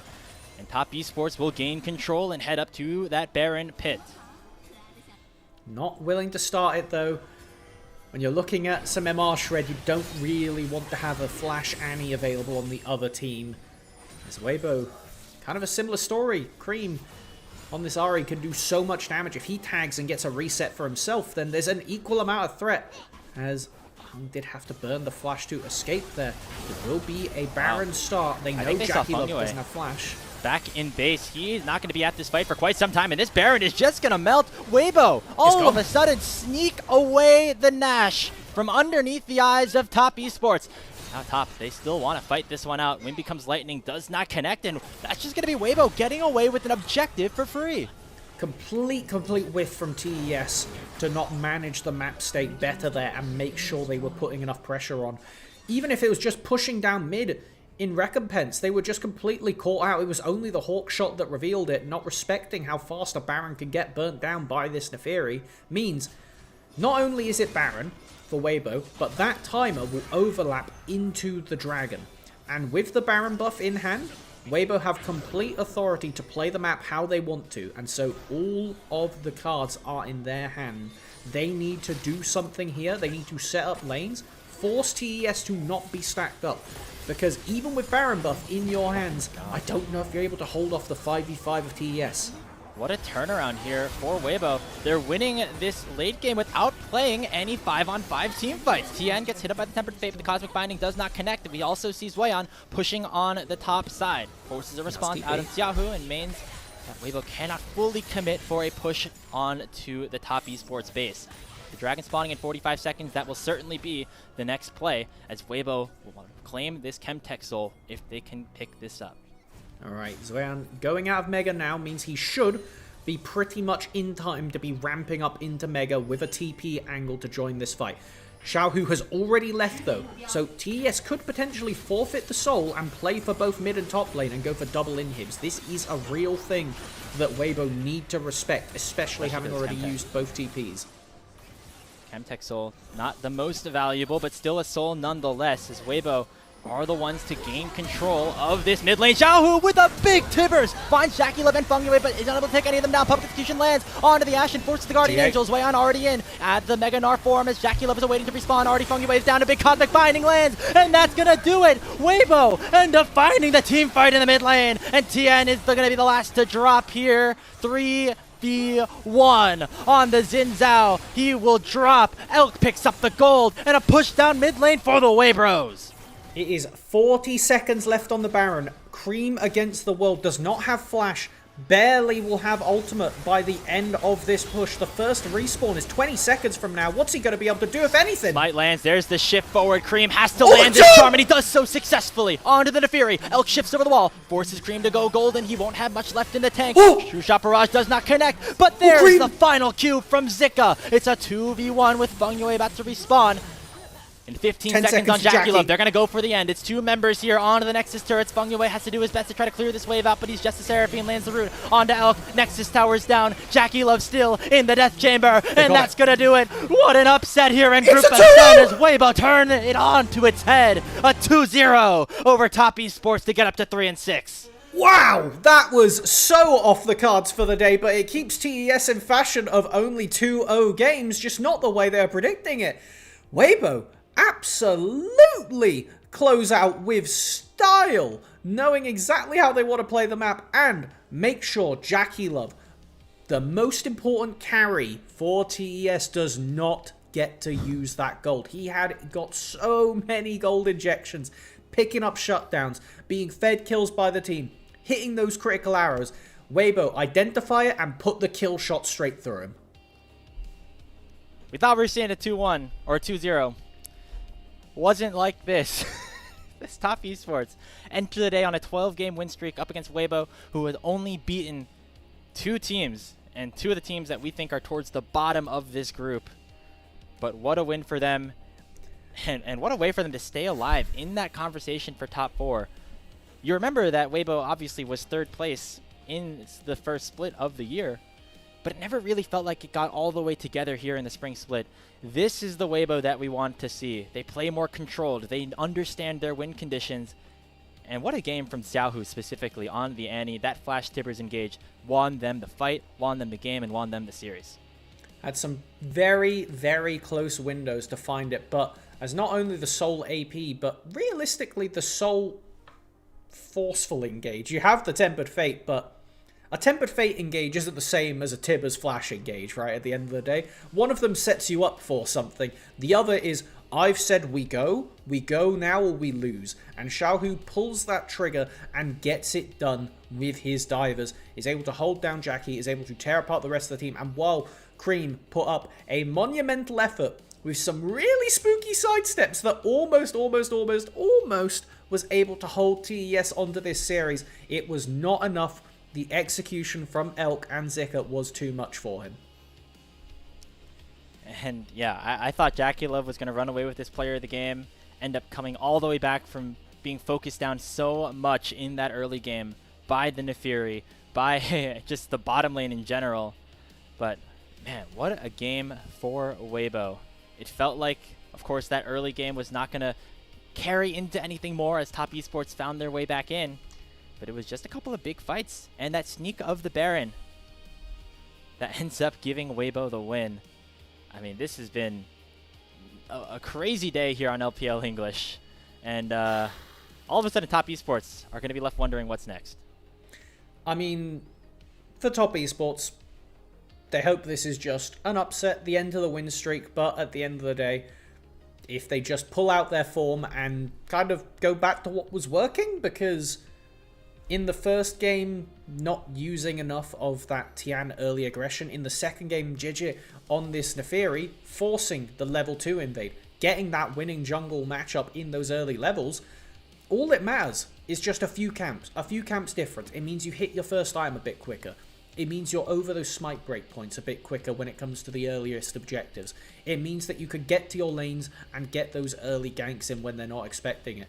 And that gold graph is just something. The fact that they ended the game with the exact same amount of gold as their peak lead earlier on, it goes to show how much of a fight TES were able to put up for a good bit of time there, but it wasn't enough. Waybo just had that winning macro call and those winning micro executions throughout the end of the game. Once again, a lot of people you could target for player of the game. You mentioned Hong as a top candidate. Xiaohu really with some game-changing Tibbers ultimates throughout, not just in that last fight, but even in the early game, the mid game. He was always a factor here. Bit of a glow up for him in this matchup against TES. As there's also Elk dealing the most damage in the game, as we saw off a part of this play. I mean, I also feel like I'm kind of a bit disrespectful as a jungler myself to be snubbing Jiji this much, considering how much he did throughout the game. He was one of the primary divers and did a lot of the execution value throughout these fights, forcing it forward. While he wasn't the one pressing the buttons first, he was the one finishing most of these plays.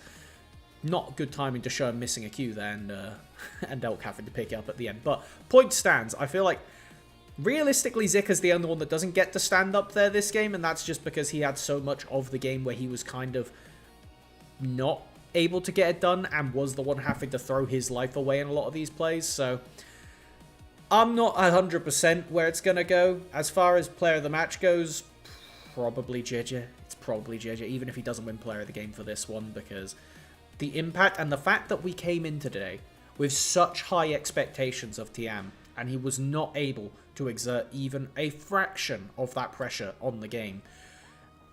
Why was that? Partly an underperformance, partly JJ doing exactly what we expected him to do. Exactly what we expected him to do. The part we weren't ready for was the rest of Waybo coming in behind him and rallying and being able to execute on the, leads that he generated. I mean, again, what an ultimate there from Xiaohu, taking both of these bot laners down very low, and Zika is able to finish the job. As for top, you mentioned Tian not really getting off to the right foot here in the early games of either one of these matchups. Zweon, also a very tough series up in the top lane. Seemingly the first real crack in the armor for this rookie top laner that has shown so much promise in his debut split. Obviously, Top Esports still have 369 waiting in the wings, taking a bit of a break right now. For now, they're going to have to rock with Zweon, and all of a sudden, this creates some answers, or some questions, I should say, that TS are going to have to answer as to how to address the way that their top side of the map performed. And the thing is how much can you actually replicate this if you're other teams? Part of the reason that Waybo were able to get away with this is because they have a jungler who has very similar strengths and very similar weaknesses. And when you get ahead in a mirror matchup, it's very hard to come back into it. And it was just the fact that they were able to generate that early lead, and then the rest of Waybo stood behind them. How well will other junglers in the lead be able to take it to Tian in the early game and find those early invades, find those early skirmishes, go for that silly invade stuff that really does sway the tempo of the game in such a meaningful manner? Let's take a look at our updated standings right now, just to take a glance at how this affects the rest of the league. Top Esports still are in first place based off of that game score, but Waybo climbing it back up a little bit. They're still in 7th place right now, but the remaining matchups that they have this week, one against IG, who are directly in front of them, and then another rematch against Top Esports, I think, this weekend. So if they can have a good week here, end this one back up at, 5 and 6? That's exactly a position that they were in to get into the top 3 spot in split number 2. They're obviously going to have to get a little bit further than that if they want to have a chance at internationals. But it's a good start for Waybo to build some momentum here as we take a look at our remaining schedule for the rest of the week. We have NIP JDG and WBG tomorrow. Fun day here on LPL English, Melvin, and a great series that means and demonstrates how close it really is at the top of the table here in Group Ascent. And to kind of emphasize on that top of the table part of it, the fact that TES have to play against AL, who has been on a resurgence, before they then get the rematch against Waybo, who just beat them, it's suddenly a very scary week for top esports. If you drop all of your tempo right here, and without realizing who they were playing up against next, the description I gave was very similar to that of Tarzan, of another S-tier jungler in the league who can take it to you in those early levels. So, particularly spooky week for top esports. They may have got that win streak coming into the day, but by the end of it, there's a very real chance they're on an 0-6 loss streak. And that would change the tempo of the league something crazy. Let's not get too ahead of ourselves. This is still a surprising result here. Would be, again, still pretty equally surprising if it happens yet again. But we saw how Waybo were able to control the regular season, the playoff matchup against top in Split 1. Maybe they just have their number this time around going into Split 2. And could be the start of some big shakeups here in the LPL regular season, going into the playoffs as we're just a few weeks away from that. But that's going to do it here for our coverage on the channel for today. A rare Tuesday stream. Only got 4 games, but they certainly were 4 good ones. Thank you so much to everybody who was watching, especially to our Elite Coffee subscribers.